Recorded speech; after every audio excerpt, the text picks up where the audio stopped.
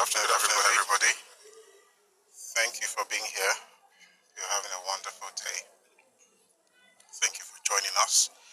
Um, just give me 1 second. I'm just trying to set up the other device.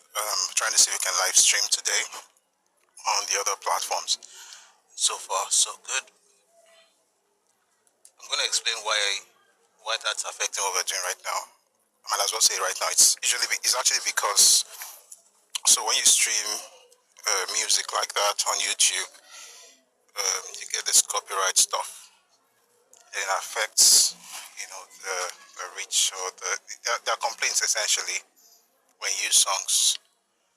So that's why I had to wait till that song was done before we did that. I think we're good now. Oh,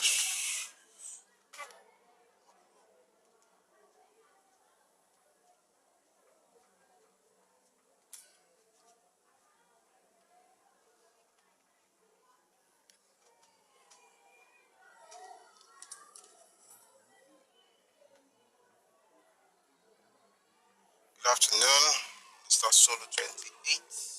How are you, sir?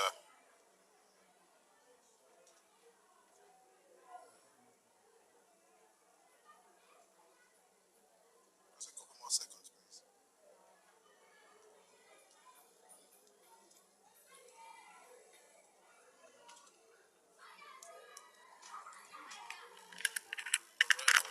All right.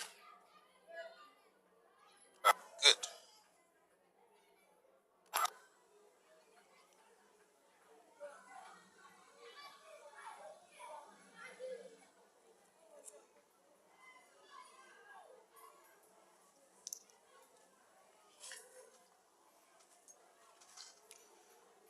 Okay.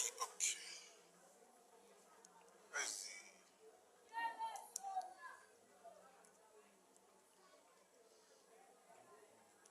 Good afternoon. Okay. Yeah, good afternoon, everybody. Thank you so much for being here. It's a lovely Wednesday afternoon. Hope you're having a great one.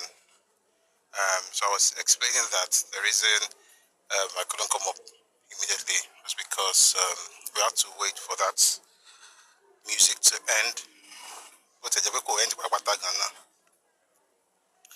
at least I think that shouldn't affect the streaming on YouTube. Meanwhile, that's good.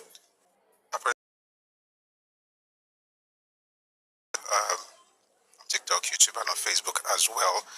I also try to tinker with the the way the video would appear on YouTube, and I think it's a lot better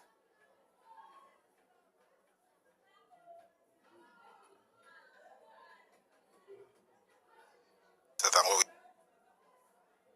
what of session we had yesterday. We were discussing the book by Adewale Ademoyega, and the book, of course, is titled Why We Struck.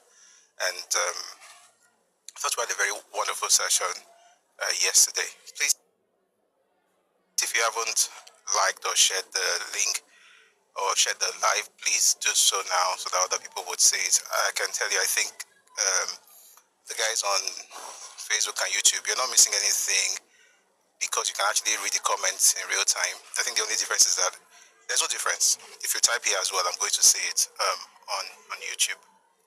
So like I said, I'm getting used to it, using different platforms, but it's really good. But thank you for joining us. So please, let's power tap.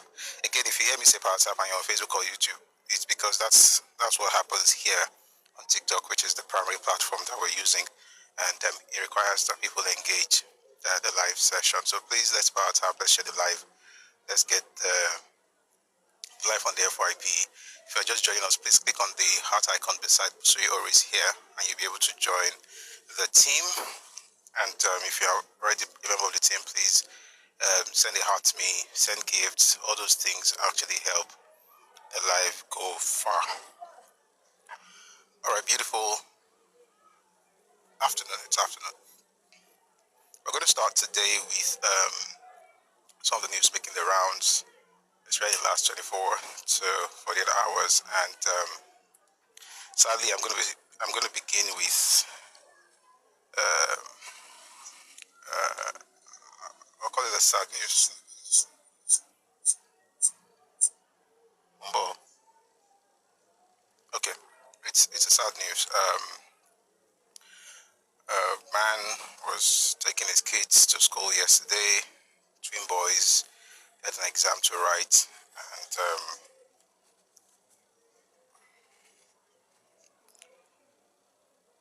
someone sent me the video and asked me, "What did you think? What do you think about it?" I didn't even bother responding because no matter what I think, the fact that the boy was shot by the police and lost his life, that was a very sad thing. And we only pray that God will rest his soul. But man, like I said, they have to retrain Nigeria police because people just move mad sometimes. There are too many trigger-happy officers, and I hope that this would help to make things better in Nigeria. And also, if you are a citizen in Nigeria, there's something we do a lot. We, for some reason, just think that it's very smart to, drive against, the one-way thing that we do, just drive against traffic. Let's be careful. See, the longer route going all the way might be longer. I have to discipline myself to do that because I remember, one of my brothers and myself, our children go to the same schools, and I remember telling him that instead of just taking one, why not turn and then go through the access road? It's too long, like maybe too long, but it's a lot safer. So, but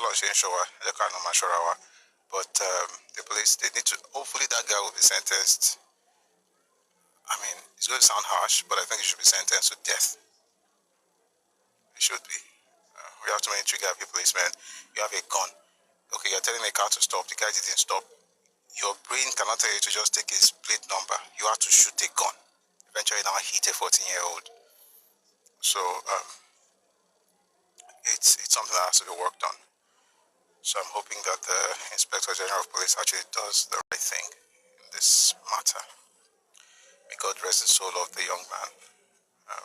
It's just very sad. All right, moving away from that, the Saudi Arabian government have reportedly arrested the wife and mother of Ado Aliero, a leading figure among Nigeria's armed bandits in the city of Medina. It's actually quite interesting that the worst people can also be very religious. It's amazing. Somebody wrote something here. It says, "I'm not a Muslim, but Subhanallah." Subhanallah. Like, who does this? Arajilete, I agree with you 100%. Crazy stuff. But I'm glad that he was caught in Medina.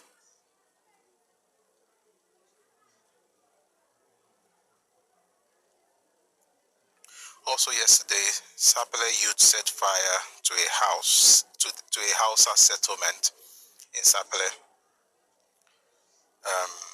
People have come up with different reasons for it. People have said it was because certain people stole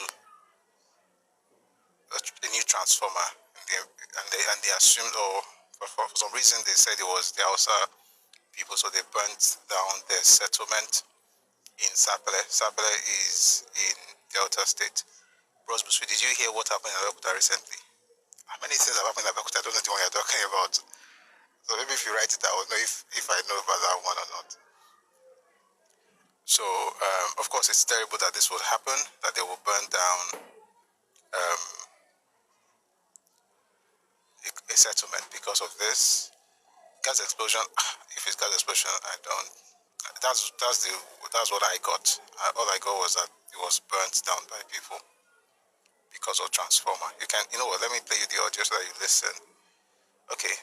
Again, I'm just getting used to this whole, equipment surrounding me. So if it takes me an extra minute or maybe 5 seconds, please try and understand. I'm trying to get used to not putting the device close to my mic, instead using this one. Boom.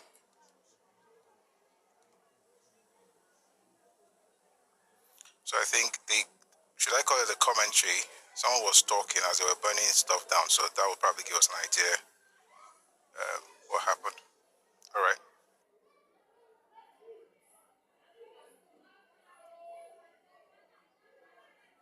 Chief Transformer.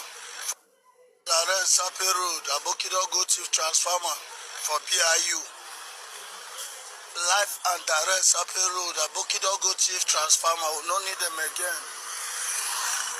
All the way Aboki should live in Sape Road, as you can see.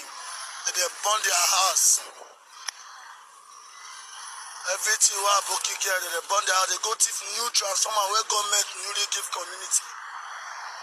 On PIU session, as you can see, we have set everywhere at praise.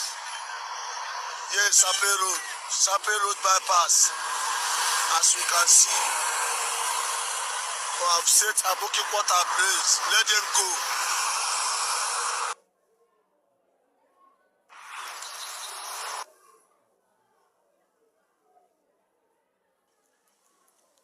Yeah, so that's from Sapele Road.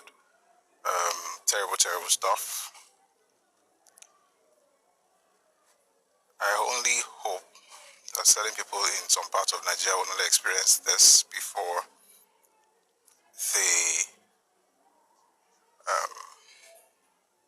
begin to move the normal way. All right. I will give 1 feet, take carry transfer with only one hand. I don't know. I'm only playing what I saw. All right. Apparently, it's not even in Sapele. It's in Sapele Road. So that's in Benin City. So it's Sapele Road in Benin City, not Sapele in Delta State. Okay. All right. Okay. Moving on from that. Something quite interesting happened on the floor of the Senate yesterday at the Senate yesterday in Abuja. The senator representing Ebonyi North Senatorial District suggested something quite interesting.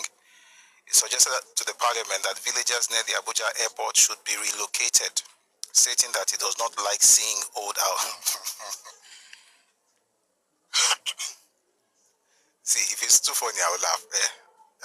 Please, let's have 3.1K is too small, oh, please. Please, let's get this into 10K. Let's power tab. Again, if you're on another platform, you don't understand these things. It's just the lingo that they use that we use on TikTok. Power tapping means we are liking the live. Those are the things that keep the live going. So we're on 3.2K. Let's get this to 10K, please. Let's get it to 10K. Thank you very much.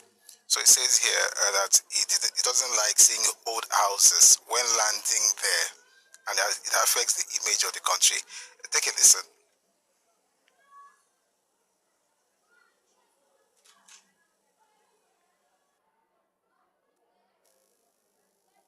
I remain Senator Peter Onyekachi Ebonyi with the golden crown of Ebonyi North Senatorial Zone of Ebonyi State. Mr. President, I rise to support this bill, and I'm doing that considering what I can describe as total infrastructural transformation that is ongoing in FCT today. It therefore requires the cooperation of the Parliament to enable the Honorable Minister, Nyesom Wike, to continue his good works. Mr. President, digesting further the budgetary provision, we can see that much provisions are made for the infrastructure development of the capital city, which is the citadel of power for the Federal Republic of Nigeria. Another area I would like to use this medium to draw the attention of the FCT Minister is the people living within the Abuja airport. Mr. President, I want the FCT Minister to extend his infrastructure development of the city within the surroundings of the Abuja airport. Mr. President, distinguished colleagues, if you are descending into Abuja airport, the habitants, the type of infrastructure within the environs, Your Excellency, does not represent the good image of this country. And I think that the FCT Minister should capture in their next budget, if not incorporated in this, to to either relocate the inhabitants of the people within the airport or renew the area, at least because that is the mirror of the country as we are descending into Abuja Airport. Some of us, if you take into account to view the variance of the airport while descending into Abuja, you agree with me, Excellency, as an eyesore. It doesn't give good image of the nation, and I think something has to be done about it. So I urge you, all my colleagues, to support this all-important bill, all geared towards transforming completely the FCT of Nigeria. Thank you. So, no, if you are coming from the airport, if you are descending, the first place you see, if you are descending, let's take it gently. Yes, let's. The first place you see on the right is the presidential wing. Thereafter, you come across a very beautiful flyover, which is almost like a boulevard. You understand? And you will now descend towards the road that comes to the airport. Then when you get to the airport road, you now see 8 lanes, complete with street lights, particularly at the night. Very beautiful. And all that. So, which part gives you cramps in your stomach? It's the back of the airport, At the back of the airport. When you are inside a plane? Yes, Excellency. That is somebody's village, oh. Yes, Excellency. But it's within the capital territory. And there is no how, if you are landing. The owners of that village, those are their houses. That's what they can afford. But are you saying that we should go to those villages and evacuate them so that when your plane is coming down, what you will see high rises? Your Excellency. No, I want to understand. Yes, Your Excellency. You are talking about when you look out of the window. Yes, Your Excellency. You want to see beautiful Chinese infrastructure. Yes, Your Excellency. That is what that place belongs to people. No, Your Excellency, this is a capital territory of Nigeria, and we are talking of the image of the nation. Okay, so the image of the nation starts when your plane is descending. Your Excellency. And then you look at what happens in a place like Akwa Ibom. When you descend, you see water and you see creeks. So we should eliminate the creeks and close them. No, Your Excellency. So that it will not spoil your eyes. Your Excellency. That is the image of the nation. Your Excellency, everybody that uses Abuja Airport will agree with me, sir. But the issue is, what do we do? Yeah. What do we do? Okay. Distinguished colleagues, all those that use Abuja Airport, do you agree with him? Aye. No, those in support say aye. Those against say nay. The nays have it. So there's a lot of disagreement. This is Senator Abiru. That's what people are discussing in the National Assembly. The audacity. It's the audacity for me. So you go there and say the place doesn't look good. When you open your window and you look down from your airplane, from this, you look down, the villages don't look nice, you know. So let's just relocate them. Where?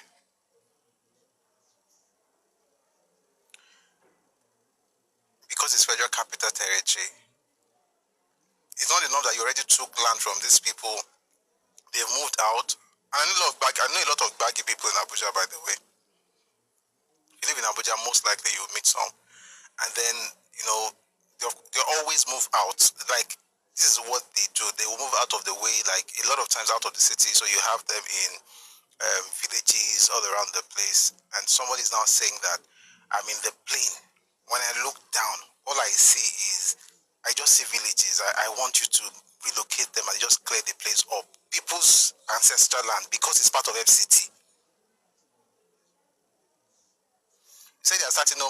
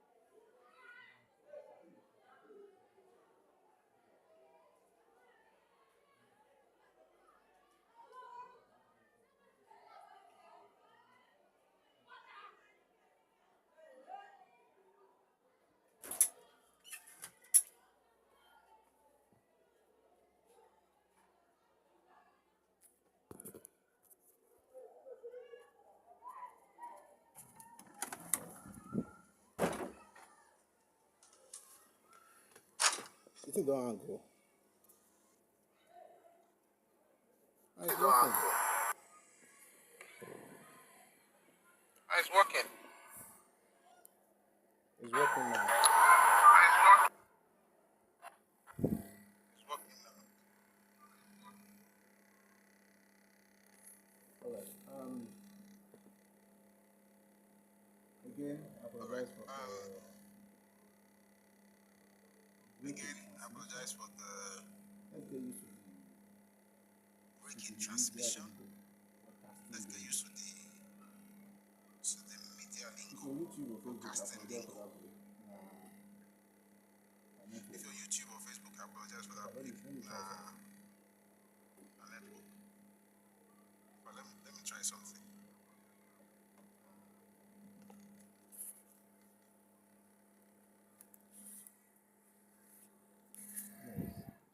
no. Guys, I want shoot. Oh dear. Oh. I want to shoot. Oh dear. Oh. It is well with me. Okay, so this one I want to try something. Like It is well with me. does anybody know anything about Okay, so this one I want to try something. Like if you have, or does anybody know anything about this thing? Like if you use earpiece with it, will this still stream? Oh, it's working.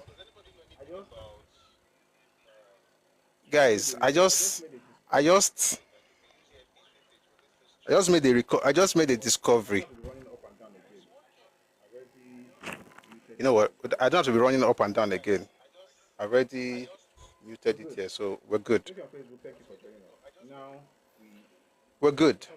So if you're on Facebook, thank you for joining us. Now sometimes this thing takes just like 1 minute of extra study of the app itself, and we're good.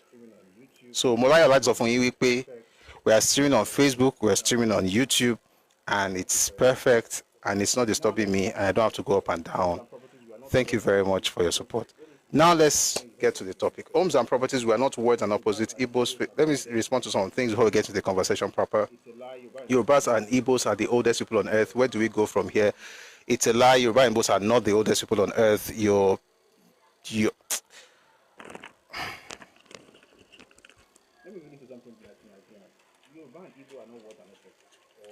Let me really say something to Nigerians. Yoruba and Igbo are not words and opposites or twins.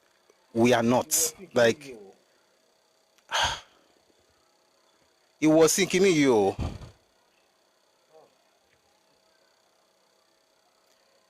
when people say things like this, it's not unity.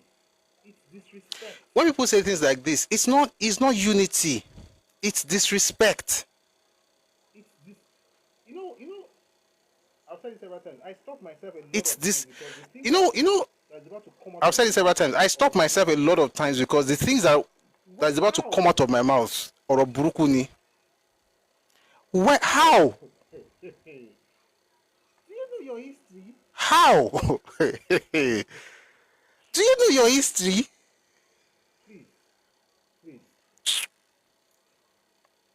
Please. Please.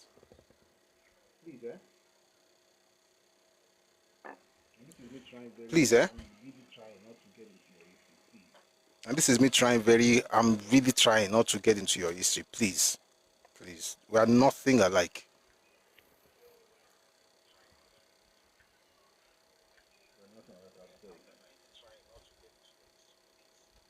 We are nothing alike, I beg.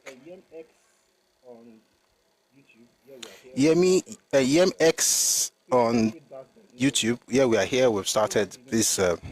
Please, let's read Basden. No, I don't like reading Igbo history, sincerely. And the reason is because I think I don't want them to hear some things from someone like me, because it will be like say somebody just they insult people. So please take some time, study your own history, and be proud of whatever it is that you have. Don't try to change it, just own it. But I can assure you, if you really study it, you will hate it. Saying King Kong Yoruba, we're all together, it's sincerely, is actually what pains me the most. It's a trigger it's a trigger. Like, who do you think you're talking to? Like, how? Be one with the English. Just leave it alone. Like all of us can live in. If you cannot be one with the English, just leave it alone. Like, all of us can live in harmony. We can all, enjoy Jesus is Lord. Glory to the Holy Spirit, Father and Son. Wonderful. But all those, we are all one. Yeah, I beg.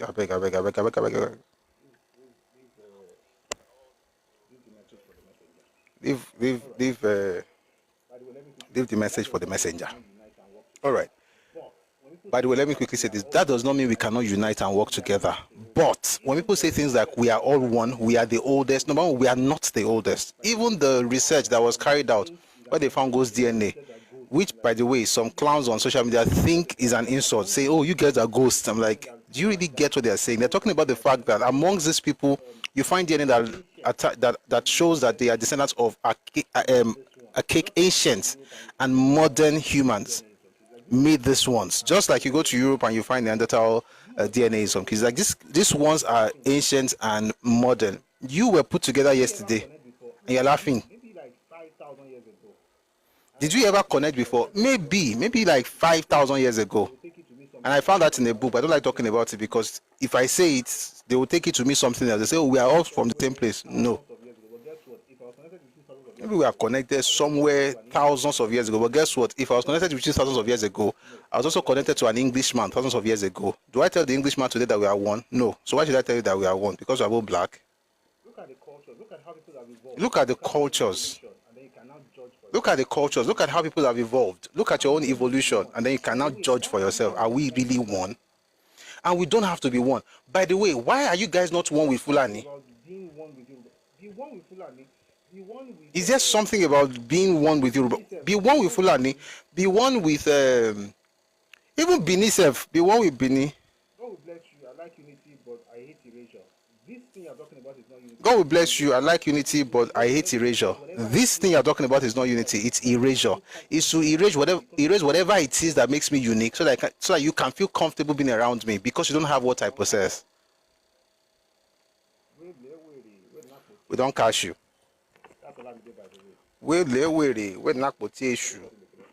That's all I'm did, by the way. Somebody called him a philosopher the other day. I was like, not bad. All right. Let's get into the topic for today. Let me have my notes just in case I want to write something down. It's going to be a fantastic session today. Please power tap. We're on 20K. If you're on Facebook or YouTube, you are a stranger to that phrase, I'll keep saying it because now we are on different platforms. So please, we say those things because that's how you're able to get more people to come on your live shows on TikTok. So that's what I mean by power tapping. It means to like, very fast. So tap. So please, let's power tap. Let's get this to 40K, please, and then we can get into the conversation for today. For people who want unity, I want unity as well. But I want unity based on truth. I don't want uniformity based on erasure. I don't mind having unity also based on interest. We have something we're working towards, that's purpose, and we're working towards fulfilling that purpose. We can work together, but we don't need to be the same to do that. Unity does not require sameness. This thing about we are all the same, what's happening is that you're trying to erase people's identity. What you are doing is uniformity. It's not unity. Uniformity thrives on the erasure of unique identities. Unity doesn't mind diversity. And to go against uniformity does not mean I want division. It just means I want to own my identity. These are different terms and different, concepts. So stop going around and telling everybody we are one. We are not one like that. God bless you. All right. It's been a wonderful conversation so far. Yesterday we talked about the Midwest. We've talked about many things, but I don't want to go back to all the things we've discussed already. Please engage the videos on YouTube and also on TikTok. We put out things that we're creating here. We put out snippets from time to time. And the reason I do that also is because I know that it could be overwhelming to have to listen to 4 or 5 hours stretch, but 10 minutes here, 30 minutes there, 5 minutes here, 3 minutes here. That way we can all get the information. So please engage and share the live and share the videos as well on YouTube and TikTok. Thank you very, very much. So yeah, we also talked about what happened the first report, well, before the first report, that's at independence. And yesterday we spent some time talking about the ideology that Ademoyega himself had and what he thought it was really about. We talked about how idealistic he was. Thank you, SHC. Thank you for the gift. I really appreciate it. Thanks a lot. They were revolutionaries, wanted to change Nigeria, wanted to turn things around, and we read his thoughts yesterday. I would say quite brilliant, to be honest, but not very realistic, to be honest. This morning, I spent some time watching the Oputa panel, and there was a section where they were questioning Bengbule. He's the one that wrote the book, Nigerian Five Authors. Interestingly, I was watching him while I was reading portions of the book itself, just to have, sometimes you are watching the writer and they are looking at what the person wrote, so at least it helps you understand in a weird way, in some very weird way, like how the person arrived at some things. You're able to, it's as if the person is talking to you. And what I saw was a person who was as ethnic as anything else. If the coup had worked out the way they planned it to work out, it would have been, oh, we are revolutionaries. Now that it did not work out, it became very clear what it's all about. Like I said, if you read this book and everything, you understand that they were revolutionaries who actually planned the coup. Bengbule was not one of the planners. They were co-opted later. And the man here, Ademoyega, mentioned how it all started. There were originally three. It was Ifeanyi Ademoyega and Kaduna Zogo. But then it grew, right? So you had people like Nwategu, people like Victor Anuforo. Later on, you had people like Don Okafor. There's another gentleman whose name eludes me right now. Let me see if I can quickly find the name.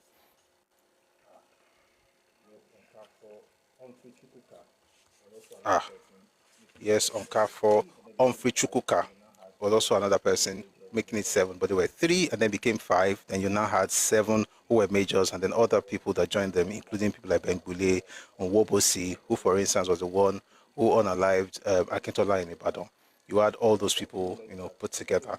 And I said also that it's important to acknowledge that certain people. So I wasn't plugged in all the while. Sorry, guys.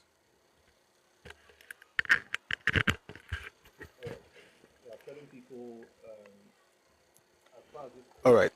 There are certain people, as far as this coup was concerned, for them it was not about a tribe. It was about, changing Nigeria. And to be honest, there were political issues in Nigeria. But then again, what would you expect in a country where, number one, you have different groups of people, you have different value system put together by the British and then left to yourselves? You need some time. You're going to have teething problems, right? You're going to have to grow, to get used to each other. Some people will be, will do certain things just to cheat other people, like what the North was doing at the time. Some people will do other things just to reduce other people, so that they can have more advantage, like what the East was doing at the time. And then some people will be fighting amongst themselves, like we were doing in the West at the time. All of those things will eventually, morph into something better over time. But I guess these guys were very young. They wanted change and they wanted it now. They wanted it at that particular point in time. And for the most part, many of these people were also in their 20s, some in their 30s.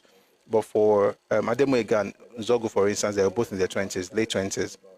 They just wanted to change Nigeria, just turn things around. All those fantastic ideas that we're talking about, as great as it may seem, it wasn't grounded, right? They didn't even understand how complex the space was. They just wanted to do something. And the problem with that, for the most part, is that your ideas need to have some kind of footing, right? You know exactly what you're dealing with. And when you look at some of the things that he wrote in the book, as much as I respect him for trying to change something, I find it very funny that he thought that all the problems were from the North, and once in a while he would tell you what Azikiwe did, but the major things that he was saying, for instance, how 50% of the parliament seats got to the North, thinking it was just the British who did it. It wasn't just the British. The East was part of it. Certain things that people assume that it's just the North, it's just the British, and the North. If you understand how those things come to be or came to be, then you'll be better prepared to have conversations that will, or to have actions that will eventually lead to the freedom of your people, rather than just being overtly idealistic without understanding the reality on the ground. And so we talked about the things I wanted to do yesterday. For instance, they're talking about the soldiers living among the people, working with them, having the same thing that they had in Russia and China, and creating a new country. They said, for instance, this would have meant that the army would see itself not as an army of occupation, which involved itself in political reaction, revisionism, economic robbery, corruption, sabotage, as it did under the regimes of Irosi and Gowon, but as an integral part of the people, ideologically linked with them, economically employed with them, educationally trained with them, and socially adjusted to them. These are the things that will make people very, very passionate about doing things. But you see, one of the beautiful things about being young is that you have strength. But the beautiful thing about being an adult or an elder is that you have wisdom. There is a song that Common did, Common and John Legend. It's called Glory. There's a line in that song. It says something about, in order to build a nation, you need the strength of the youth and the wisdom of the elders. In other words, you've got to be able to combine these two things. They are not mutually exclusive. You're supposed to, the elders and the young ones are supposed to collaborate. It takes the wisdom of the elders and young people's energy. That's the line. It takes the wisdom of the elders and young people's energy. And Yorubas have a saying, in other words, you need the wisdom of the old and the wisdom of the young, but in this case, the strength of the young in order to get certain things on. What I've noticed a lot of times is that people think they know everything, and then in their passion, they just want to change Nigeria. In changing Nigeria, they cause more troubles than they met when they came. So whenever you see a person say things like, I'm not like my parents' generation, we're going to change this thing, we're going to turn it around, just calm down. Maybe you should ask your parents. You will still do what you have to do, but ask your parents what they did. Don't assume that every generation that came before yours was just absolutely foolish, like nobody knew anything. You are the first person that will come to this earth that's smart. It's possible that people have done something before you. You can take some lessons from the things they've done, and so you don't repeat the mistakes. So that's what we're trying to do with this reading. So we talked about also how they're going to have communal production, work in agriculture with the people, and have communal house builders where they will have houses that would be for all and sundry. It'll be comfortable, and everybody will have decent living. He talked about how it should not be possible for a man to steal money.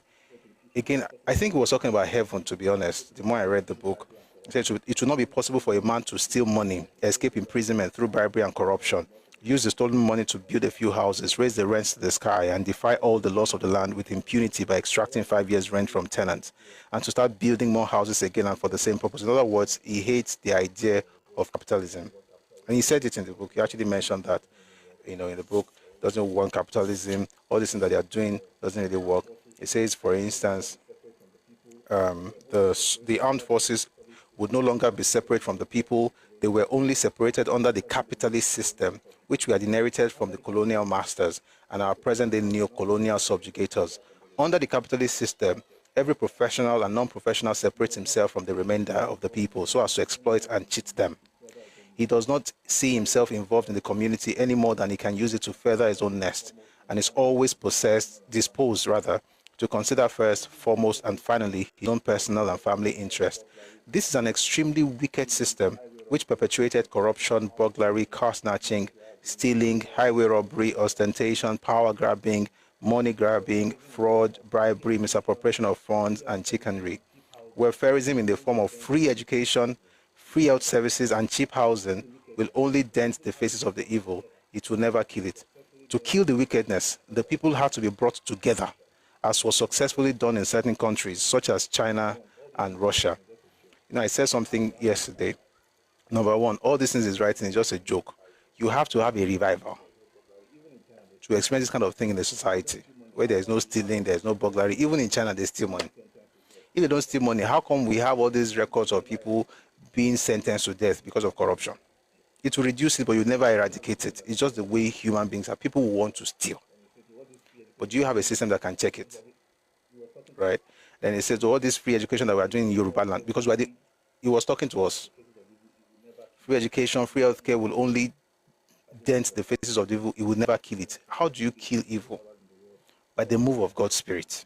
For instance, if you read the history of revival in the world, whether it's the first awakening in America or the second awakening, or the Welsh revival in 1904 in Wales, or the 1906 Azusa revival in the United States, when those things happen, or the Herbert revival at Lewis in Scotland, when you read things like that, this is what usually happens. Everybody will just become holy.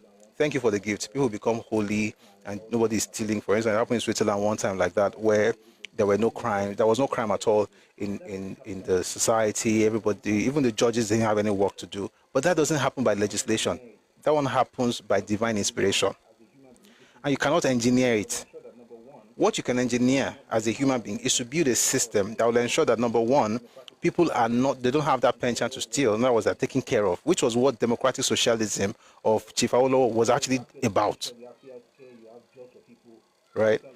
And then you have free education, you have free healthcare, you have jobs for people. For instance, back in the day, the Western region paid more than all the regions and the federal government in Nigeria as far as minimum wage was concerned. Those are the things that make people loyal to. Why do you think we're still talking about Awo today? The kind of policies they put out there and the ideology behind those policies. Not this highfalutin thing that will make everybody happy and say, yes, we're going to change the world, until you discover that it makes no sense. And I said something yesterday also, said, we have to kill the wickedness. The people have to be brought together, as was successfully done in certain countries, such as Russia and China. The question is, are you planning to conquer the people as a separate race? Because when we invoke Russia, we invoke China, we have to also remember the concept of ethnicity, like I mentioned yesterday, and I'm doing a little recap before we get into something we're discussing today. We don't talk about ethnicity enough in the history of the nations that we always quote, whose stories we always quote. We're very quick to be shouting China. China went to China. We're always quick to say, what of Singapore? It's happening here, it's happening there. We don't look at the structure of those countries. And it's important to look at the structures. Why? Because that's the foundation of what you're seeing. And it's important to look at the structures. Why? Because that's the foundation of what you're seeing. You know, it's like looking at a building that's very tall, and you are angry with your dad that he didn't build you cocoa house. Money involved, but beyond the money, it's also Say, is it not your mate that built this? Number one, there's money involved, but beyond the money, it's also the kind of foundation you have to dig, so to speak, for a skyscraper. It's not the same thing you have to put together for a bungalow. identity of that society. The structure of society is in the identity of that society. As big as it is, believe it or not, And I said something yesterday. China, as big as it is, believe it or not, 92% of China is Han Chinese. ethnic group in China, In other words, there's a single majority ethnic group in China. 5% Chinese. And then you have Singapore has 75% Chinese.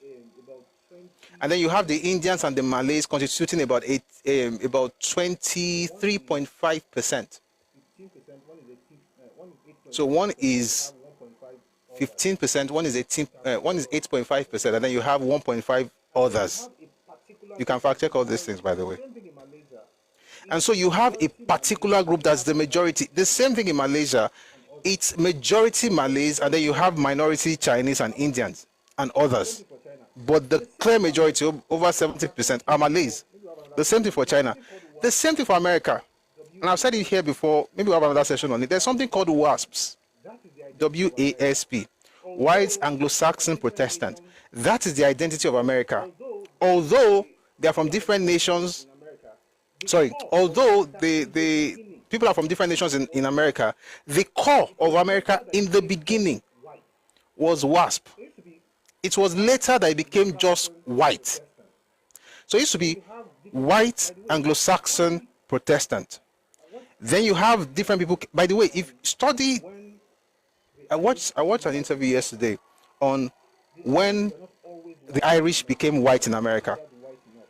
The Irish were not always white in America. They were not considered white enough. Number one was because of their identity back home. Number two was also because of their religion, because the Irish is largely Catholic. And I've said it here before, it's not a Nigerian problem. This tribal, religious. In the history of America, America gained independence in 1776. This is 2025. How many years ago is that? Can anybody quickly calculate? Where's my calculator? I want to make a point, and I think calculating it will help. No, I lie, 250K. No, it's not 250. America is not 250. People just say 250 because it's easier. It's just easy. America is not 250. Oh. America is older than 250 years, I beg. I found it. No. 2025. The last number has to be 9. It can't be 1. 2025 minus 1776 is 249. Thank you. It has to be 9. The last one, because if you take, it has to be 9. In 249 years.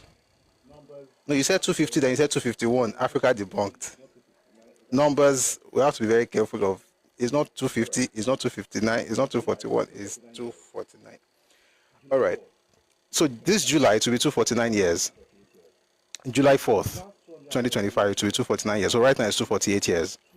In the last 248 years, America has only produced 2 Catholic presidents. One was in the 1960s, JFK. The second one just left last year. What left this January? Joe Biden. Served only 1 term. Have you ever asked yourself why? People think when you talk like this, that you're bigot. Americans bigot. Whatever you like, call them. They built it on a particular foundation. They wanted it to be white, Anglo-Saxon, and Protestant. Originally, it was just for the English. Anglo-Saxon is right there. It was much later that they opened up, and then you had, the Dutch, the Germans. For instance, New York used to be New Amsterdam. And later, of course, it became New York. You have the French also in Louisiana, New Orleans, and places like that.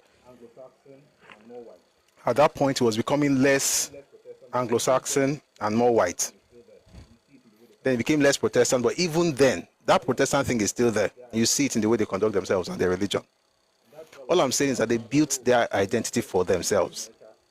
And that's why when people shout now that, we are supposed to be citizens of America, white people are doing something, I'm like, they built that society. You may not like what they are doing, you may not like how they are running it, but guess what? They built it for themselves. And this might hurt some people, but let me tell you the truth. All these things of people saying that we built America, is people like us that built America, you're deceiving yourself. If you own a company and you have people working for you, who is building the company? You or them? The people that are building, the other people who come to build, they are paid for whatever it is they do, and if it's machine, and I'm sorry, back in the day, I won't go into the details, but you understand if you put one and two together. Human beings were seen as machinery. The reason we know the difference between machines and humans right now is because of the Industrial Revolution. Before then, humans would do the work of machines. Have you ever thanked your machine for doing anything for you? And I'm sorry if it sounds like, I'm comparing human beings with machines. I'm just saying the reality of the time. How many of us thanks our machines? Like, this machine did something fantastic. Thank you very much for sewing. Or thank you very much. Nobody thinks like that. Listen, it's theirs. It's theirs. And the people always complain about, why are you not making it? We did it. Those people also travel to Liberia. One day we'll have a conversation about what happened in Liberia at the hands of people who actually did what they did in Liberia. And they were blacks like the blacks that they bred there as well. The point I'm trying to make is that people build societies based on identity. It's a human thing. It has nothing to do with bigotry or Nigeria or Yoruba or tribalism. That's not what it is. It's common sense. You had it in China. China was not this big. A lot of conquest happened. Identities were, transformed, but they went through a long period of identity formation and conquest. If you did not conquer a people, why would you say things like this? The people have to be brought together as was successfully done in certain countries such as Russia and China. What is the story of Russia? What is the story of China? You are not factoring in those things before coming up with this your fantastic idea of changing Nigeria. And I've said this several times. For those who want to change Nigeria and make it good, just make it Yoruba. Let us conquer you. Not that we really need to be honest. We don't even need to ask if we're being serious. But we're just joking, right? They'll conquer you. All of us will be speaking Yoruba. They'll have one language, one people, one nation, all those one thing that you're looking for. But to be based on the Yoruba identity. Would you like that? I can assure you people will say no. That's what happened in China. China did not become China just because it's China. This China. That's what happened in China. A lot of conquest, a lot of identity formation. And exactly what happened in China happened amongst Yoruba people. In a different form, yes, but happened amongst us. And that's why we are very, very protective of our identity. We know what it costs. See, if you're Yoruba and you don't get this thing, it took the blood, sweat of our ancestors to create what we have now. That's why we don't joke with it. That's why we don't go around shouting, I'm a Christian, you're a Muslim, you're a traditional worshiper, we cannot fight. There are people in this country, in one state, Christians were fighting each other because one was Anglican, the other was Catholic. You are the one that will teach me about civilization. You don't even build an identity. That's the funny thing. You don't even build an identity. That's the funny thing. So if you're Yoruba, this thing that we celebrate today, it's this thing that we are saying, we must do this, we must do this. You know, people who don't understand, until about moyi kinikan. A lot of us don't appreciate what we possess. People will die. They will kill for what you people have. And let me tell you something. What we have is not even the gold and the bitumen and the crude oil and the gas and all those fantastic things in our land. That's not even the point. It's the unseen thing. That unseen stuff. Listen, the Bible says that the things that are seen are made from the things that are not seen. Because the things that are seen are temporal, but the things that are not seen are eternal. One of the things that you cannot see is identity. The things that you see are products of unseen things. Say yes, Pastor. Sincerely, I just quoted the scripture right now, but it's perfectly correct. The things that are seen are made of the things that are not seen. The Yoruba that we are shouting, we have clothes, we eat food, this is how we speak. It's a product of an identity that you cannot see. And just because you cannot see it does not mean it is less important. As a matter of fact, it's more important than the ones that you can see. And thank you, it's the intangible assets that really matter in Yoruba land. Let me give you an example. If we leave all the land that we have right now, which we will not leave, by the way. No, let me not say it that way because we have thieves amongst us in Nigeria. Let me say it another way.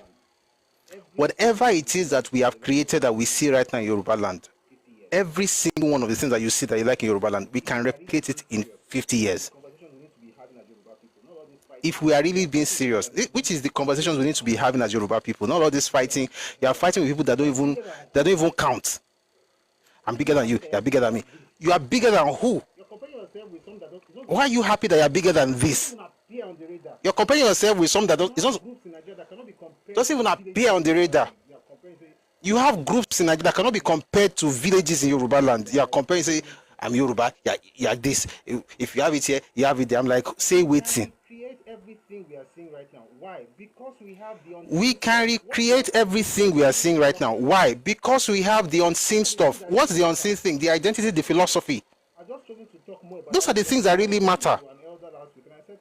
I just chosen to talk more about our philosophy. I was talking to an elder last week and I said to her, I said, the same way, I know there are certain philosophies that make so much sense. So let me give an example.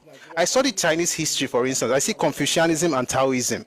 I come to Nigeria, I see in Yoruba land, I see Orunmila and I see Awo.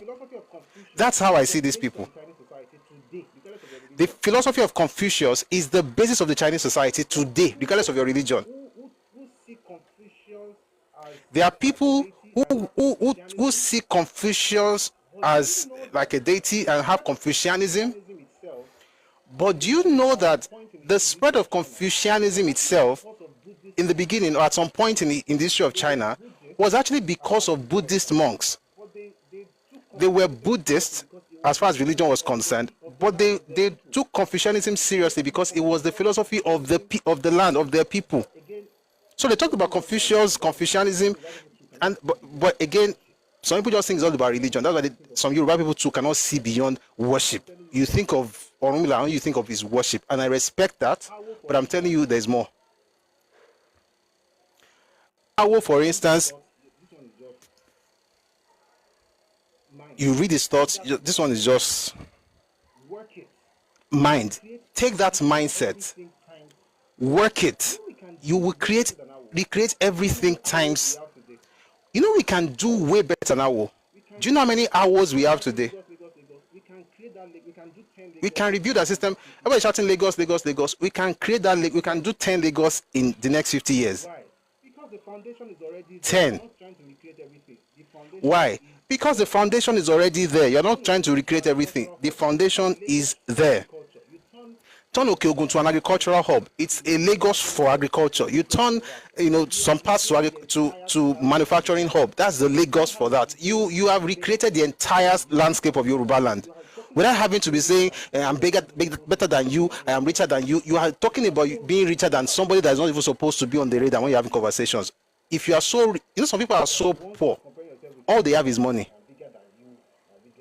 They are the ones you are comparing yourself with in Nigeria. I'm bigger than you, you are bigger. How many houses do you have? Which house? visible stuff.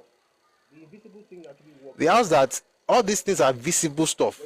The invisible thing actually works better. Buddhist monks that moved that Confucianism. Were the boss monks originally from China? The Buddhist monks that moved that Confucianism were Chinese. Buddhism itself is not originally Chinese. I mean, the founder of the faith, Gautama Buddha, was from Nepal, making him an Indian. So was an Indian prince.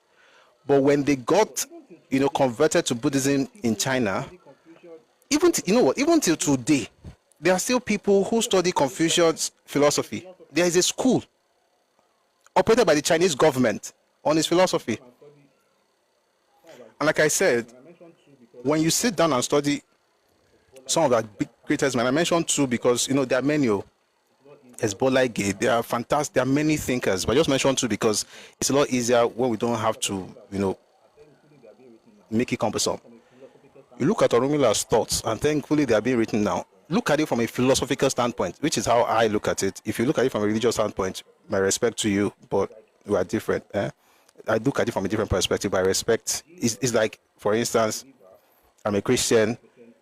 Jesus, to a believer, is 100% divine and 100% human, right? To Mahatma Gandhi, for instance, Jesus was human, and the interaction Mahatma Gandhi had with the gospel of Jesus, for instance, with the Sermon on the Mount, was based on his philosophy, not on his divinity. I relate with Jesus based on his philosophy and based on his divinity and his philosophy. Mahatma Gandhi didn't care about the divinity; he just wanted to get the philosophy, and he got what he wanted. So, from an intellectual standpoint, you can study the philosophy of Confucius, just like you study the philosophy of Socrates and Aristotle and Plato and Pythagoras and Oduduwa or Orunmila, right? The same way you can study Awo. So what I'm saying basically is that if you study these people's works, we can change this entire landscape in 50 years. We just have to get serious and stop comparing ourselves with all this comparison. Bible again says that those who compare themselves with themselves are not wise. Anybody who has to what's the word now? Who has to explain his greatness through comparison is a very small person. If the basis of your greatness is comparison with another person, you are very small. You are not even great, let alone having greatness. You are very tiny. Great people don't compare themselves. I'm greater than you. That's greater, not greatness. If you are great based on the things that you have produced, based on what you can do, based on your value system, based on your philosophy, based on the products of those things. That's what greatness is, not by saying I have more money than you. That's really what it is. All right, all of that to say that when this man is talking like we're going to kill wickedness, we're going to make Nigeria like Russia and China, he has forgotten that a lot of what we talk about China today didn't used to be China. China expanded. There was a lot of conquest, identity formation, language, all those things. And then by the time Chairman Mao appeared on the scene, he had something to work with, although he also got everybody in trouble. But eventually, we look at China as it is today. We look at all these fine cities and we're happy about China. But what you're looking at are the things that are seen. You have to, if you want to build a society, which I really want us to do in Yoruba land and in Nigeria, by God's grace, is that you have to study the things that are not seen. Those things that are not seen are the foundation and the building blocks for the things that you see. So forget about the cities that you see, the light, the bright lights, all those Shenzhen, Beijing, Shanghai, all those things you see. They are products of things that are not seen. And thankfully, we don't even have to go to China. All we have to do is to read those books. And we're going to be doing a lot of that, in the coming days. Anyway, we wanted to give Ademoyega is the book we are reading right now, Why We Struck. He wanted to give us Russia and China by changing the landscape of Nigeria, which again, fantastic idea, but quite naive to be honest. So it says here, to kill, let me go back a little, welfareism, which of course is what Awo was doing at the time, in the form of free education, free health services, and cheap house. By the way, let me quickly say something. The kind of welfareism Awo was doing is the one that we should be doing, not the one that they will just be giving you money. The idea that you have free education, free health care, cheap housing, but you are working. So it's just to help you, not to make you dependent on the state. I have a problem with, I don't know why this man has a problem with that concept, but it is what it is. So it says here, welfareism, again, we're reading Why We Struck by Adewale Ademoyega. It says, welfareism in the form of free education, free health services, and cheap housing will only dent the faces of the evil. It will never kill it.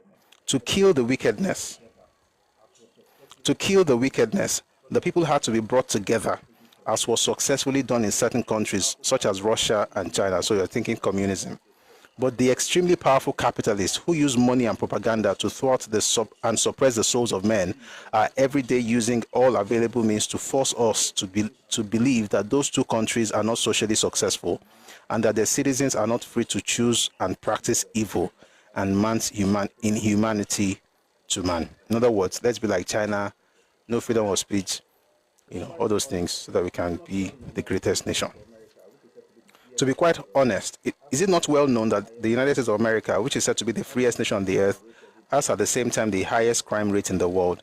In that country, women are raped every day and successful men are killed regularly. That is the worth of their so-called freedom.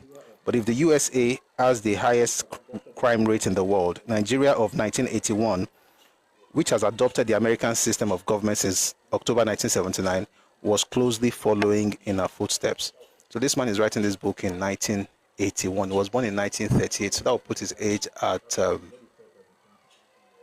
43 years when he was writing this thing. So apparently what he thought as a 20-something-year-old person did not even change in his 40s. So much for evolution.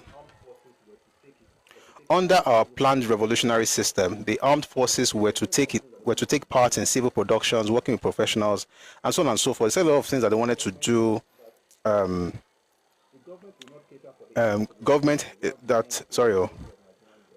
will not cater for the interests of a few people while denying the great majority of Nigerians their rights and privileges, as it happened with the Obasanjo government. That government helped a few Nigerians to make easy millions of naira through oil distributorship, while denying the majority of Nigerians their rights to obtain loans to buy motor cars on the selfish declaration that, quote, it is not the intention of the government that every Tom, Dick, and Harry should own a car. Such a declaration constituted a most diabolical comment on the good intentions of the January 15 revolutionaries, who removed the evil politicians with the purpose of instituting a corrective and revolutionary military era. There are two things I want to say based on what we just read now. Number one, please let's keep our tapping go, please. On 25, let's get this to 40K, please. Number one thing I want to talk about here is that he said such a declaration constituted a most diabolical comment on the good intentions of the January 15 revolutionaries. One of the things I've noticed about the January 15 coup of January 15, 1966 coup is that the only thing about it are the intentions. The only good thing, well, if there's anything good about the coup, just the intentions, nothing else. And when you have conversations, even today in 2025, and people talk, and you say, oh, it was an Igbo coup, yeah, people say things like, but the intention of the coup plotters, who cares about intentions? Nobody judges anybody based on intentions. You are not judged based on your intentions. You are judged based on your actions. So if in the execution of the coup, they see tribalism, they will call it what it is. Nobody cares that you had the most fantastic intentions. And like I always say, number one, the reason I call it a tribal coup was because even one of the planners said it was a tribal coup in the heat of the moment, not the one that he came up to tell us months later, which I will talk about now. In the heat of the moment, he said it. It was a tribe. It became a tribal coup in some parts of Nigeria. He said it, and he mentioned the person who made it tribal. It was Ifajuna. Who said it? Nzogu. When did he say it? In his interview with Dennis Ejindu, he mentioned it. You find it in the book, Gowon, the biography of soldier. Gowon, the biography of a soldier statesman. It was reprinted there, but you find it online even right now. Just look for Nzogu's interview with Dennis Ejindu. Yeah, he was asked the question, is the coup tribal? And he said, in the north, no, in the south, yes. And then he went on to explain exactly what happened. And I found it very funny this morning when I was watching the interview with Ben Boulet. And they asked him, why was this person killed? So let me give you an example. I was just laughing when I was watching it. And you find it in his book as well, but it was actually a bit comical just watching him say those things. They said, why did you kill the Sardauna? And then he said, it was a threat. Then they had to make sure they killed him as fast because just go back and they could bring mercenaries from Saudi Arabia or different parts to Islamize Nigeria. All those. But that Islamizing Nigeria thing is long. Whether it's true or not, that's another thing. But the point is that they've been talking about it. And sometimes that's also been used as a basis for the revolution. Right? So they're going to do this, they're going to do that. Okay. So they now asked him, so why didn't you do that with Azikiwe? Why didn't you wait for him to return? Then say it wasn't really on our radar. We're not even thinking about him. Say, oh, okay. So why didn't you do the same thing for Okwara? There was Archbishop Macarius who visited. There is always an excuse for every single Igbo person that was supposed to be unalived in that coup.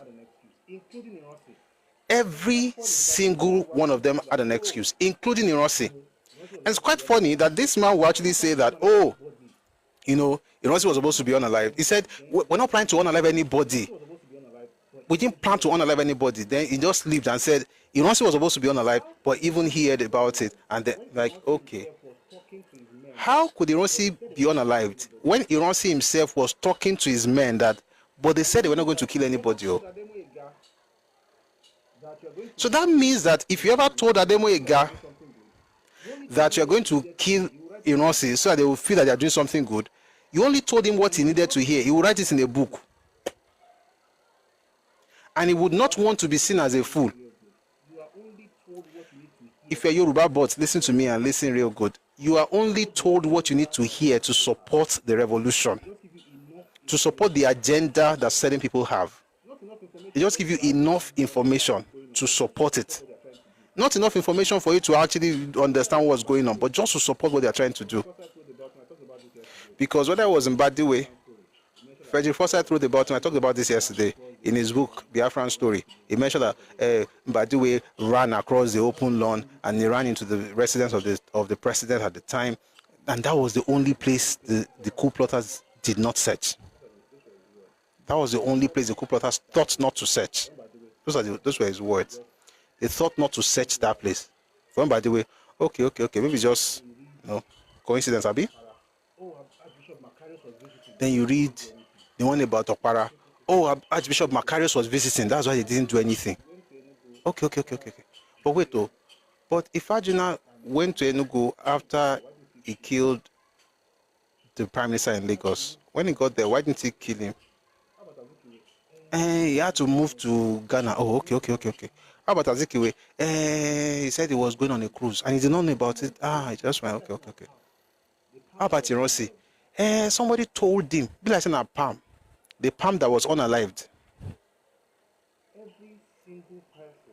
So, every single person from the east who was supposed to be unalived or killed, let me just use that word. In case people are here on YouTube, we don't usually use that word here because TikTok can censor words. But I use this sparingly just to make the point.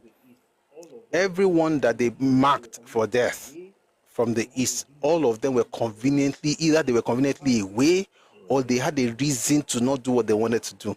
But then you have this revolutionary Yoruba man, who wanted to change the world based on intentions. That was one. Number two, he mentioned something here that I think the new people who are shouting revolution now should also listen to. He says, such a declaration constituted a most diabolical comment on the good intentions of the January 15 revolutionaries who removed the evil politicians with the purpose of instituting a corrective and revolutionary military era. So two more points and we'll move on. The second point, 3 points. I've given you one, two more. The second point is this. When you remove these evil politicians, what's the next plan? Because we want to do revolution now, we must change Nigeria. We must change them. Come out all these stealing, thieves, politicians, remove them. Okay. When you remove them, what's the next thing that will happen? The next set of politicians, would they be imported from Mars? Are they coming from Jupiter? Are they not from the same Nigeria? What system are you going to create to ensure they don't steal? Why not talk about that system now? So that even if you have your revolution, you're not going to have to start recreating the thieves that you just chased away. Then the third point I wanted to make is what he says here. The last thing he said they went to remove the evil politicians with the purpose of instituting a corrective and revolutionary military era. All the lies about they are doing it to bring in Awo, it started from the east. The first publication that put out that nonsense is owned by the Eastern Region's government. And it did not come out until 18 months after the coup. In other words, we did not hear that Awo was the purpose of the coup until July of 1967, after Biafra was declared. In 66, when they caught Nzogu and Ifajina and Ademoyega, the writer of this book, and Follow and the rest of them, and they never mentioned Awo. The only thing they said about Awo, even in this book, is that they planned to release political prisoners, including Awolowo, Anoni Tiri, and Anthony Nauro, and the rest of them. It was to release. They were going to create a military government. Listen, I'm going to read it again. With the purpose of instituting a corrective and revolutionary military era. They did not start this coup or organize this coup to install Awolowo as president. That lie came much later. Even Nzogu did not say it until July 67, when he was being interviewed by Tai Sholari. And he had many interviews before July 67. The primary reason I'm reading this book is because it's a weapon in the hands of clowns from the East. And they use it as a weapon the same way they use Johnny in Service by IBB as a weapon. Read the two books. You discover that what they are saying is not what the authors have said, but you have to read the book. Oh, is Adewale Ademoyega not a Yoruba man? He was part of the coup, therefore the coup is not Igbo. It's a lie. It's the same thing they say, is Philip Effiong not from Akwa Ibom? If Philip Effiong was there, that means Akwa Ibom people supported Biafra. It's a lie. If there's any group that lost people a lot in that Biafra, it was Akwa Ibom people. I've done a session on it here today. I saw a comment under my video on YouTube. Someone was asking, why are we talking about this now? If I talk about how Nigeria how Nigerian soldiers, unalived your people, you'll be telling me, right on. If I talk about what you did to other people, you say, why are we talking about it right now? The same reason we can be happy when we talk about your own issues. You are not the only victim in this country. You have been a victim in some instances, and it's important to make that clear. That in many cases the idea of victimhood may not be a lie. However, the idea of sole victimhood is a lie. You are also the aggressor in many instances, all across Cross River State, Akwa Ibom State, River State, and Bayelsa State, especially those four states, and also in the Midwest. And we're going to talk about these things. To shame you? No. To put out the truth. To make you understand the fact that you are a human being. Your ancestors were human beings. In other words, your ancestors were hurt, but they were also capable. And beyond being capable, they also hurt people. And those people, those people's blood is not less in quality than yours. They come around telling you that, oh, Ademoyega was there, therefore it's Yoruba book. So when they come around telling you that, oh, Ademoyega was there, therefore it's Yoruba book, he wrote a book, that was Yoruba was involved. We now read the book, say he said they were going to put Awolowo as president. He did not say it. This is the book. He didn't say it. 1.5 years after the That thing came out in 1967, 1.5 years after the coup itself was organized. And I was talking to myself this morning, like I like to do. It's important to repeat these things. And I was talking to myself this morning, like I like to do. Please, if you can take some time to talk to yourself. I was asking myself, why am I doing this? I know why, but it's important to ask myself once in a while why. And I thought about something, and this is the answer I give to myself. My children use social media, at least the eldest one. The younger ones, we don't let them use internet like that. I said, today, people get their information on social media. Not so much the books. I mean, I have a library. We are buying books every day. Thank God. But people don't get the information from books. It's from social media. What would happen to my children when they go online and find these lies? If there's nothing else that's an alternative to the lies and the falsehood that is being spread by the Easterners, and I'm mentioning Easterners specifically, and by the way, when I say Easterners, I'm not talking about old Eastern region, I'm talking about Southeast today. If nobody presents an alternative to the lies on social media, those kids will believe it. Then I said to myself, I'm not the only one who has children, there are other people who have children. Even if those people cannot read because they have work and they're very busy, at least they can send the links to their kids. So it's very important for us. I'm saying this to tell you that this is the reason we're doing this, and this is the reason we're not stopping. The lies are too many, and they've gone on for too long.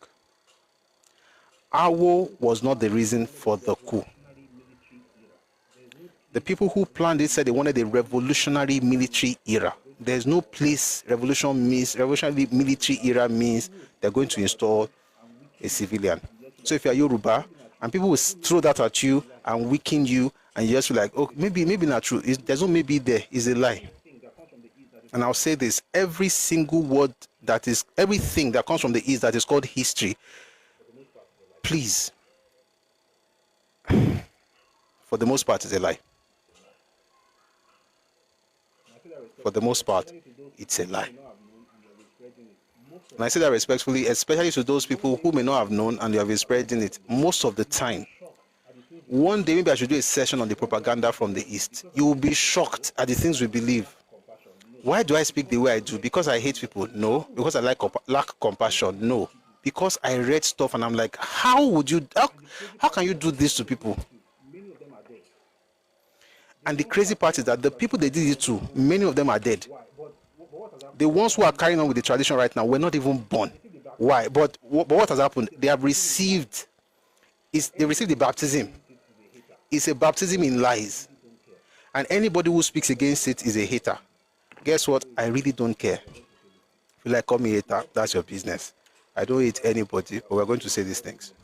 You lie from every hole. I read Why We Struck. You are openly lying what's in the book. Francis, your dad is a liar. Your ancestors baptized you in lies, and you are cursed with it. My only prayer for you is that somewhere in your journey of life, you will find help.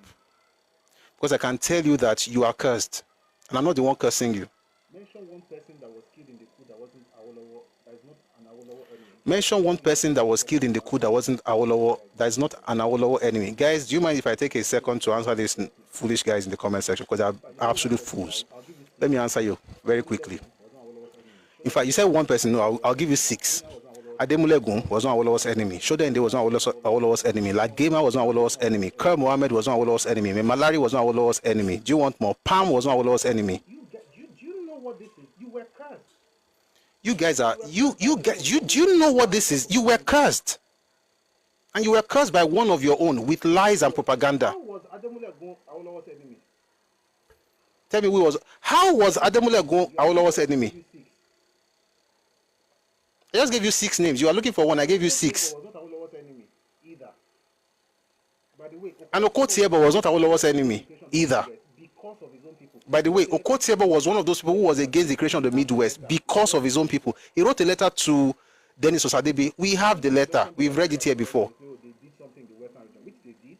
I don't want to mention Bello and Balewa because I know they will say, oh, they did something in the Western region, which they did. They got him into prison, which they did. But the names I just mentioned right now, how were they Awolowo's enemies? And we cannot talk. If we talk, we are bigots. If you like, call it bigot or trigot. That's your business. Do you even know the name that you use, Awolowo? That's a name that nobody in your And by the way, do you even know the name that you use, Awolowo? That's a name that nobody in your Iran has a right to even mention because you don't have the capacity to even understand what that name means to us. throw the name around as if you're talking about your people. Throw the name around as if you're talking about your people. And you guys have no idea what history is. And I think Nigeria has been very quiet. We've quiet for too long. And the quietness is what is emboldening you guys. Just talk nonsense. Just throw out words. A fool here is said, I'm calling you a fool intentionally, saying here that he has read the book is there. Is this not the same book in my hand? I have 2 copies of this book. And there are books like that I have 2. Some I have 3. I have 2 copies of this book. You are telling me something is there that's not there. You are writing your own desire into somebody's history, into somebody's book, because it makes you feel comfortable. Don't you understand? I don't care. Igwe Egbeda, you are tribalism. Don't you understand? I don't care. Do you know what they call Awo? Do you know what your elders still call Awo today? Do I look like I mind if you think I'm a tribalist? Do I look like I mind if you think I'm a tribalist? Yoruba people, let me tell you something. Àwọn ìran kíran kan wà láyé yìí tó jẹ́ pé wọ́n ní wọ́n fòótọ́ gbọ́. Have you ever done a session of Olawale? I did something on him some time ago, but we'll do it again. We'll do another session of Olawale. You know what? I think we're going to stay on topics like this. We're going to do a session on Olawale. They will also tell you, I mentioned this a lot. Oh, if you look at the list, there's a list that 24 people. Many of them are Yoruba people. They started the coup. They planned the coup. The planner of the coup. The planners of the coup told us how the coup was planned, and they mentioned the names of the planners. The original planners, according to one of the original guys, were 3. Ademoyega, Ifajina, Nzogu. Then they expanded it, and then of course we have 5 majors. But by the time it was done, in terms of the planning, there were 7, but there were 5 majors among them. But altogether there were 7. So you have Ifajina, Ademoyega, Nzogu, Don Okafor, Onwotegu, Anufuro, and Chukwuka. The only Yoruba name I hear in my head is Ademoyega. They say, oh, but Fola Yewole was there. Ganiu Adeleke was there. I've said it. I will have another session on Fola Yewole. Fola Yewole did not even know about the coup until 11:30 p.m. on January 14th. The coup was executed past 12 midnight, January 15th.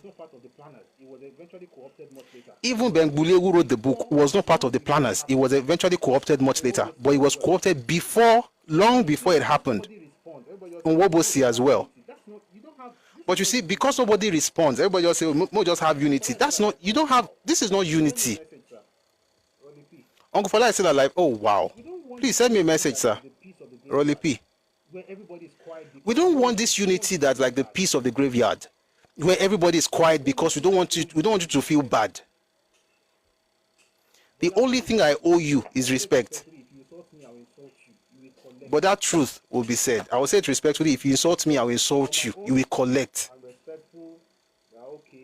But on my own, I'm respectful. We are okay. We're just talking. But once you cross that line, with like the fools in the comment section, you are collecting it. All right, back to the point. Such a declaration constituted a most diabolical comment on the good intentions of the January 15 revolutionaries, who removed the evil politicians with the purpose of instituting a corrective and revolutionary military era. In other words, what they wanted was to have military. You know what? He says something here. I'll see if I can find it. We read it yesterday. Where it talked about having military governors. 45 of the book. That clown that says I found it. He says here, this is page 45 of the book. That clown that's saying that he has read the book that your parents forgot to even give you money to go and buy. You say you have read. The only thing that clown knows how to read is receipt. Receipt, when he said his paper, that's the only thing he can read in his life. Telling me he has read the book. This is page 45, in case you have the book. It says, in other words, politically we believe that our immediate step would be to correct the worst anomaly of the 1957 Constitution by breaking down the country into smaller units or states. In other words, the 4 regions which existed till January 15, 1966 were to die instantly, and on their dead bodies were to emerge 14 states, each of which would be conterminous with 2 of the former 26 provinces of the Federation, except Sokoto and Oyo states, which were to be conterminous with 1 province each. In effect, there would be 7 states each in the former North and South. These were to be governed by military governors, who would be chosen on their merit and loyalty to the revolution. We also believed in the immediate release of political prisoners of those days, namely Chief Awolowo, Jakonde, Anthony Enahoro, Onitiri, Omishade, and so on. That's what is in this book. Unless these clowns have another Ademoye guy in the alternate universe, maybe that's where they got the other nonsense they're talking about. This book talks about governors, military governors of 14 states. And what they were going to do for the prisoners was to release them, period. And you know what? As we read this book, and I'll bring out some other books to talk to you. I'll read something from Bengbule at some point to tell you about this, the whole idea of releasing our laws from prison. Even if you read the idea itself, it doesn't even make sense.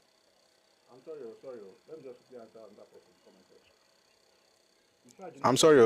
Let me just quickly answer on that person in the comment section. Ife Ajuna from Onitsha was also part of the West. You are dumb. You are very, very dumb. You are very, very dumb, and I feel sorry for your parents.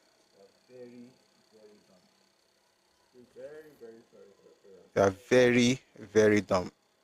I feel very, very sorry for your parents. What was this man's name? Azikiwe was from Anambra. Also Onitsha. Is he from the West? Because if Ife Ajuna, who is from Onitsha, is from the West, doesn't that mean Azikiwe, who is from the West, who is from Onitsha, is also from the West? Do you guys think, or do you have sawdust for brains? He said Kaduna Zogu was from the West. How? He said Kaduna Zogu was from the West. How? The Midwest was. The coup took place January 15, 1966. The Midwest was created in 1963. How is a person from Okpanam in Midwest, Delta State today, how is the person from Western region? Let me get back to this book. It's enough. I've spent enough time listening to this. We're going to get back to this book. It's enough. I've spent enough time listening to these fools. Let's get back to the book. So that's what the writer of the book says. We're going to have military governors. So that's what the writer of the book says. They're going to have military governors. They want to have a military era, but they're going to release political prisoners. Let's continue now. Educationally, we had agreed that there was only one answer to the mass illiteracy that troubled Nigeria in 1965, namely mass education, both formal and informal. This was deemed essential to lift the vast majority of our people out of the bog of ignorance and disease. It's quite interesting. You came against free education, but you want to have mass education. Anyway, if you are Yoruba, but just understand the fact that all this, I have good ideas. Now, while I in the course last. Then talked about the secret cults that they had issues with, you know, how they have to change all the secret cults. They also talked about the posts of the Obas, Obis, Emirs, and Amanaya Bos, and said they constituted the greatest anachronisms in the Nigerian society of 1965. So they want to be able to deal with the kings. It says here, under our planned revolutionary social system, these anachronisms would be quickly brought to an end, and the good people so wrongly employed will be integrated into community development projects. So essentially, we'll just leave our tradition because of the revolution. Hallelujah. Praise God. Then it says, we did all of these things yesterday, and then we of course went to the the revolutionary personalities. We talked about Chukwuma Cardinal Zogu and how they met. He also talked about, I'm going to mention them one by one. There's Zogu. He also mentioned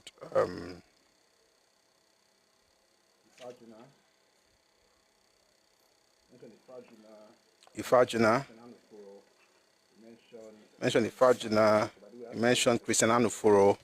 He mentioned Major Donatus Okafor. By the way, Anufuro was the captain. Okafor was the major, just like Ifajina, Nzogu, and Chukwuka. Humphrey Chukwuka, who was also a major. So we talked about all of those people yesterday, and he also mentioned Nwotego as one of the people who eventually planned all of those things. I listened to this guy and laughed. Why did Zeke contest election in the West? Onitsha was initially in the West. This guy is very dumb. Zeke that was representing a part of Lagos. You are saying it's from Onitsha, and Onitsha is in the... You know what? Let me just mute you, because you are going to distract me. The person is going to distract me with wisdom. That would at least be understandable, but with stupidity, nah. This clown actually thinks Zeke was representing Onitsha in Ibadan. Hell! And the funny thing is, you can't even say it without... Just to talk, you won't talk. And the funny thing is, you can't even say it without... If you're going to insult me... Just to talk, you won't even talk. You have to insult me before you say it. If you're going to insult me, at least know more than me. I don't think I know... I mean, there are so many things I learn here. People come up here to speak and I learn from them, but... if you're going to insult me, at least know more. This one actually thinks Zeke was representing Onitsha in Ibadan. If Zeke, guys, sorry, I'm sorry for the break. If Zeke was representing Onitsha in Ibadan, how was he able to go to the Eastern region, remove Eyo Ita in 1953, and became the leader of government business in 1953, and eventually became the premier of the Eastern region in 1954, all the way to 1959? How is a Westerner the premier? Hey! Ah, man, your elders failed you guys, man. Jesus Christ, it's better to be ignorant than to be like this. You are. Once you mix ignorance and arrogance together, this is the kind of thing you see. Wonderful. I can't believe it. Anyway, I've muted you. If you want to listen, please feel free to listen. If you don't want to listen, say gobe. All right. Having said all of those things, let us now go to what we are discussing today. I hope everybody's having a great time. Man, the things I hear here sometimes, you'll be like, how can people be dumb? Like dumb at a wholesale level, just wholesale dumbness. I reject it for you.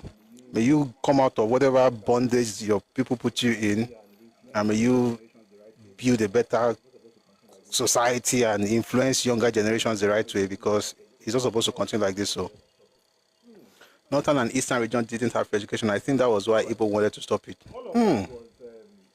Akika. All right. All of that was recap. And let's go into today's stuff. Let me read the last paragraph from what we discussed yesterday, and then we can go on from there. If one were to ask, when did the preparation for the revolutionary... Today, if one were to ask, when did the preparation for the revolutionary... Hey, Jesus, sorry, let me calm down. Today, if one were to ask, when did the preparation for the revolution really begin? The most accurate answer would be from 1961, because the three of us who formed the nucleus of the revolutionary group had met in that year. Although we are not there and then planned the revolution, we had seen eye to eye. So he said 3 of them formed the nucleus. There were 5 majors, but there were 7 in all.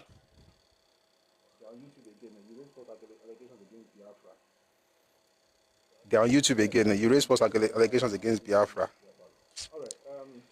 You guys go and read books, Ajari. I'm not agreeing with Biafra. All right. It was as if the seed was sown at that time and only needed time to germinate, grow, and bear fruit. But these meetings were between Ifajina and me on the one hand, and between Nzogu and me on the other. This pattern remained almost the same throughout. So he was the one in the middle. So he would meet with Ifajuna, also meet with Nzogu. And we also know, of course, that Ifajuna was according to Bengbule in his book, Nigerian Five Majors,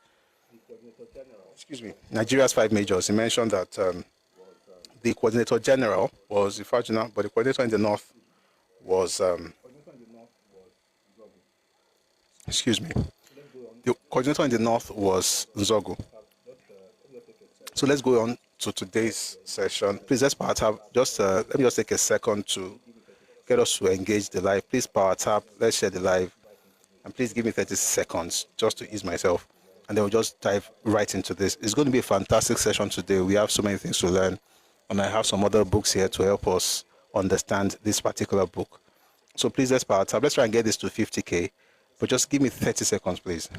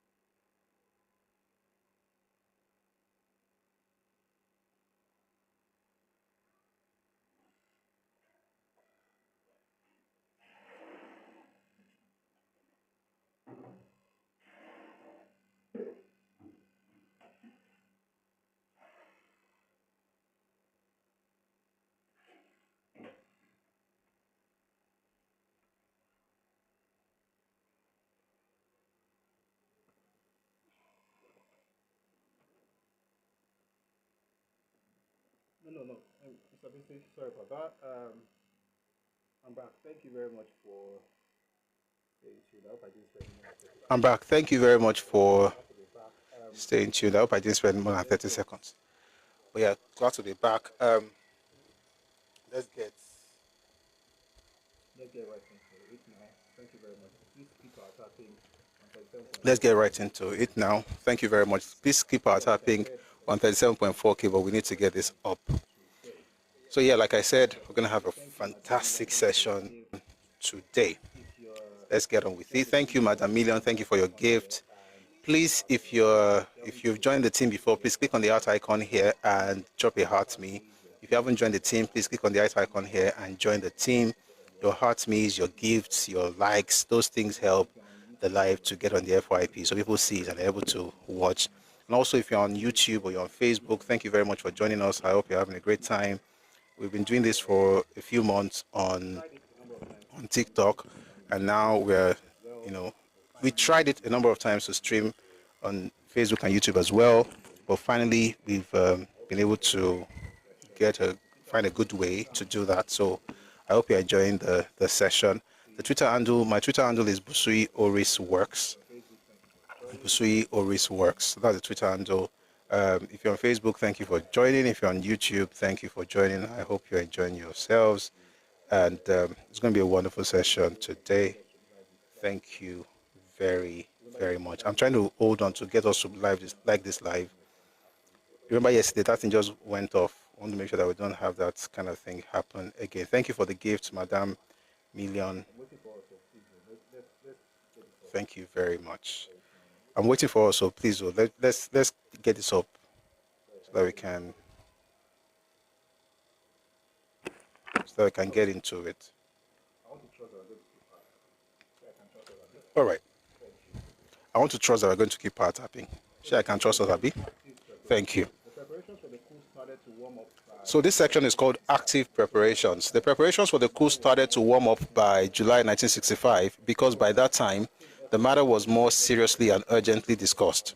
Moreover, active efforts were made to get in touch with more officers of the army so as to ascertain their inclinations and loyalties. These contacts were made most quietly and surreptitiously. A coup d'etat is not a conventional operation of the army.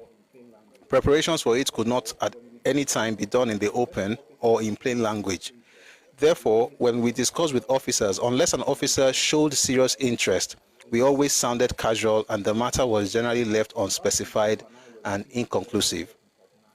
Moreover, while Nzogu and I were making concerted efforts in Kaduna, Ifajuna was preoccupied with making similar efforts in Lagos, and the two efforts were not brought together until October 1965. When my own branch of the NMTC was moving from Kaduna to Abeokuta in early September 1965, I left Nzogu with the understanding that our efforts were to continue in the south, as it had been in the north. Moreover, efforts were to be made to find troops for the operation. The biggest problem that we faced was finding troops for the operation in the south.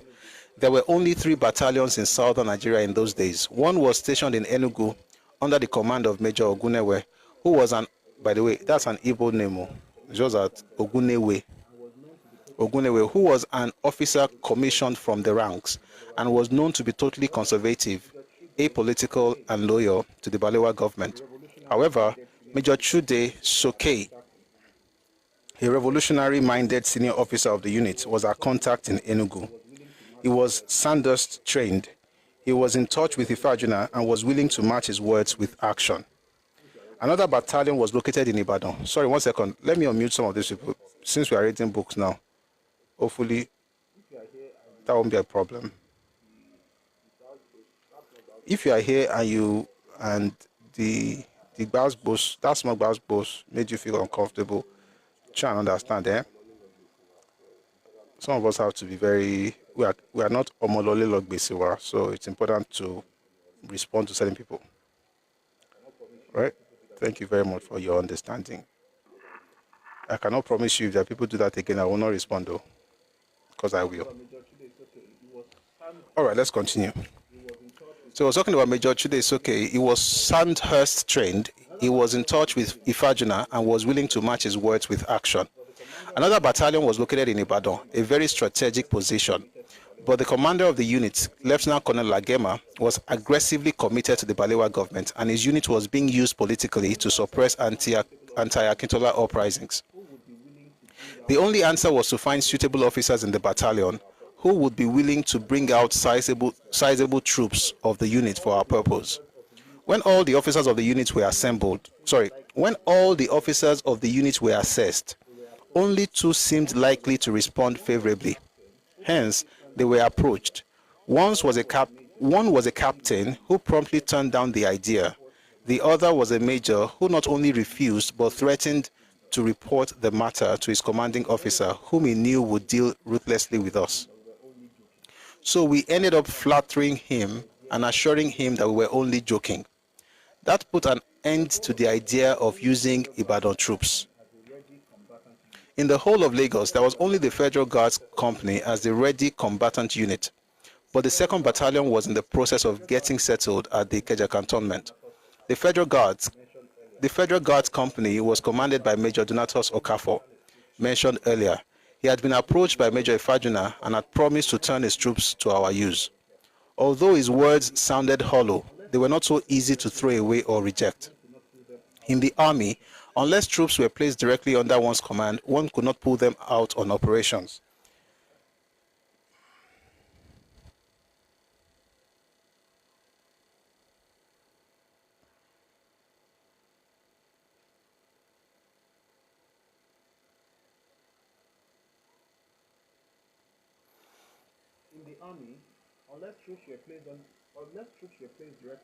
In the army, unless troops were placed directly under one's command, one could not pull them out on operations.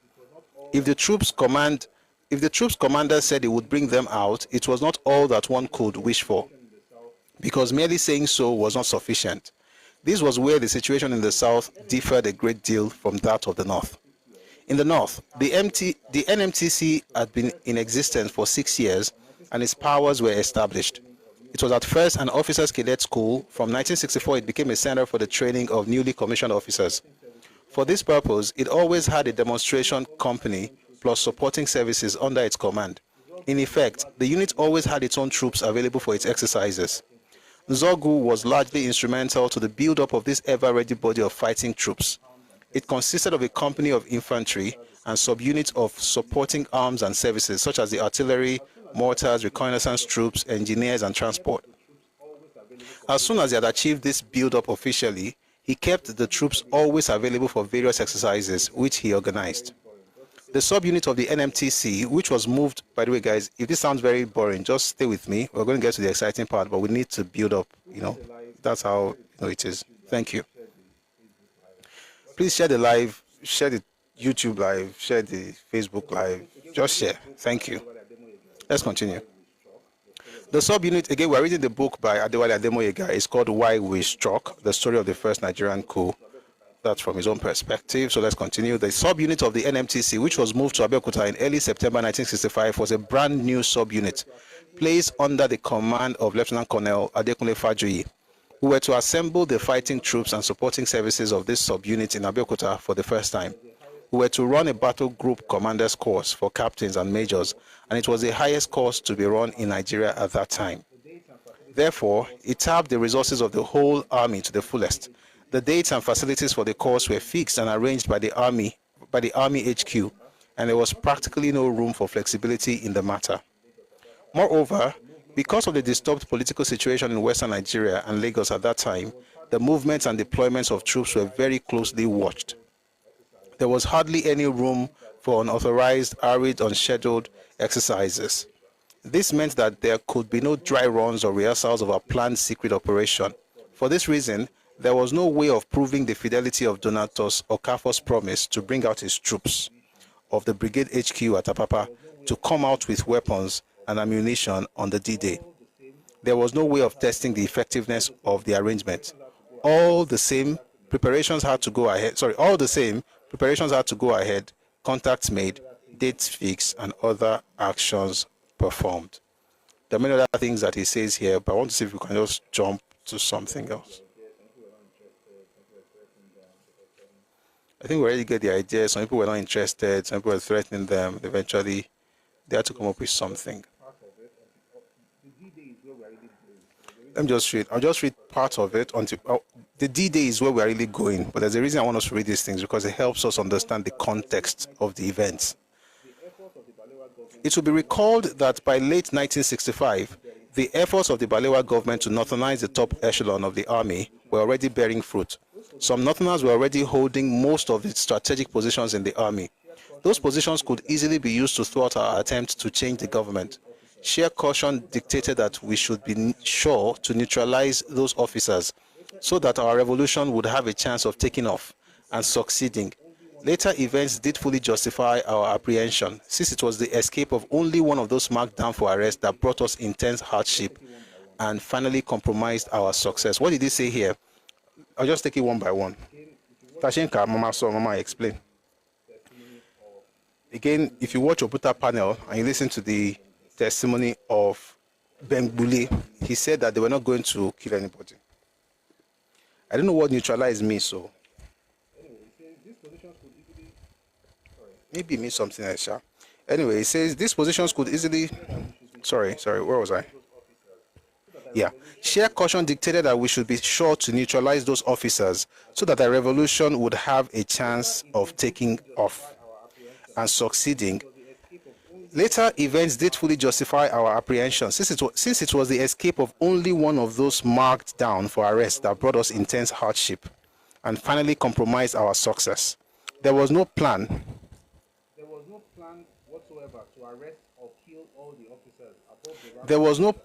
whatsoever to arrest or kill all the officers above the rank of major, as was later claimed by the extreme northern propagandists.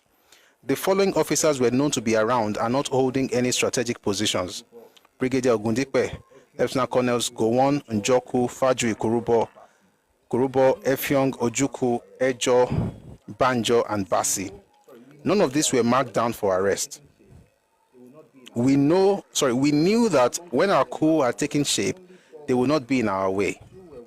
Even among those earmarked for arrest, only 4 were Northerners, 2 were Westerners, and 2 were Easterners. But the North had always had more than 50% of the intake of officers into the army since 1961, and more than 70% of the intake of other ranks. Therefore, if casualties were to happen, By the way, let me just quickly mention, whenever you see 50% of the intake of officers into the army is what the North has always had since 1961. Always ask why. Always ask why. Why am I saying this? Because I like the North so much? No. But because if I'm going to fight people, at least let me know what the war where they fight. Many people like, I just box wind. In truth, this could happen because 1950 happened. I've referred to 1950 a number of times in these sessions that we've been having. What happened in 1950 is what made it possible for the army, for the North to have 50% intake of the officers in the Nigerian army. What happened in 50 basically was that the North had demanded or requested for 50% of the seats in parliament. And please, if you have heard me say this before, please just stay with me. It's important to remember these things. When they were trying to get it, this was 10 years before independence, the West said no, the East said yes. Because according to the debate, there's a document on that. That was September 1950. Charles Oyema had said that let them have 50%, there's still going to be a council of ministers. Because they thought that they were going to be in the council of ministers and they'll be the ones in charge and they will be able to somehow do without having to listen to the 50% of the parliament. Which also makes me say this every time I talk about this, that when you read the book by Ahmadu Bello, the book is called My Life.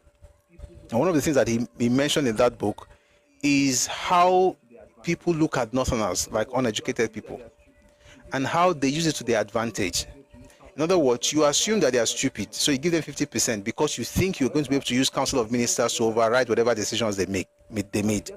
However, just because they got that 50%, they now began to demand 50% in everything. And that's why I always tell people, don't lose grounds to people. Even if they are blackmailing you, don't lose grounds. Be fair.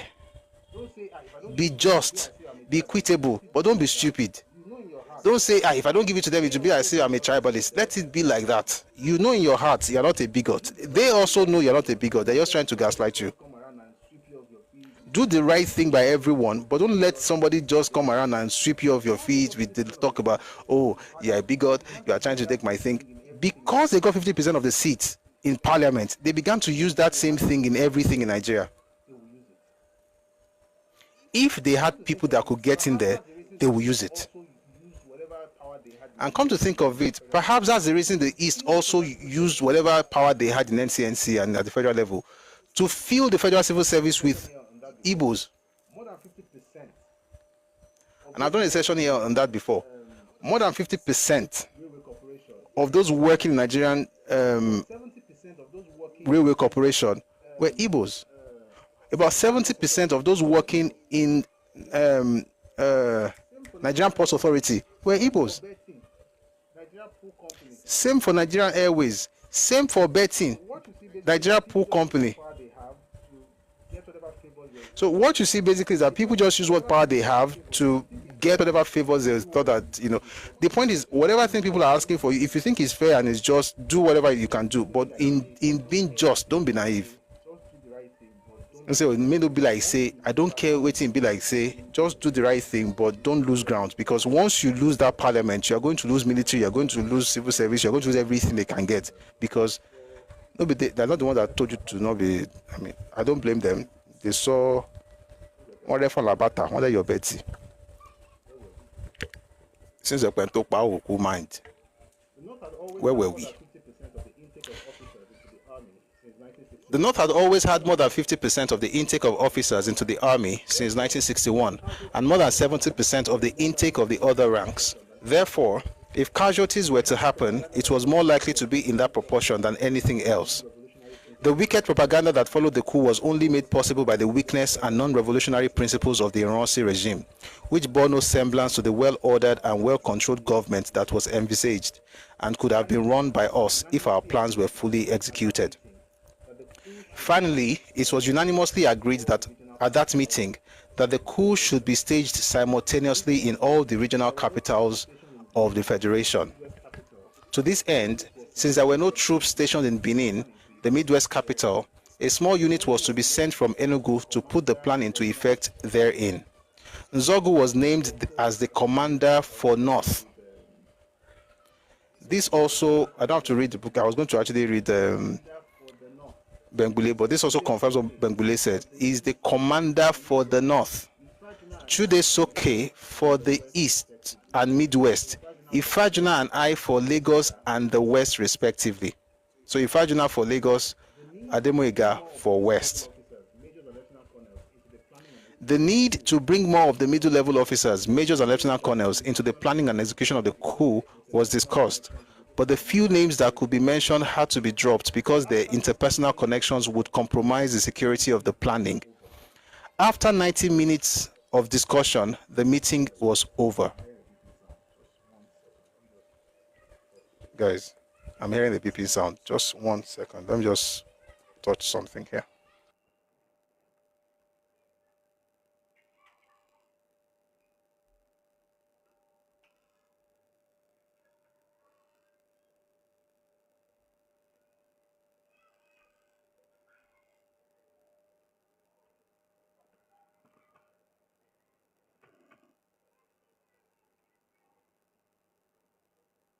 I'm still going to get up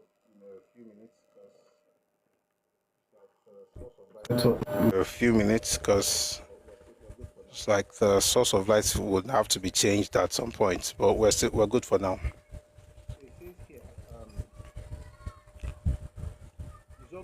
So it says here, Nzogu was named as the commander for the North, Chudesoke for the East and Midwest, Ifajuna and I for Lagos and the West, respectively.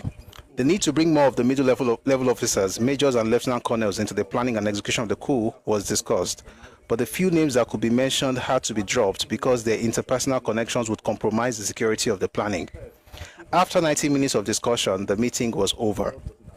We dispersed as if from a prayer meeting, since it was a Sunday and the Lord was in our midst. I drove Nzogu back to Abeokuta, where he picked up his vehicle and journeyed back to the North the same day. That was how the meeting went. That was how our journey that began over the years developed and culminated in mutual friendship and trust. In the course of time, our common ideas had been gradually formed and trimmed even before the first and only formal meeting.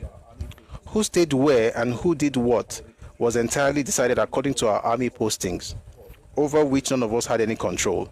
All we did was to find officers on the spot who could act according to our principles. Who took part was entirely determined by the response of individual officers to our revolutionary call.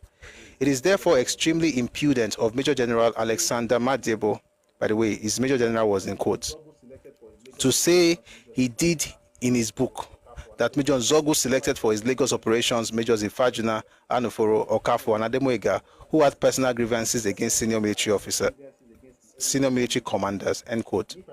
Personally, I had no grievances against any senior military commander.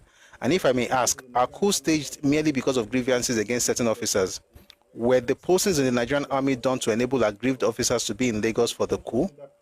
Madiebo claimed that he was consulted before the coup. His response was neither principled nor patriotic, but rather tribalistic, and it would have been most unfortunate for Nigeria if every officer were of his type. And can one not conclude from his book that it was unfortunate for the revolution to have had him close to and advising Nzogu soon after the coup? Is it not obvious to all that he, Madiebo, did not even understand the principles and objectives of the revolution? That he, Madiebo, did not even understand the principles and objectives of the revolution, let alone the processes of preparation for and execution of the first phase thereof. You know what? Be like say we could do a session on Madiebo himself. Because for Ademoyega to say it's tribalistic. Be like say he's a person of interest. Interesting, I saw his book the last time I went to the bookshop, but I just didn't buy it. And the reason I didn't buy it is because somehow I knew that I like Ofulam. Because the ones I've bought from the East, oh boy. You see what we do here? We'll read something from this book, we check on that book to confirm it. Every time I check something to confirm something, I like define. So you're like, you know what? I just leave these people alone. But since we may have to do a session on it. Excuse me. After the one and only formal meeting of the mid-November 1965, much devolved on Nzogu, Ifajina, and myself. There was no more meeting of all the officers, but from time to time, 2 or 3 of us simply met to sort out some of the details of our preparation. I traveled to the north several. By the way, this was in November of 65. Remember, the coup happened January 15, 66. I traveled to the north several times to see Nzogu. On one occasion, we did a reconnaissance together of the various locations that must be taken over on the D-Day. When we were to reconnoiter the Sardauna's castle, Nzogu suggested that we should take a lady with us so that we would seem to be visitors to Kaduna. I hurriedly went to town and invited a lady. She was to turn up at the officers' mess after closing at work. It was a Saturday. She failed to turn up at the right time and we could not postpone, so we set out. As Nzogu was about to regret that the girl did not make it, we found another girl who went with us on the reconnaissance. Then Nzogu laughed and said that when the coup would have been successfully accomplished, the disappointing girl would regret her failure to have joined on this trip. I also laughed, but the new lady had no clue about what we said, since we told her that we were only enjoying a Saturday afternoon drive. As a result of this reconnaissance, we discovered that the Premier's Lodge was totally separated from the Visitors' Lodge and conference hall adjacent to it. We also observed that the Premier's Lodge was apparently impregnable, having only one massive gate and no other entrance.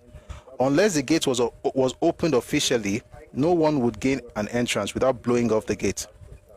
Only a high-caliber tactical weapon like the 84mm Carl Gustav could be used to blow off the massive iron gate. Hence, Nzogu knew that he had to launch a real attack on the lodge before gaining entry into it. On another visit to Kaduna in December, Nzogu asked me to impress it on Ifajina to organize an internal security exercise, which would bring troops together in Lagos in a way similar to what he had organized in Kaduna.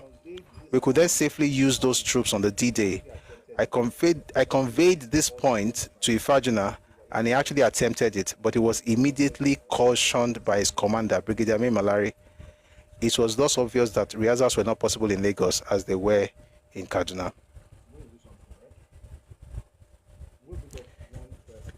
I'm going to do something, right? I'm going to bring up one person because I said this light thing is disturbing me. I'm hearing the beeping sounds and it's affecting my concentration. I'm going to bring you up eventually. Just give me some time. I'm going to have to. Just hold on. I'm going to bring you up eventually. Just give me some time. I'll read some things. I'm looking for my Bluetooth. We'll do something. Let me just read a bit more. Anyway, we'll do something. Let me just read a bit more. Bring somebody up. While they're talking, I'll quickly fix that stuff.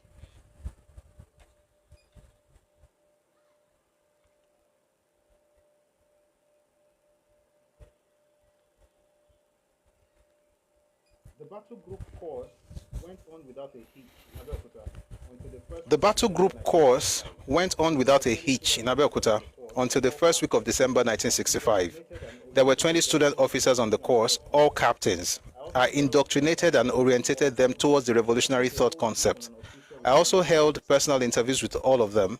I took the whole group on an official reconnaissance. I took the whole group on an official reconnaissance of all the strategic installations in Lagos, and I taught them how important positions could be held or defended in time of war or other military actions. You know what? So that I don't want this light to go off. Let me just have, when was this book published? Was Nzogu alive when this book was, no, Nzogu died in 67? Nzogu died during Biafran War now. The book was published in 1981. Let's just bring one person up, and then while they're talking, I'll quickly fix this. Just switch the light source. So just one person. I'll bring other people up later. I just have to quickly do something. Mr. Kezo, good afternoon, sir. Are you there? Are you there? I guess not. Let's move on to somebody else. We're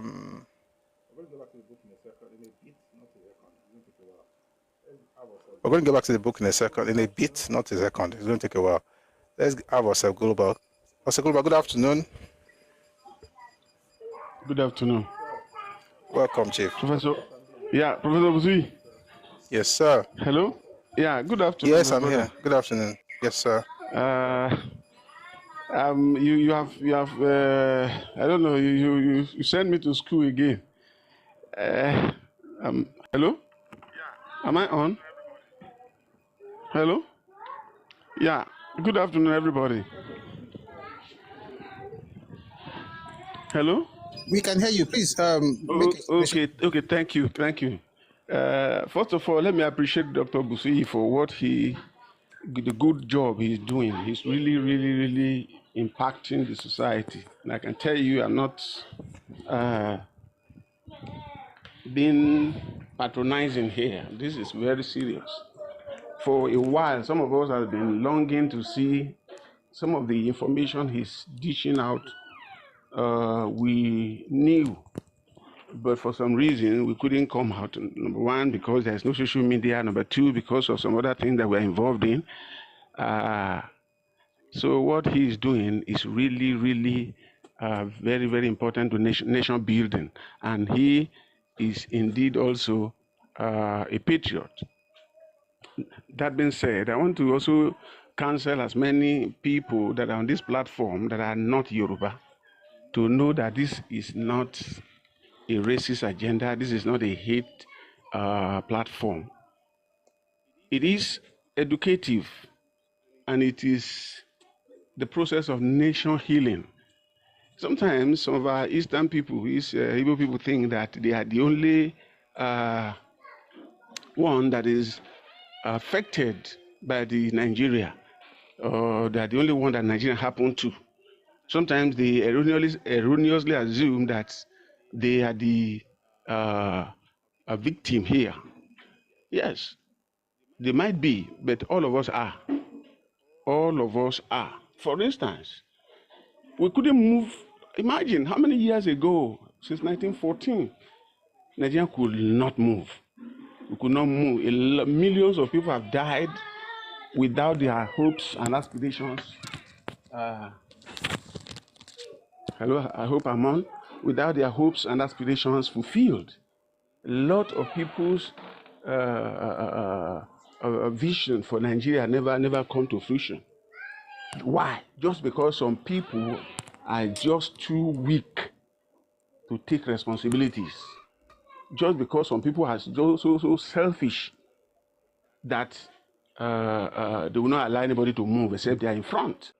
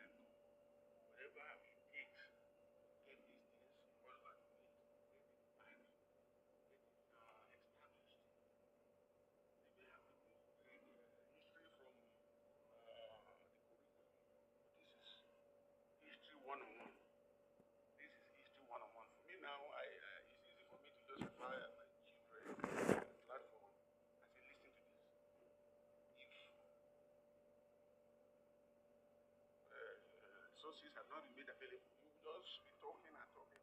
At the end of the day, you get frustrated because you say you are a tribalist. Material, the sources that people have written, and listen to it.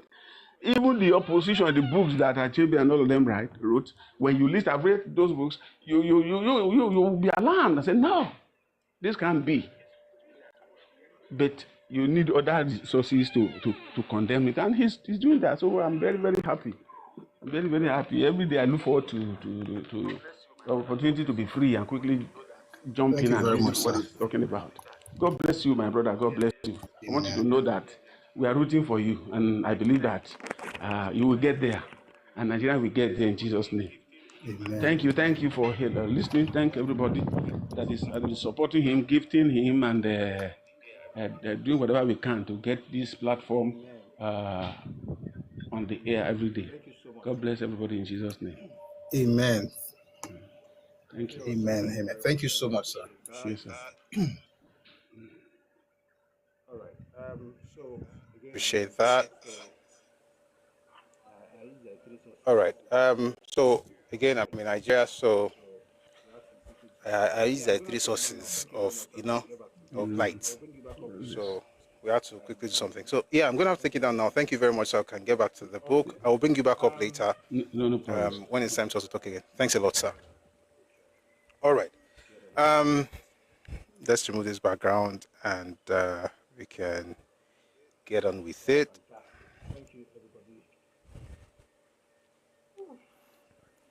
All right, fantastic. Thank you, everybody. Whew. Do you have solar?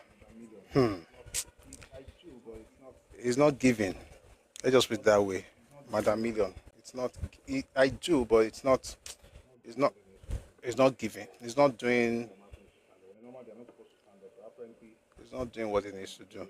So that's the reason I'm having to stand up. When normally I'm not supposed to stand up, but apparently the technician was here some days ago. He said it has to be upgraded.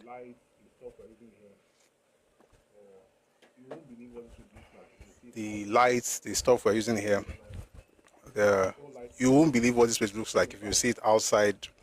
Like here now, there are 4 lights on, no 5, but it doesn't look like it. There are 5 lights, So I want to create this. I want to create a studio look at a small level, not just be like say you just they play. So yeah, that's why we have to use all those things. And then there's other things, the different other devices surrounding me. But thank everybody. Thank you very much for being here. Yeah, we're gonna make it better.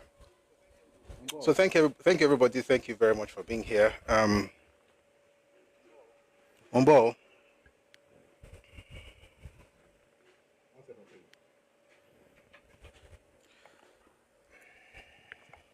1 second, please.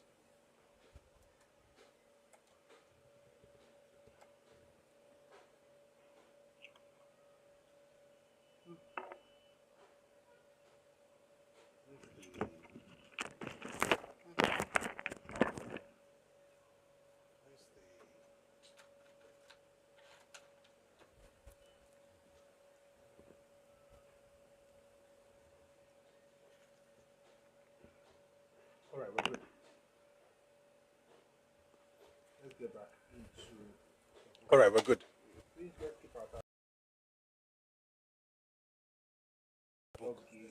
Please let's keep our tapping, share the live, um, drop heart me's, drop gifts, anything you can do just to make sure that the live keeps going. And if you're joining us on YouTube, thank you for joining us. And somebody said something to me the other day. I'm going to take the person's advice. Before we finish, I'm going to put out the account details. If you want to support what we're doing, please feel free to do so. But regardless, if you're on TikTok, please power tap, share the live, and they'll get into the other things later. So back to the book, we're discussing Why We're Struck by Adewale Ademoyega, and we've been learning a lot of things. I'm trying to rush so that I can get to the D-Day, which is chapter 5, but I think it's important for us to listen to this part before we get into that one as well. Dapo, do it. Send a message to the person, please. Please send a message to the person. Don't do it on the live stuff, please. Thank you. All right.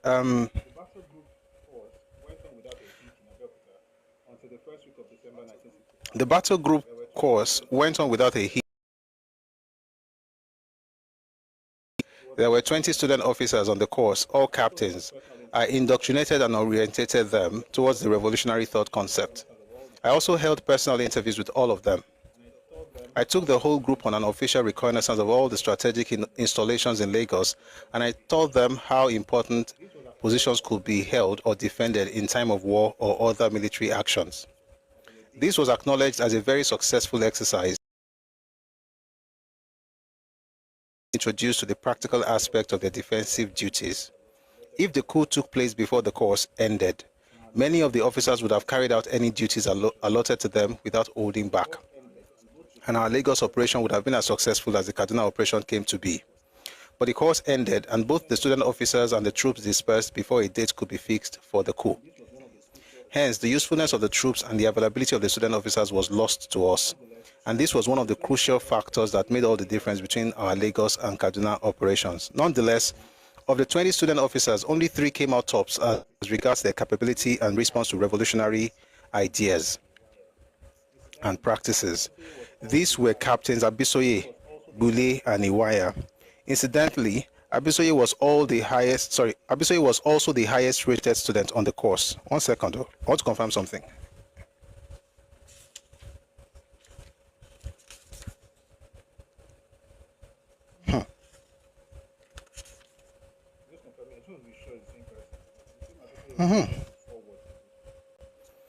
I'm just confirming. I just want to be sure it's the same person. It's the same Abisoye who wrote the foreword to this book. Nice. Let's continue.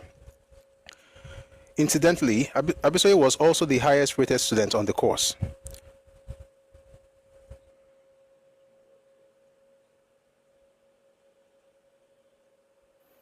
See this one that... Sorry about that. I get distracted by... All right. Sorry about that. I get distracted by clowns sometimes. I just have to quickly take care of that one. Incidentally, Abisoye was also the highest rated student. When the course was ended and student officers returned to their units, only Bule went to Kaduna and did eventually take part in the coup under Nzogu. The first blow to our plan came in early December when it became known that Major Chude Soke, our strongman in Enugu, was soon to depart for India on a course. We were not sure how soon he would go. If it was to be in the new year, we might have staged the coup before his departure. But if he departed before the coup, it would leave us with a big problem. Excuse me. It would not be easy to find a substitute.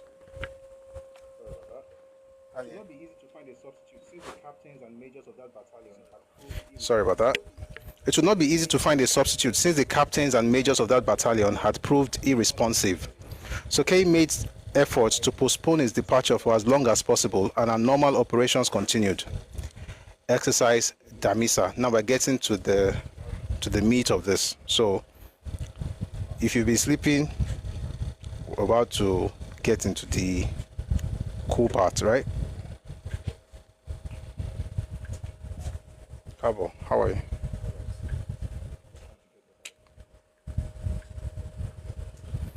All right.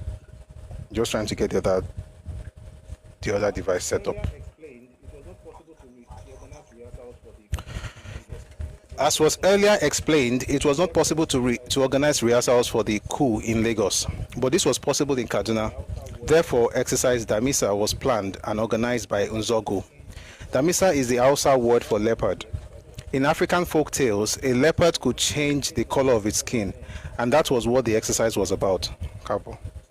The continuous training of officers and men had always been a feature of life in the armed forces. What made exercise Damisa special was not that it was a night exercise, that was normal, but that it was also designed to serve an additional and peculiar purpose. That purpose was not explained to the majority of the officers and men taking part in the exercise until the D-Day. There had been many daylight exercises with the same troops and a rehearsal of the night exercise on January 14, 1966. Actually, the command of the NMTC was vested in Colonel R. Shodende, but from September 1965, he had been appointed as the Deputy Commandant of the Nigerian Defense Academy in Kaduna. Prior to that, Lieutenant Colonel Fajuyi had been posted to NMTC from the 1st Battalion, Enugu, since he was to run the battle group. So, since he was to run the battle group course, he moved to Abeokuta at the beginning of September 1965. Let's jump. Let's jump. I want to get to the fight, Gogo.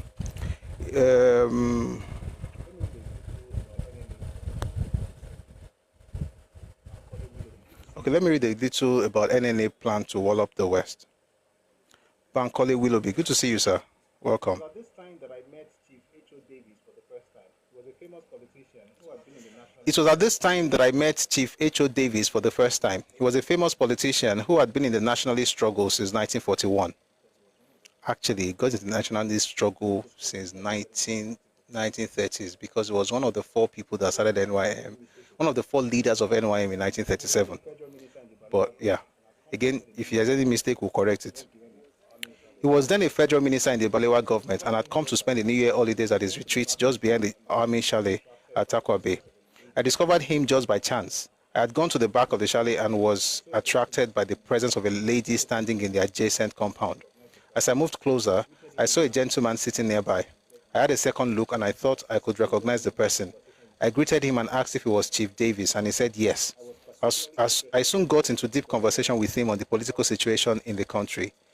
I was particularly interested to know what the federal government's view was, apart from Balewa's public statements. Chief Davis made it clear to me that the federal government had no solution to the political crisis. He said that everybody was just waiting to see what would happen next and that nobody knew what exactly. Something was bound to happen. I left emphatic that something was bound to happen. So apparently he's saying here that sorry guys. These are the blessings that come with, I was going to say the challenges, but the blessings that come with streaming on different things. Now I have to check if he's okay. So sorry for the short break. Just to confirm something, I beg. Emobino. Njari mo badaga kan baby. Bayara okay. Okay, I think we're good.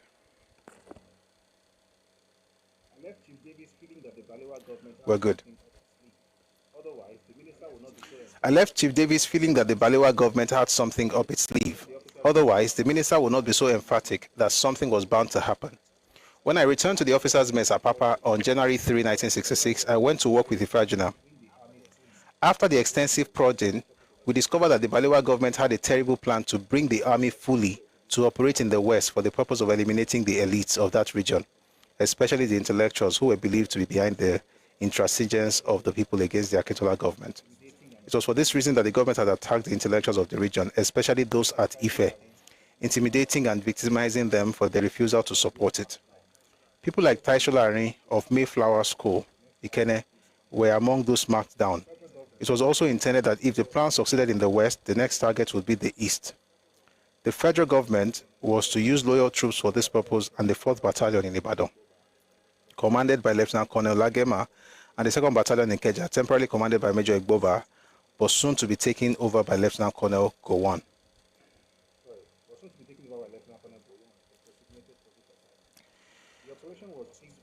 Was soon to be taken over by Lieutenant Colonel Gowon, were designated for this assignment.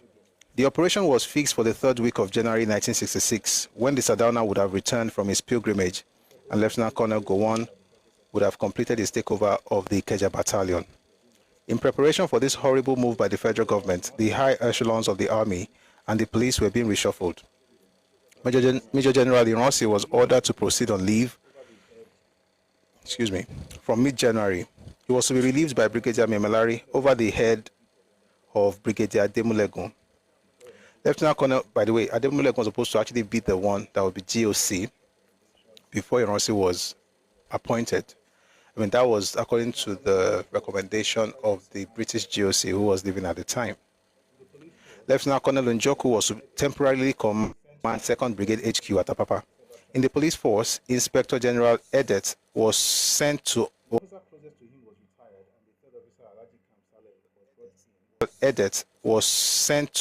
sent on leave from December 20, 1965. The officer closest to him was retired, and the 3rd officer, Alaji Kam Salem, was brought in as the new Inspector General. The stage was thus set for the proper walloping of the UPGA rioters of the West. From our own stance, this proposed whipping of the West was the most dastardly plan. Anuforo, Onwatego, and I had each in turn commanded the troops in Makodi against the thief rioters who were opposed to the high-handedness and oppression of the Sardauna government of the North. We knew from practical experience that it was not force that was being used to reconcile the people, but the individual commander's ability to come to terms with them. This was the reason why some of us achieved more success than others in reducing the fierceness of the encounters. For instance, in the period that I commanded the detachment from May to July 1965, there was no single civilian casualty.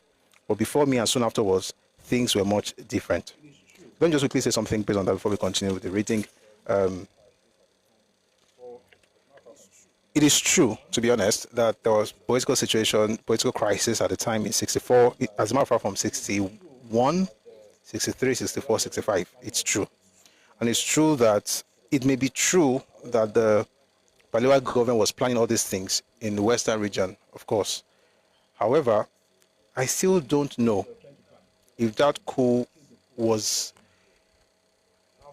if the people that were trying to plan, execute the coup actually thought things through.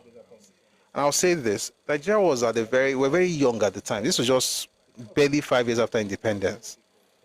I think we should have been allowed to grow. To be honest, the kind of politics that was played in the First Republic was terrible, especially by the NPC and the NCNC. We're going to have sessions to talk about those things, but the NPC did terrible work. But you know what? Even I was about to say that they are to blame for what happened in the West, but I stopped myself because even at that, it's still on us. We allow that to happen because of personal egos. And that's why, if you notice, whenever I talk about Western region crisis in 1964, even the one in 62, 64, 65, I'm always talking about our role, Papa Awo, and what Akintola did. I talk less about what NPC did or what Tafawa Balewa did. You know why? Because if the wall doesn't have any opening, there's no way the lizard will get in. The cracks in the wall was created by us, and therefore it made it very easy for the North to come in. And the lesson from there, and the reason I'm doing this is because there's a reason I speak the way I speak. If we focus on what the North did, all we'll do is just see the North. But if we focus on what we did, then we can ensure that we don't repeat the mistakes. But of course, we should also know what the North did so that you can know when they are moving that way again. Because, like I said, for the most part in this Nigerian political history, our past is actually very similar to our present. The only prayer I have is that everything we have in the past would not happen again in the future. But the way people moved back then is the way they are moving now. Nothing much has changed, which is why history is very important. So let's get back to the book now. In view of this, we had to move fast, but also with much caution, as the atmosphere was intensely charged, both politically and militarily. In such a circumstance, discussions with other officers had to be carefully made. Yet there was one arrangement that we had left till the date was fixed. It was the arrangement for the release of political prisoners, particularly Chief Awolowo. Now that our own date had been tentatively fixed for mid-January, it became necessary to gear up that arrangement. At the end of the first week in January, Major Anuforo and I arranged to meet Captain Udiaja, a young engineering graduate from the Royal Military College of Science, Shrivenham, UK. We met in Major Chukwuka's house at the Ikeja cantonment, but Chukwuka himself was not there. Having briefed Udiaja generally and got his consent, we gave him his task. He was to fly in a special plane provided for the purpose to Calabar on the morning of the D-Day to effect the release of Chief Awolowo and bring him to Lagos on the plane.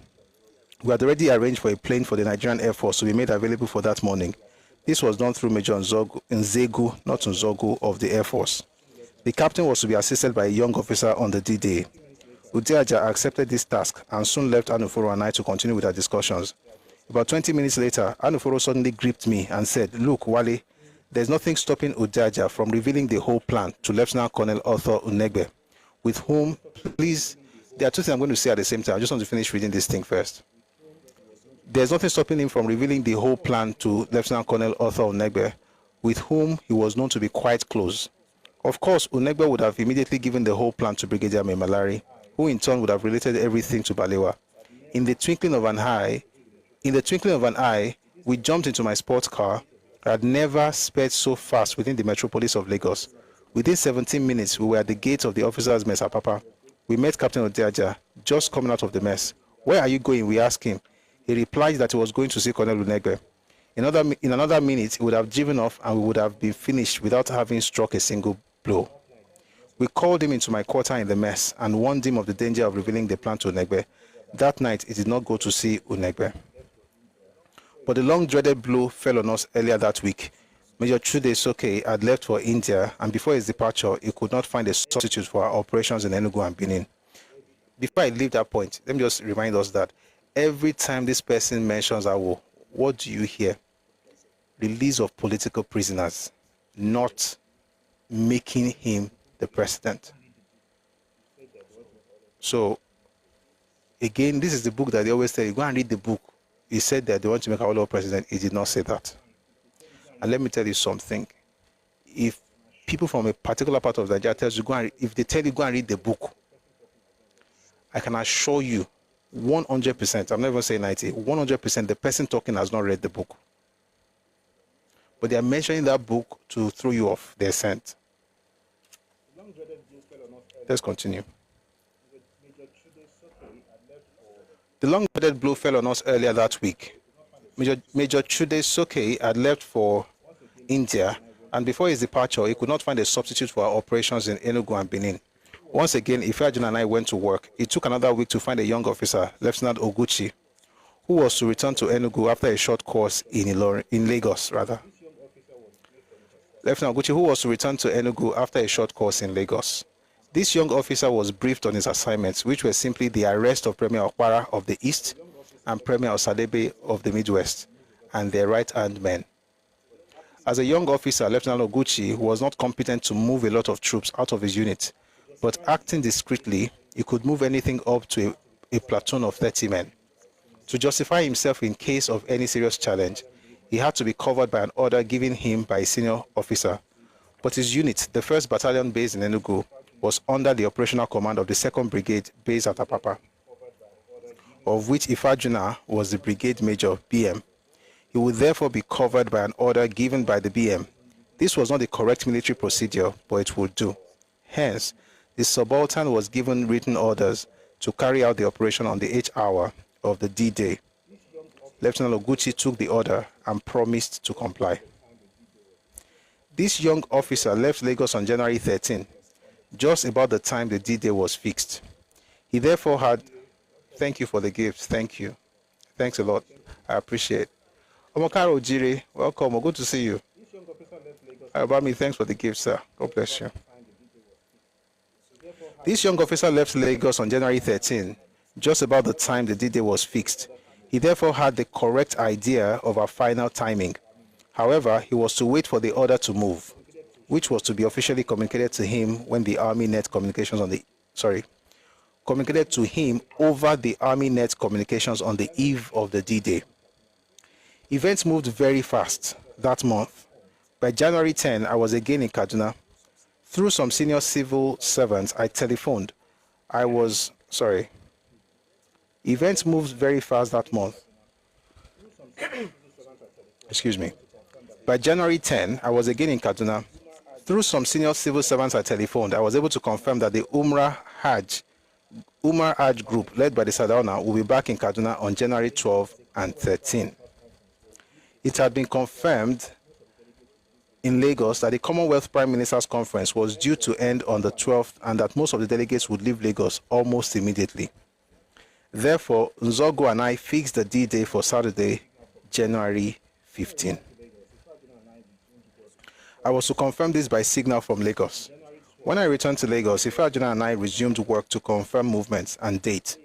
On January 12, I moved my luggage from the Apapa mess to Ikoyi to stay in one of the quarters belonging to the Federal Guards mess in preparation for the D-Day.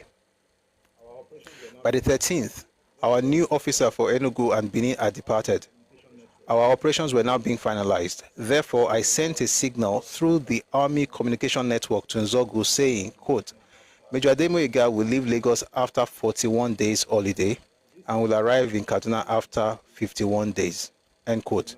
In simple terms, this meant that the coup would take off on the night of the 14th and continue into the morning of the 15th. So the die was cast. Late on the 14th, news reached us that the Sardauna had been having a meeting in Kaduna on that day with Chief Akintola of the West, and that both Brigadier Ademulegun and Lieutenant Colonel Lagema were in attendance. It was obvious to us that they might be putting final touches to their planned walloping of the West, but we felt confident that we were already one step ahead. Now, Chapter 5, the D-Day.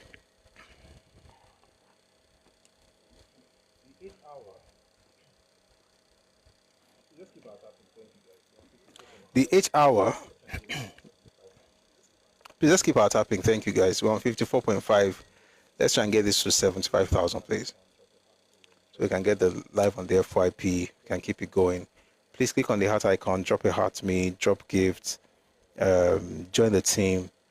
Apparently these things help the live a lot. So please feel free to do that.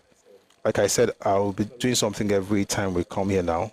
Towards the end, I'll put up when people come up to start, sharing their thoughts, I'll put up the account details.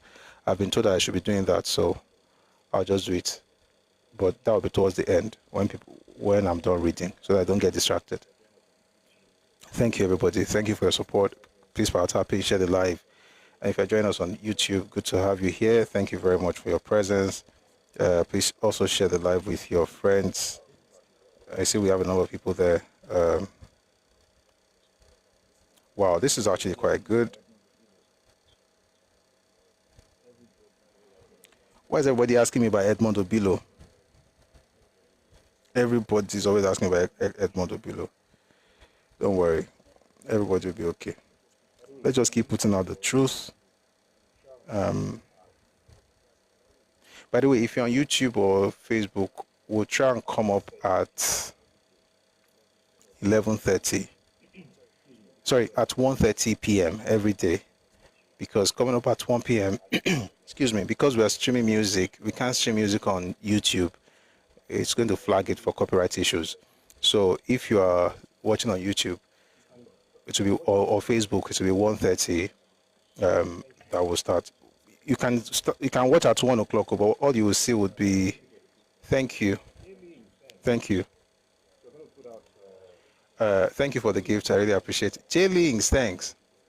So we're going to put out, all you will see will be a picture until the music is over. But please, that will be but we won't be able to stream the music on YouTube. Music will not, I feel enjoying on it. It won't sit with anyone. No, it sits with people, just becoming. It sits with people, but to be honest, he has that his own. Let me tell you something. I have my perspective, and I will say it's objective, but I cannot stop the fact that I'm Yoruba, and I'm a Yoruba. I don't have any problem with telling people that being Yoruba actually informs part of my understanding of events. And I'm not ashamed of it. And I'll tell you why that is important. Because many people who tell you that they are objective is a lie. They are not. You know why? Just listen. Just listen. Let me give an example. If you say something about Awo right now, I'll get triggered. If you say something negative, anything negative about Awo, I'll get triggered. Why? Am I being objective? Yes. But am I Yoruba? Yes. Am I loyal to Awo's ideology? Yes. It's the people that tell you that they are they are very objective. They don't think about tribe and everything. Just say something about Biafra. Everything just change. That's when you know that they are not objective. I'm not objective myself. Spiral Top. I think they put something in your ears. You are not listening to me. I am Yoruba. That's what I am. And in this Nigeria, better own up to that thing. Stop letting people say they are detribalize their objective. Is a lie. Stop talking now. You notice that there is nothing objective about them. I'm not mentioning anybody's name right now, but I've listened to many people say I'm detribalized. I'm just trying to be objective. You listen to them talk, you're like, oh, okay. Listen, everybody has biases, and I don't even hide mine. I'm Yoruba, but even though I'm Yoruba, my job, as far as conversations go, is I must listen to all sides before I make my decisions. In other words, if I'm deciding, I cannot remove the fact that I think the way I think based on my sociology, what I'm exposed to, based on my environment, based on my value system, and all of those things. So you know what? Let me just block this clown. Anybody that comes to you with a question of objectivity, they are lying. Just know that for now. No, I'm not blocking. I'm going to mute you for 5 minutes. Maybe that will help your brain to recalibrate. They are lying. This is me. What I can do for you is this. I am going to study all the sides, which is what I do with the Civil War, by the way. Even the books that will make you want to vomit, make you want to puke, like There Was a Country, makes you want to puke. You know why? Because you must think every reader is a fool to publish that kind of book. And that person is writing from he's not even writing from an Igbo standpoint. Let me give you an example.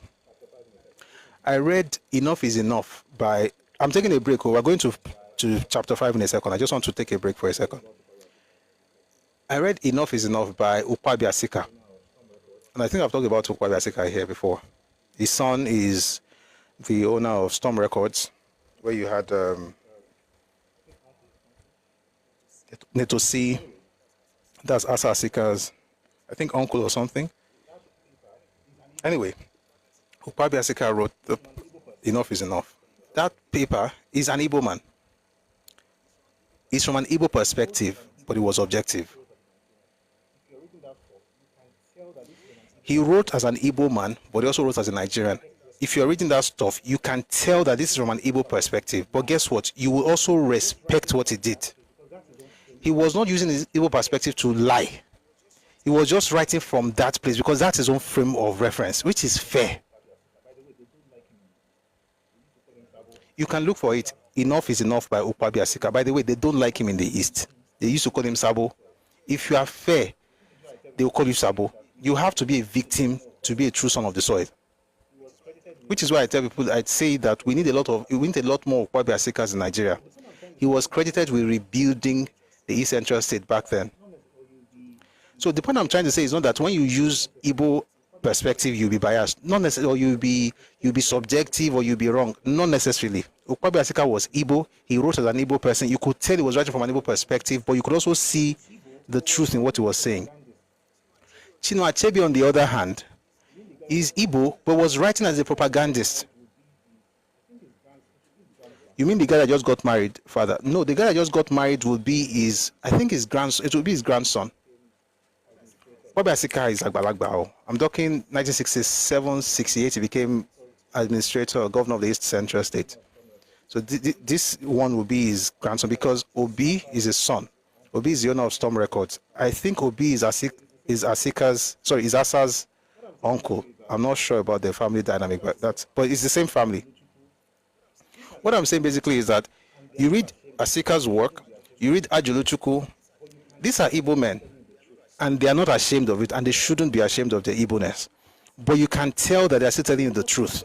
But you will see that they are writing from an Igbo perspective. Right? They will not tell you that they have been detribalized. They are telling you what they believe, or what they have seen, or what, from their perspective at least.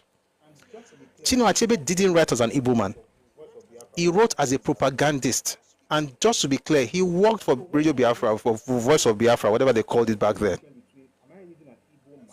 And so when I read Igbo books, I want to know the difference between, am I reading an Igbo man, or am I reading a propagandist? And I can tell. For instance, the repetition of the things that Ojukwu was saying in 66 and 67, they are all inside Achebe's books. The darts at Awolowo, it's inside Achebe's books. Not because he's an Igbo man, but because he was trying to push the narrative of victimhood. That's the same way I would read my book.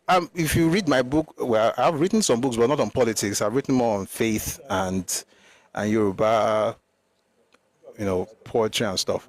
I actually have some books on Amazon and Seller, and people have been telling me to write on politics. So maybe one of these I'll publish something on politics. But I have some books online, hard copy, everything. I've written books. The point I'm trying to make is that when it comes to politics, I will write as a person, but I'm also Yoruba. and I'm not ashamed of it. But the question is, do I have an agenda? That's the point. And is my agenda to obscure the truth, which is what There Was a Country is about. Well, how many Igbos write books that you can actually Does that mean every Igbo write like that? No. give an example? But how many Igbos write books that you can actually confidently read and say, okay, I feel get it? Let me give another example. This man was even in the army. He was the head of Biafran army. His name is Hilary Njoku. He wrote the book Tragedy Without Heroes. He's Igbo. I don't agree with everything he wrote, but I can see that he's writing from that perspective as an Igbo man. Anybody who tells you that I am a Nigerian, I'm detribalized, I'm just writing from, I don't really care about where I'm from, is a lie. They're either very naive or they're manipulative, and in most cases they're manipulative. The ones who are naive, those ones, they are the ones that go and organize school like this, where they will alive everybody, but people from those other people's family, nobody will touch them. But your own people, they will decimate you. They want to alive everybody, but in the East, don't touch anybody, because those ones, they are very detribalized. You also detribalize, but they can kill your own people, but they can't kill their own people. You see how detribalization works? It works to your own, what's the word? There's a word, it works at your expense. Say, read Achebe, There Was a Country is one of the worst books ever published on earth. I make bold to say it. Detriment is what I'm looking for. It's your detriment. Achebe's book, fantastic writer. That was, Things All Apart, fantastic book, translated into more than 50 languages. It's from an Igbo perspective. That's an Igbo book. It's just written in English language. And guess what? It's fantastic. But There Was a Country, his very last book, that is a propagandist work. Read it.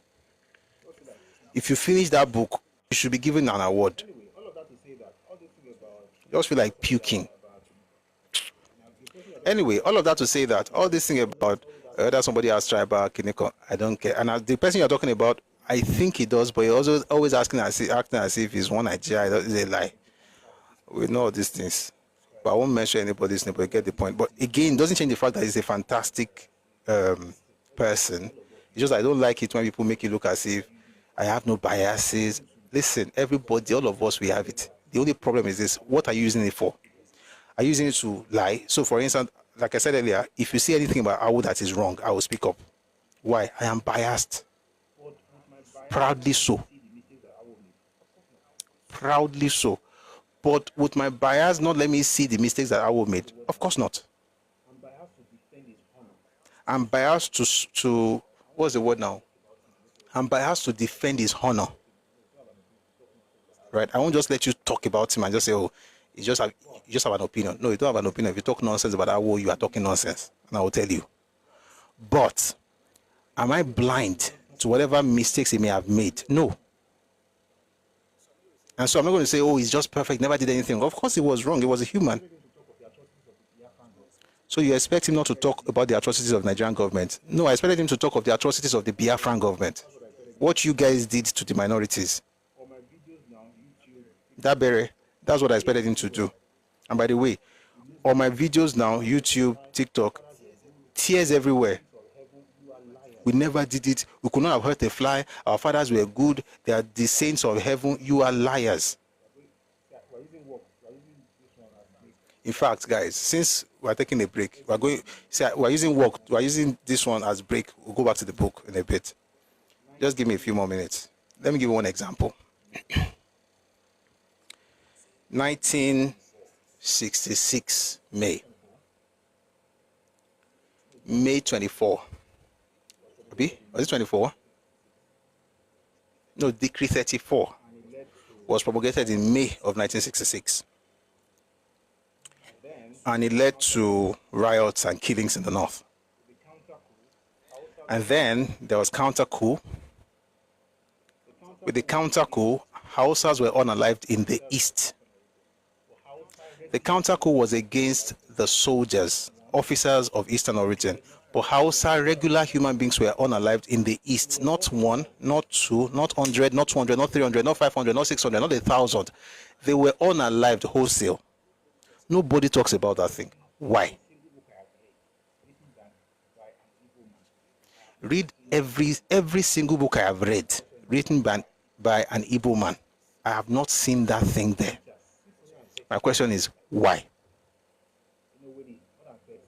In Onitsha, 630 people were unalived. In Owerri, more than 30. In Abakaliki, in Obuleafo, in Port Harcourt, even on the Imo River, a train carrying 2,000 people, all the male there were unalived and thrown into the Imo River. Why does anybody talk about it? But when you read Achebe's book, it would normally omit anything like that. But let me tell you the one they do. They will inflate figures, and I'll tell you why. I'll tell you one example.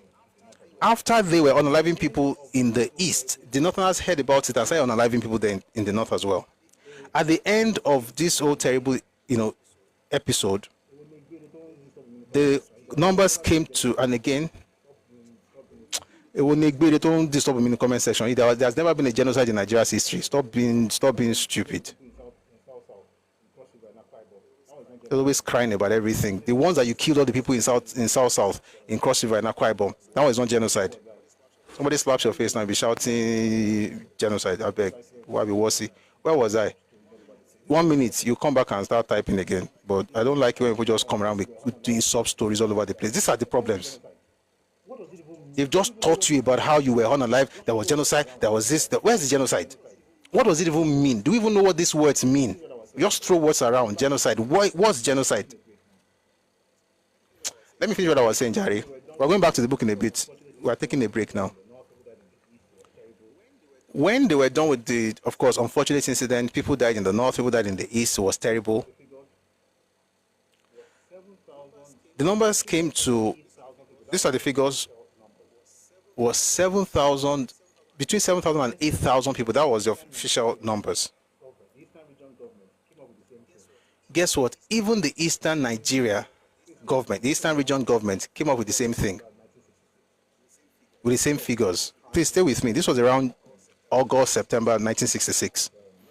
A lot of carnage, terrible events happened, of course, and the Eastern region gave the official figure between 7,000 and 8,000 Easterners in the north were unalived. People don't talk about the Northerners in the east, but a lot of them also were unalived. And where do you find all this thing I'm saying? Read the book by A.H.M. Kirk Green. It's called Crisis and Conflict in Nigeria. You will see the people that were unalived in Onitsha, in Port Harcourt, Owerri, Onitsha, Enugu, Abakaliki, and Oboloafo. And if you read Sunset in Biafra by Elechi Amadi, you will see more of what happened in Port Harcourt to Northerners. Why don't we talk about these things? And we say we look for healing. The only healing we want, some people are looking for, is one that will just say that you are the only one that we hurt, but you didn't hurt any other person. That lie has ended in Nigeria, because since we're not reading books, we'll read it here. The Eastern government said between 7,000 and 8,000 people were unalived. That was around August, September, October 66, official figures.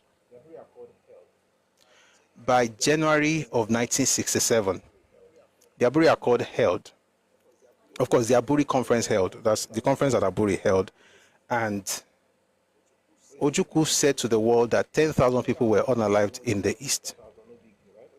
But you see, the thing is, 10,000, 7,000, 8,000, 10,000, no big deal, right? And by the way, every life counts. So even one life being lost is too much. So we're not using numbers just to say it doesn't really matter. We're using numbers because it actually matters. So he said, about 10,000 people died. That was at Aburi. By May of 67, Ojukwu said there were 30,000 people that died during the killings. From 7 to 8,000 to 10,000 to 30,000. By the Ahira Declaration, Ojukwu said there were 50,000 people that died. Where will we find all these things?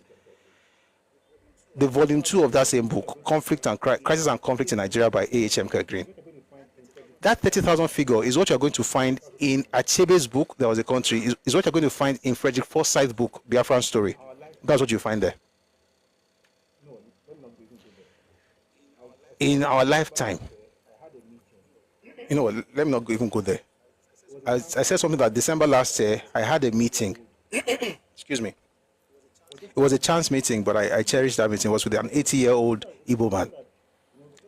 We're just talking generally, and I don't know what made him say. He just said to me, do you know that the Biafra war was terrible? And he was in Ibadan, and then he traveled back, then he fought in the army. I think it was the reserves, but his brother fought.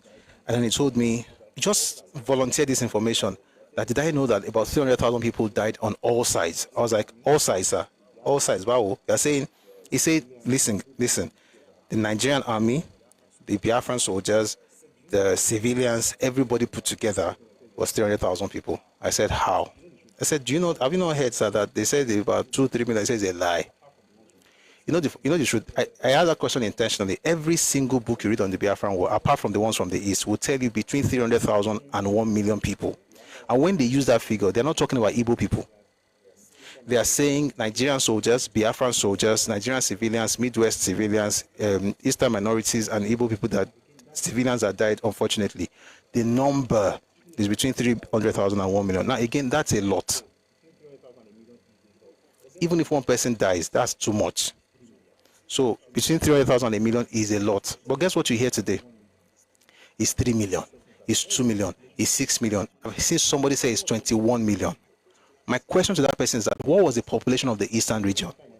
What was the population of Igbo people? And you know what? We have the answer. You find the answer in an oral speech at Addis Ababa, 12th August 1968. What did Baba say? He said at the time, the population of the entire Eastern region was 12.4 million people. The Igbos were 7 million, and all the minorities put together were 5.4 million. How did 21 million people die in a population of 7 million? We are not asking questions in Nigeria because we don't want to appear to be bigots or tribalists. Ask questions. So come up with Fagbo. They just rile you up. Do you know what they did to us?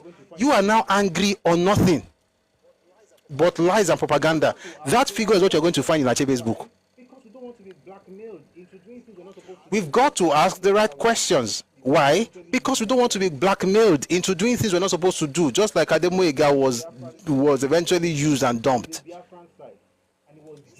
This man fought in the Biafran war on the Biafran side, and he was jailed by the same Biafran people. Victor Banjo fought in the Biafran war on the Biafran side, and he was killed by the same Biafran people. And by the way, it's not even just Biafran people, it was Ojukwu himself. We've got to ask questions before we become Yoruba bots and just move by emotion. Say, oh, you are crying. People are weaponizing empathy. And the only way they can weaponize empathy is because of the presence of ignorance. And that's why we're saying this thing. I don't hate anybody, but I don't like being taken for granted. And Nigerians, you've been taken for granted for too long. A South person cannot talk. If a Calabar person speaks and says the person is shut up, was Philip Effiong not there? After all, Philip Effiong was in the army, therefore shut up. Don't talk about what you passed through. A person from Rivers cannot talk. Shut up. Were you not part of the Eastern region? Read the books. Read Sunset in Biafra by Lechi Amadi. Read Ojukwu's Rebellion and World Opinion by Nebo Graham Douglas. Read this book. The one by Douglas was published in 1968. Read the book. The one by Lechi Amadi was published in 1973. People have written these things down, but we don't talk about those things. Why? Because we don't want to appear to be bad. I don't care if you appear to be anything. You know in your heart, and I know that I'm not a bad person, and I'm not against you, and I don't hate you. But your lies, there has to be an end to the lies. And I want to have less Yoruba bots in Yoruba land. People who are just church mind, just open-hearted, innocent. We're all children of God, not knowing that the people that are talking to you are lying to you. And by the way, if you're from the East and you believe those things, in the beginning when I started having this session, and I used to say it here a lot, I believed, emphasis on the, I believed that many people in the East were victims of propaganda. Today, I don't believe that anymore. I think some are still victims of propaganda, but I think many are willingly ignorant. You know why? And this is what I've discovered. I've discovered that some people have taken the victimhood as part of their identity. And so to talk about the fact that it is not true is to attack their very identity.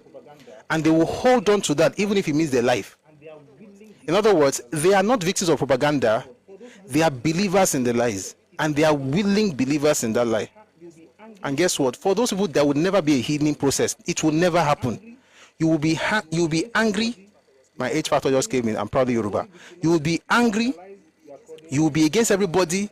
You will be complaining. You are the only victimized. You are marginalized. You are colonized. You are wananized. Everything nice. You will be complaining to everybody for the rest of your lives because you don't want the truth. We're not going to heal based on your life. What I want is for us to heal, but we're not going to heal based on your lies.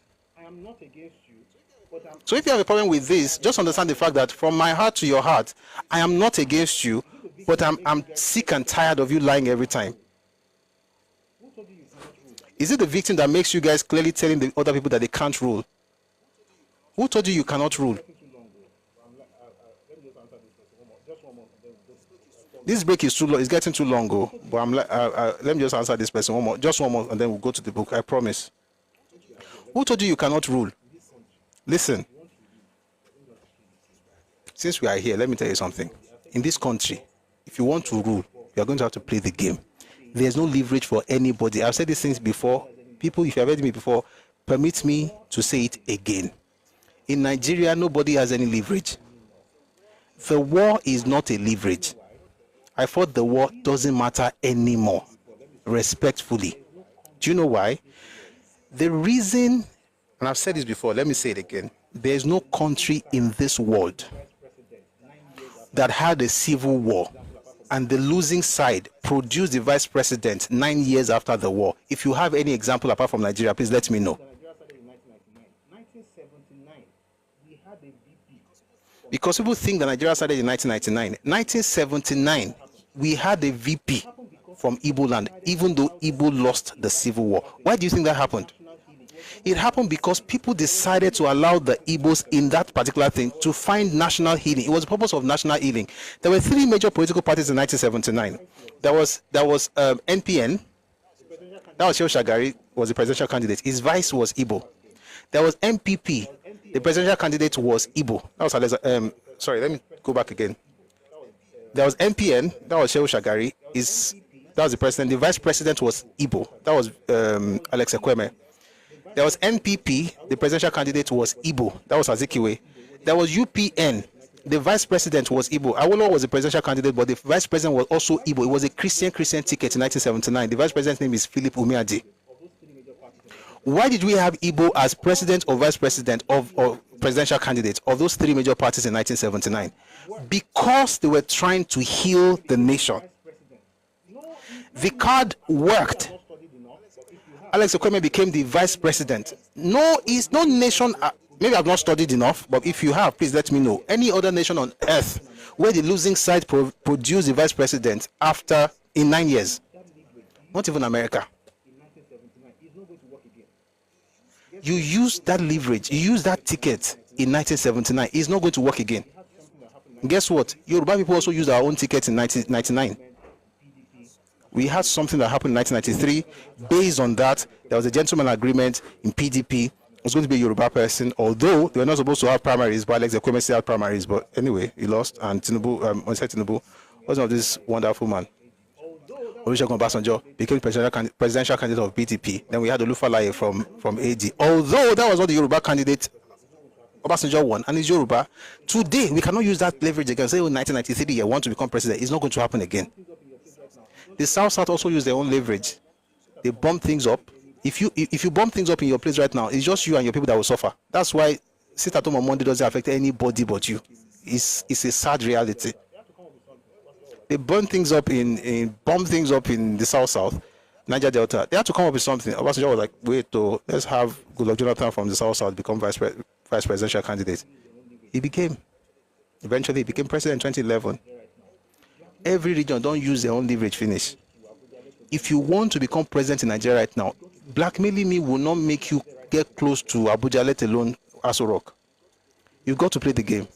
The person that's there right now has been playing it for 30 years. He did not become president because he's Yoruba. He became president because of the game that he played for 30 years. Buhari tried 3 times, 12 years of his life, trying to become president. When he lost each time, he didn't cry around shouting, why did they hate me? I'm Fulani. That's why they didn't allow me to become president. 12 years. Your guy just did once. Let us rest. And by the way, just if he can try 1 billion times and still lose, why do you think it's because of his ethnic group? What if it's because of his plan? What's the plan? China went to China. Why should I vote for that? You never even get presidency. You don't tell everybody say now you only God. Say nobody can talk to you anyhow. Meanwhile, you never even get presidency. You don't tell everybody say now you own Lagos. Say nobody can talk to you anyhow. Now you won't become no political power. You don't mess up. Continue, you guys continue. This cry. I'm just sorry for the next generation. That's the only thing I'm sorry about. For you guys, I don't really care. If you can cry till you go and meet your maker. It's a young generation. It's the next generation I'm really worried about, because this nonsense that you guys are carrying, you're going to put it in their mind. If you keep choosing who play games more in politics, Nigeria will never work. You don't understand nothing. I told you just now. Look through American history. Tell me how many Catholic presidents America has had. You guys know nothing about politics. All these things, you just be insulting people. How many Catholic presidents has America had? What's your name, Zev? Flex Razi. Since America is the land of the free and kingdom of the brave, home of the brave, how many Catholic presidents has America had since 1776? Let me help you. It's been 249 years. The entire combined years that Catholics have ruled America is not up to 8 years. Out of 249 years. Biden spent 4. JFK did not finish his term. So if you think politics is just in Nigeria, continue like that. Be crying and waiting for people to make you president. If not like that, everybody for don't become president. By the way, you're not the only one. Outside never become president. TV never become president. Idoma, Kanuri, many groups never become president. Many groups, Pigeon Ogusha, many groups never become president. So now I've tried for you. I'm looking at the time. I wanted to stop at 5:30. It's 5:32. Let's get back to the book. Razi, if you have any other question, come early tomorrow. Before we get into the book. All right. The break was good. Nice while it lasted. Let's get back to the book. We're reading Why We Struck by Adewale Ademoyiga. Everybody go and play the game. God bless you. Chapter 5, the D-Day. The 8th hour by which all actions must commence had been fixed for 0200 hours, January 15.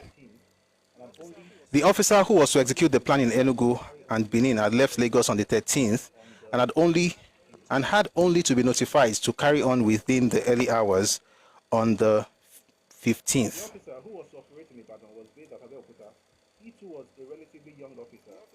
The officer who was to operate in Ibadan was based at Abeokuta. He too was a relatively young officer, although he was commanding his own unit, which was a 2-field battery, a unit under the command of 2nd Brigade.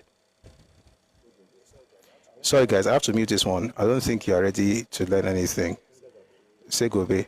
I won't block you, just mute you for like 5 minutes because your fingers are too itchy. Captain Nwobosi had reported to Lagos early on the 14th and obtained written orders from Ifajuna, commanding him to carry out the Ibadan operation. Again, this did not follow the laid-down procedure, but served as a cover. Nwobosi returned to Abeokuta before nightfall. His own unit, which was newly formed, had no transport. Therefore, he went to the 2nd Reconnaissance Squadron in the same barracks. Pretending that he had a genuine message from Major Obiano, the squadron commander, he told the squadron captain Remawa to supply him with a Land Rover and a 3-ton truck. The latter did. Before midnight, Nwobosi and his second in command were ready to move with about 25 of their batterymen. At midnight, Nwobosi was waiting by the telephone to receive the final order from Lagos to move. At about 2300 hours, a group of officers were assembled at the military quarter of Major Ifajuna at Apapa. These included the officers who took part in the planning of the coup, namely Ifajuna, Anuforo, Okafor, Chukwuka, and myself. With us were a number of young officers, captains, and subalterns who had only just been summoned from the officers' mess for the operations. I just want to read something slowly. At about 2300 hours, 11 p.m., a group of officers were assembled at the military quarter of Major Ifajuna at Apapa. This included the officers who took part in the planning of the coup, namely Ifajuna, Anufuro, Okafor, Chukwuka, and Ademoyega. Officers, captains, and subalterns who had only With us were a number of young officers, captains, and subalterns who had only just been summoned from the officers' mess for the operation. Not more than 2 of them had previous knowledge of the operation. One of these was a staff officer working with the Ifajuna, and the other was a subaltern working with Major Okafor. I stopped to say something. This tallies 100% with Oyewale's account. He's talking about 11 p.m. Oyewale was approached at 11:30. And the person who organized the coup, that's why I said all this Naira land history nonsense that they're putting everywhere, just say they are Yoruba people, you'll be writing Yoruba people name just to make it look as if they're Yoruba people that were part of it. The man is saying here that only 2 of the many young officers that were around them knew about what was going to happen. Only 2 had previous knowledge of the operation. So when Oyewale said in his book, The Reluctant Rebel, that nobody say them plan them together, that's what he was saying. the coup happened after midnight. He knew about it at 11:30, and the coup happened after midnight. Matter of fact, sorry, the same for Ganiu. How exactly was he one of the planners? The same for Oyewale. As a matter of fact, sorry, the same for Ganiu Adeleke. As a matter of fact, Oyewale said that excuse me. Excuse me. I got to drink water, please.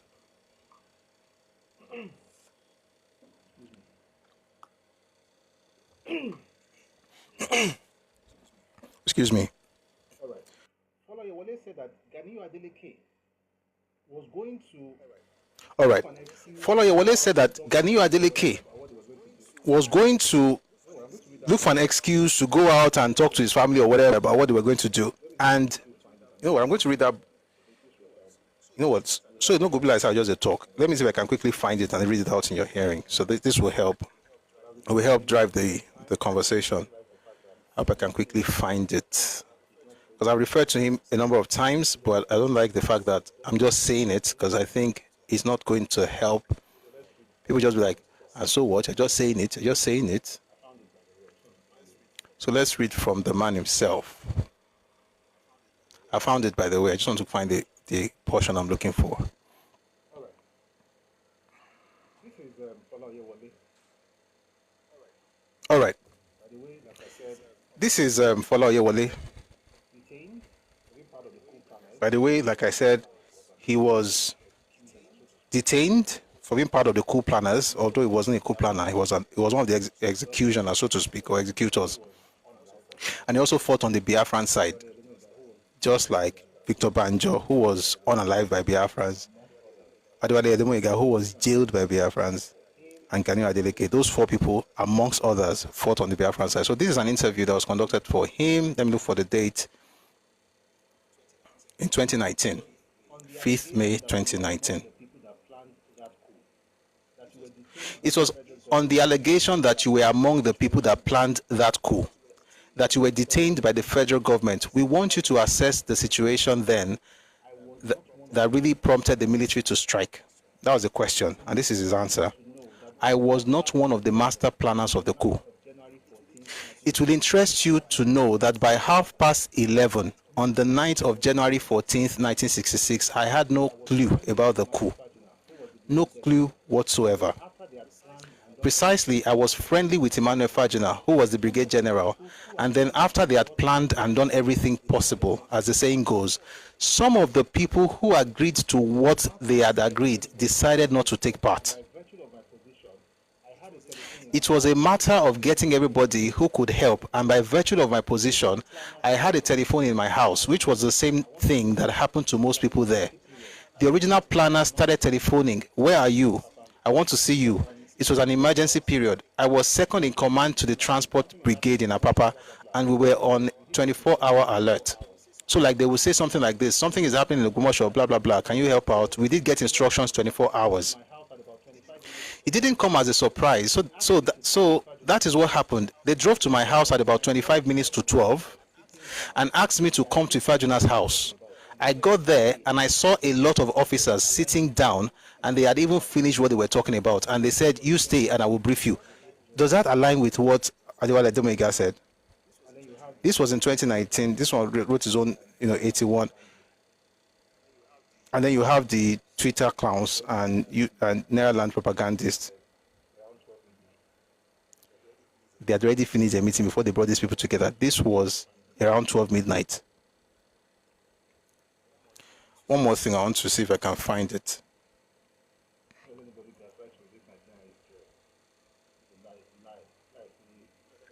Don't let anybody gaslight you with this Nigerian history. That's a lie. Like I say, be a fish, you're right. Just give me a second. By the way, if you're interested in the book, it's called Reluctant Rebel, but I'm reading his interview right now. You know what? Let's hold on for a second. Let's read more from this interview. It will help us understand this thing better, right?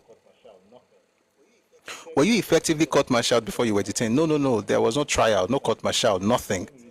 I tell you, I got picked up before 8 o'clock on Saturday morning, and a group of senior officers interviewed me. In fact, let me read it slowly. Another question was, were you effectively court-martialed before you were detained? And then he answers, no. There was no trial, no court-martial, nothing. I tell you, I got picked up before 8 o'clock on Saturday morning, and a group of senior officers interviewed me. This was not when the coup happened, this was much later. I told them what I know, and they said, go and wait. That was the beginning of it all. Another question. There's a political tilt. No, that's not the one I want to read. Remember?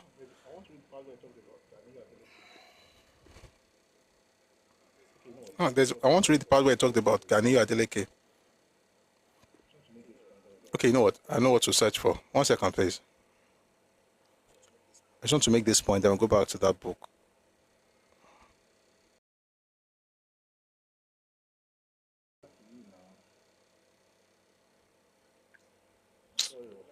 It will advert to you now. I'm sorry, I dey use internet, so sometimes with everything they jump around. I found it. You were at a point, according to your book, with Captain Adeleke, another Yoruba soldier. This is a question here. You were at a point, according to your book, with Captain Adeleke, another Yoruba soldier. Who was he? This is the answer I gave. He was a colleague. He is the one who said he wanted to consult his family and collected the family, and we were friends. We both worked in Apapa before the crisis. 1 second, there's one more thing I need to read. So he's the one who said he wanted to consult his family. I want to read to you what they said. Okay, I found that other one. In fact, this is good. Another question. No, let me just continue the answer. I was not the only one. Okay, let me read the question. Do you still feel the same perception about the coup? I mean, this is a coup that you do not know anything about, just because some people backed out and you were drafted in. Then he says, I was not the only one. There are some other people who didn't know until that day. For instance, on the night people were briefed, a colleague was in the briefing and he told them, look, I have to consult my family. They looked at him and said, okay, go and consult your family. Just by the corridor, they told somebody, follow him. Maybe it will be the first casualty of the coup. Of course, what do you want him to decide? So simple, that gentleman is still alive today. They now referred to him later and said, it's the gentleman I was talking about. When he said, we work together in Apapa. These are the people whose names you're going to find in the ridiculous lists on social media, telling you they planned the coup. I think we've made that point. Now let's go back to the book. 5:44. Okay, I'll do this in next. Whatever we're able to cover in 60 minutes, we'll bring people up, we'll share thoughts, and then we'll close the session. We'll be here again tomorrow at 1 p.m. Ife time, West African time. If you're on Facebook or YouTube, we'll be here at 1 p.m. also, but the conversation proper will start at 1:30. But we love to listen to music for the first 30 minutes because music is life. Thank you very much for your support. Please keep our tapping, share the live, and let's keep it going. We're almost done. We're on 75K on TikTok. Let's get it to 100K, please. Let's power tap and bring it up to 100,000. Thank you. And thanks to everyone who has been giving gifts all the while. Thank you very much. So let's read what he says here. At about 2300 hours, that's 11 p.m., a group of officers were assembled at the military quarter of Major Ifajina at Apapa, just like Falayewale said. These included the officers who took part in the planning of the coup, namely Ifajuna, Anuforo, Okafor, Chukuka, and myself. With us were a number of young officers, captains and subalterns who had only just been summoned from the officers' mess for the operations. Not more than 2 of them had previous knowledge of the operation. One of these was a staff officer working with Ifajuna, and the other was a subaltern working with Major Okafor. 2 officers were conspicuously absent. Oh, nice. Thank you. Thanks a lot for the galaxy. Thank you. 2 officers were conspicuously absent from the gathering. One was Major Obieno, commander of the 2nd Reconnaissance Squadron, based at Abeokuta. He had been briefed well in advance and was supposed to attend this gathering so that after the address, he would proceed to Abeokuta to bring his armored vehicles to back up our Lagos operation. It was thought that he might yet turn up, and we kept our expectation of him alive. The other was the young captain who at the first light of day was to fly in a special plane to Calabar to effect the release of Chief Awolowo. He too had not turned up, and we expected that he would do so later. Were all addressed by Ifajuna. Were all addressed by Ifajuna, who highlighted the political situation in the Federation, pointing out that the politicians had failed the people. In effect, there was nothing to follow the political chaos except the disintegration of the country, unless there were men of goodwill who would rally round to fight for the survival of their country.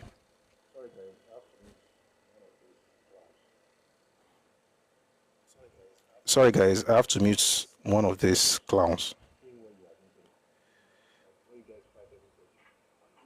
Why not just stay where you are needed? You know, like where you guys fight everybody. Let's continue. All right. In effect, there was nothing to follow the political chaos except the disintegration of the country, unless there were men of goodwill who would rally round to fight for the survival of their country. Now that the moment of action had come, it was essential for those called upon to rise to the occasion. The response of the young officers was enthusiastic and almost unanimous. Only one captain asked to be excused, but he was soon persuaded to stay. So they had fantastic plan for Awo to be moved from the prison. They gave it to one junior officer who again did not show up. But that's the person that they organized the coup because of him. That's what I was chuckling earlier. They organized the coup to make him president. But they only gave it to one junior officer and said there's going to be a helicopter. And it's a major reason for the coup. And then somehow it was absent on that day. Okay. The kind of coincidence will happen for this coup. It's a topic on its own. Everybody, they deceive themselves. I see people on Facebook. Now I can reach you on Facebook. Thank you. Ademiwa Akinyemi, Adeleke Anero Ajibade. Thank you for joining us on Facebook. I apologize. I have to do that so that they also feel like they're part of, because we're all together. We're all together. All right, let's go on. After this, officers were allocated to their various duties. Major Ifajuna and 2 subalterns were to arrest the Prime Minister. In fact, I'm going to slow down because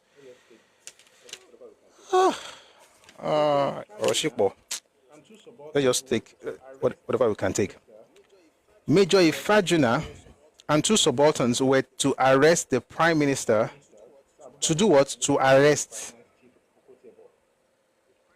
the Prime Minister, Sir Abubakar, and the Federal Minister for Finance, Chief Okotiebo. Major Anufuro and 1 subaltern were to arrest Colonel K. Mohammed and Lieutenant Colonel Unegbe. Major Okafor, 1 captain and a subaltern were assigned to arrest Major General Ironsi and Brigadier Memalari. Major Chukuka and a subaltern were to arrest Lieutenant Colonel Pam. Major Ademoyega, a captain, and 3 subalterns were to occupy and control all strategic locations of the federal capital, including the control room at Lion Building, which is the police headquarters, the P&T, that's telephone exchange, Parliament Building, the Nigerian External Telecommunications Operations Room, and the Nigerian Broadcasting Corporation. That's the reason I said his job was to be on that communication angle. This group was also to set up roadblocks at strategic locations and Major Ademoyega was to make the early morning broadcast over the NBC. Somebody asked this question yesterday. I'm reading it out right now. His job, like I said yesterday, was to make the early morning broadcast over the NBC, to say, my fellow Nigerians. That was his job. By the way, the book again, written by the same person. Police don't carry Hugo Lion building before. Why would I be surprised? Ayodeji. If I don't tell them something, they'll carry Hugo Lion building. I'll not chop you. Let's continue. As soon as the duties were allotted, we all moved to the 2nd Brigade headquarters, where troops were called out and ordered to get into their combat suits and bear their arms for internal security operations. At that time, Wobosi was ordered to go ahead. You should know Wobosi is the one who unalived the Premier of the West, Chief Samuel Adoke Akintola. So Wobosi was ordered to go ahead. A signal was sent to Enugu, ordering Oguchi also to go ahead. Arms and ammunition were issued to officers and men from the brigade headquarters armory. For transport, Land Rovers and 3-tonners were laid out and shared between the groups. Those who had no military transport were to use their personal cars. At 0200, that's 2 a.m., we dispersed to carry out our various duties. We were to reassemble after our initial tasks had been completed at the Federal Guards Officers' Mess, Dodam Barracks, so as to review our successes and reallocate duties for the second phase. The second phase had previously been arranged as follows: A, the completion of any uncompleted tasks of phase 1; B, the occupation and control of the various military units in Lagos, including the army headquarters, to effect a favorable disposition of all troops; C, immediate link up with the outstations Abeokuta, Kaduna, Ibadan, and Enugu; D, the control of the airport; and E, the initial broadcast over the network of the NBC. I took my own group straight to the P&T exchange with a view to cutting off any further use of the telephones. I ordered those at the control room to stop forthwith to link up callers, and they did. But the automatic system was not easy to put out of action. I ordered the workers to take me to the switchgear, but they led me to the basement of the building and showed me that it was not accessible to them. Imagine if a Yoruba man announces the coup, who was going to argue it was not for Awolowo. Yoruba. This one is detribalized. We're not really Yoruba like that. We are Nigerians. Okay. They'll just be using you. Anyway, let's continue. I ordered the workers to take me to the switchgear, but they led me to the basement of the building and showed me that it was not accessible to them. Therefore, I ordered the technicians to start the manual disconnection of the automatic linkages. They obeyed under the watchful supervision of a subaltern and a few of the other junior ranks. Next, guys, let me see if I can make myself stay a bit longer, because this thing is, I would have loved to. No, I can't. No.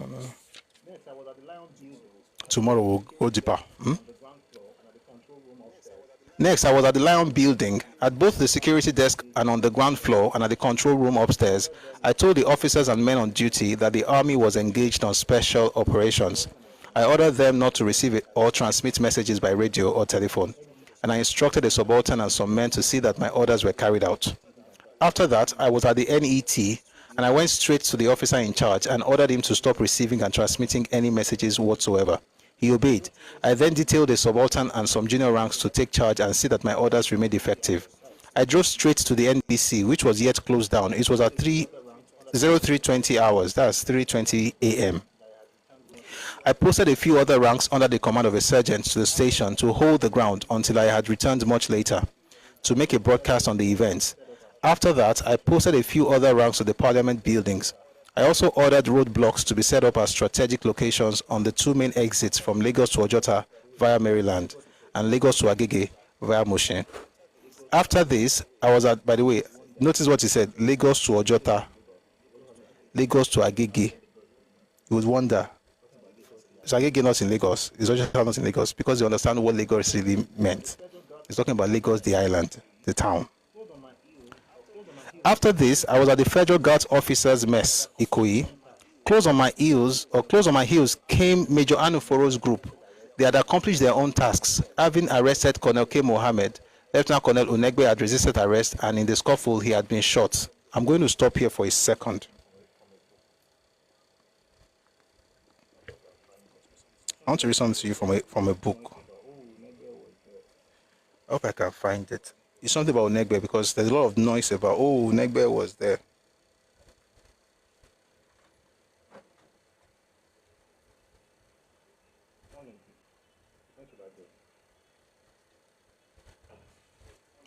One minute, please. You're going to like this. I hope it's inside this book, Shao.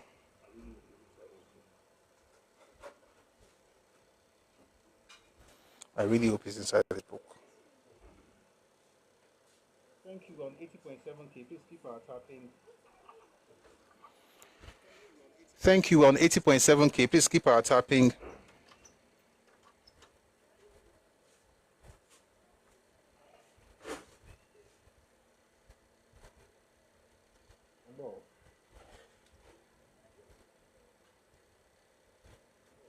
Umbo.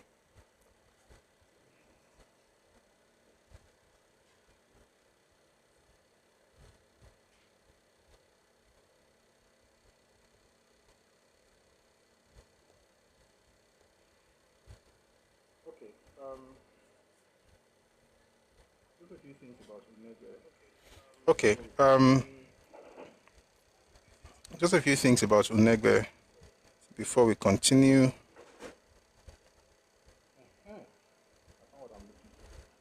It's from Go One, the biography of a soldier statesman. I found what I'm looking for. It's from Go One, the biography of a soldier statesman. I found what I'm looking for. I found what I'm looking for. This is beautiful. The biography of a soldier statesman. This is from the book Go One, the biography of a soldier statesman. It says here, Dr. Okigbo, another Igbo, quoted Mr. Green. Dr. Okigbo, another Igbo, quoted Inke Green. Guided by sorry, this is what I want to read. Many Nigerians believe that Nzogu was not guided by this is what I want to read. Many Nigerians believe that Nzogu, and I do as well, by the way, many Nigerians believe that Nzogu was not guided by ethnic bias, but was led down by his colleagues in the execution plot. The argument by Madebo that the killings of northern officers Memalari and Pam were motivated by the personal animosity of Majors Okafor and Anufuro for them does not explain why the other officers were killed. Nor does it explain why Ifajina ran off to Enugu and held discussion with Okpara well after the failure of the coup in Lagos. It does not explain why Ademoyega found Enugu a good resort, nor why Michael Okpara and Mr. Osadebe were not killed in a coup that wanted the undesirables eliminated. Were Okpara and Osadebe any more desirable or less desirable than Ahmadu Bello and Samuel Akintola? I'll come back to this, but I just want to make that point. That selling people This thing is long. I'll come back to this, but I just want to make that point that certain people were said to have unalived certain people because of personal animosity, and also that all the explanations of all the excuses you get these days is being questioned for many years. Like, why did nothing happen in Enugu? Why did nothing happen in what's the word now? In Benin, in the Midwest. We're going to get some of those answers in this book tomorrow. Tomorrow we're going to read what happened in Enugu, what happened in Ibadan. We're going to understand a bit more of these things. Even what happened in Kaduna, which is of course where the coup was really, really a success. So I'm going to stop now. I know I would love to read a bit more, but because of time, we've been here since 1 p.m., and I'm not complaining. I'm glad you've been here as well, listening. Thank you very much for your support, and thanks for listening. We're going to continue from here tomorrow at 1 p.m. Ife time, West African time. So please join us here on TikTok and on YouTube. We'll be live on YouTube as well, but you'll start hearing us speak from 1:30. All right, thanks everyone. Thanks. We're going to bring some people up now, so we're going to do the next 30 minutes, have people converse, share their thoughts, and then we'll be closing the live momentarily. Thank you so much for your support. We're on 83.6k likes. Please power tap. So let's have some people come up to share their thoughts. Hola Lucas, thank you. So if you'd like to speak on any of these things, please feel free to come up. Thank you, Grok. Thank you so much. And I hope we pick something from the whole conversation today.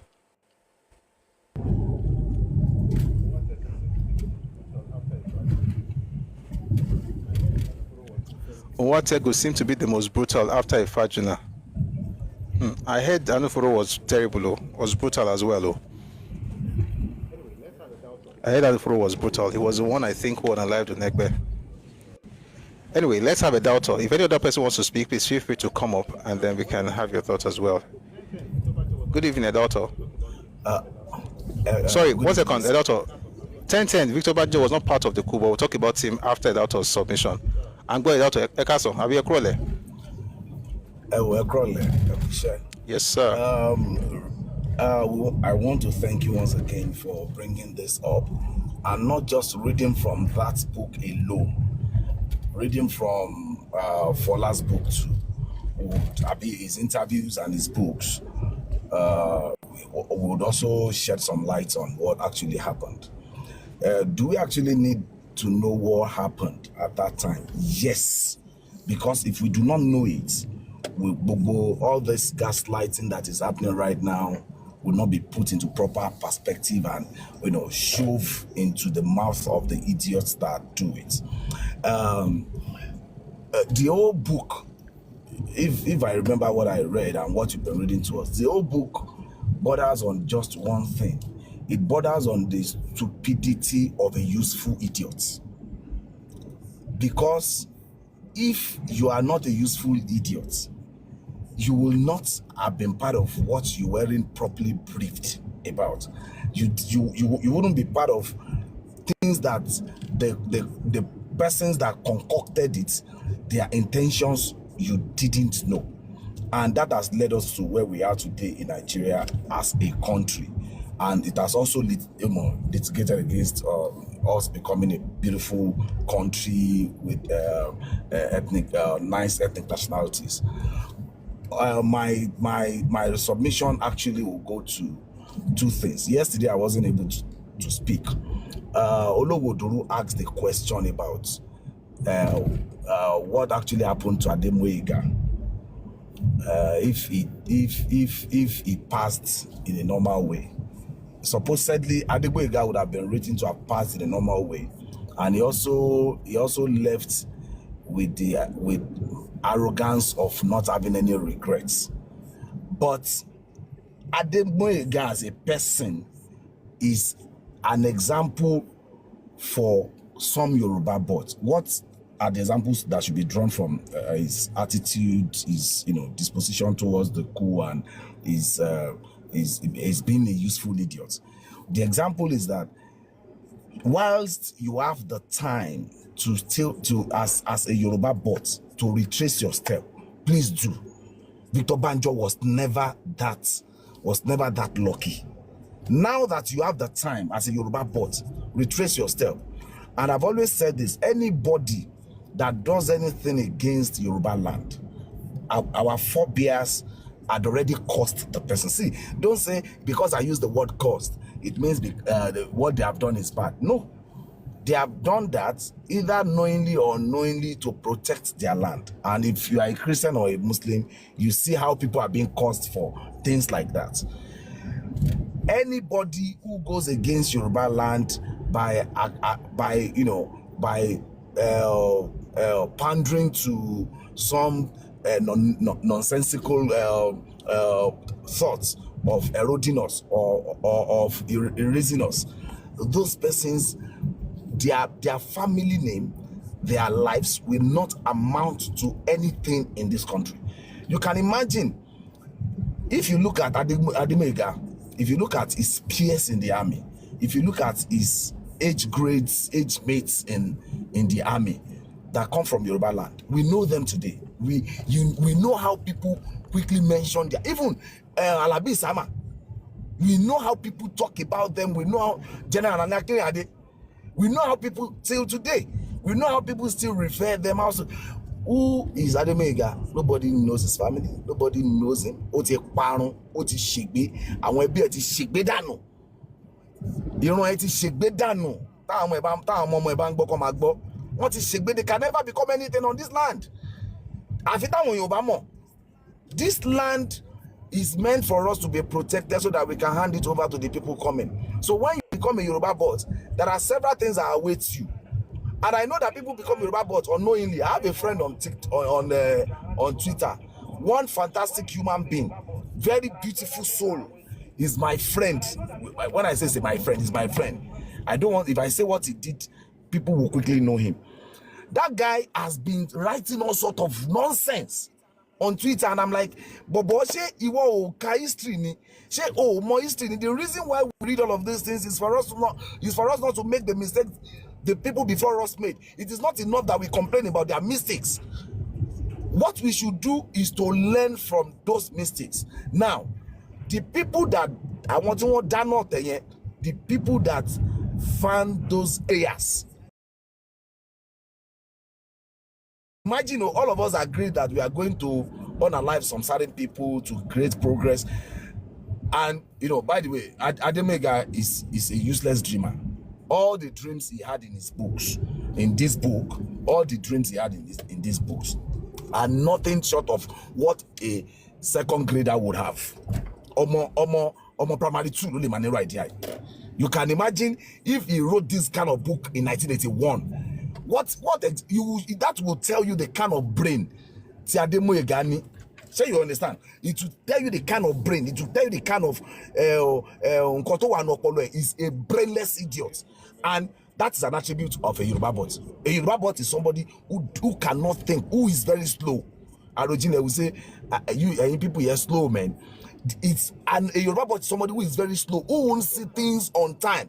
When we were telling all of them, it is not important that you support Tinubu or be anybody. It is not important that there are several other Yoruba people whose credibility and and integrity you can say, I can support them. But all of you Yoruba bots went to support one idiot, one Agulu monkey. We saw what happened at the Pope's inaugural. We saw what happened. The person that all of you have been abusing was the same person that actually let him in when he had gone to meet an equally stupid cardinal to take him. So, you will see that the brains of the people who are into Yoruba bots have not developed. Their brain is not too far away from the brains of the Igbo people that they pander to. Because àwọn méjì ẹranko kan náà jọ ni wọ́n, àwọn Igbo orí tí wọn ò fi bẹ́ẹ̀ pé, they don't have the brain to think about the future. They are not futuristic in any way, and it is not their fault. Ẹ jẹ́ kí n délẹ̀ má bínú, màá fún yín láyè tí it is in their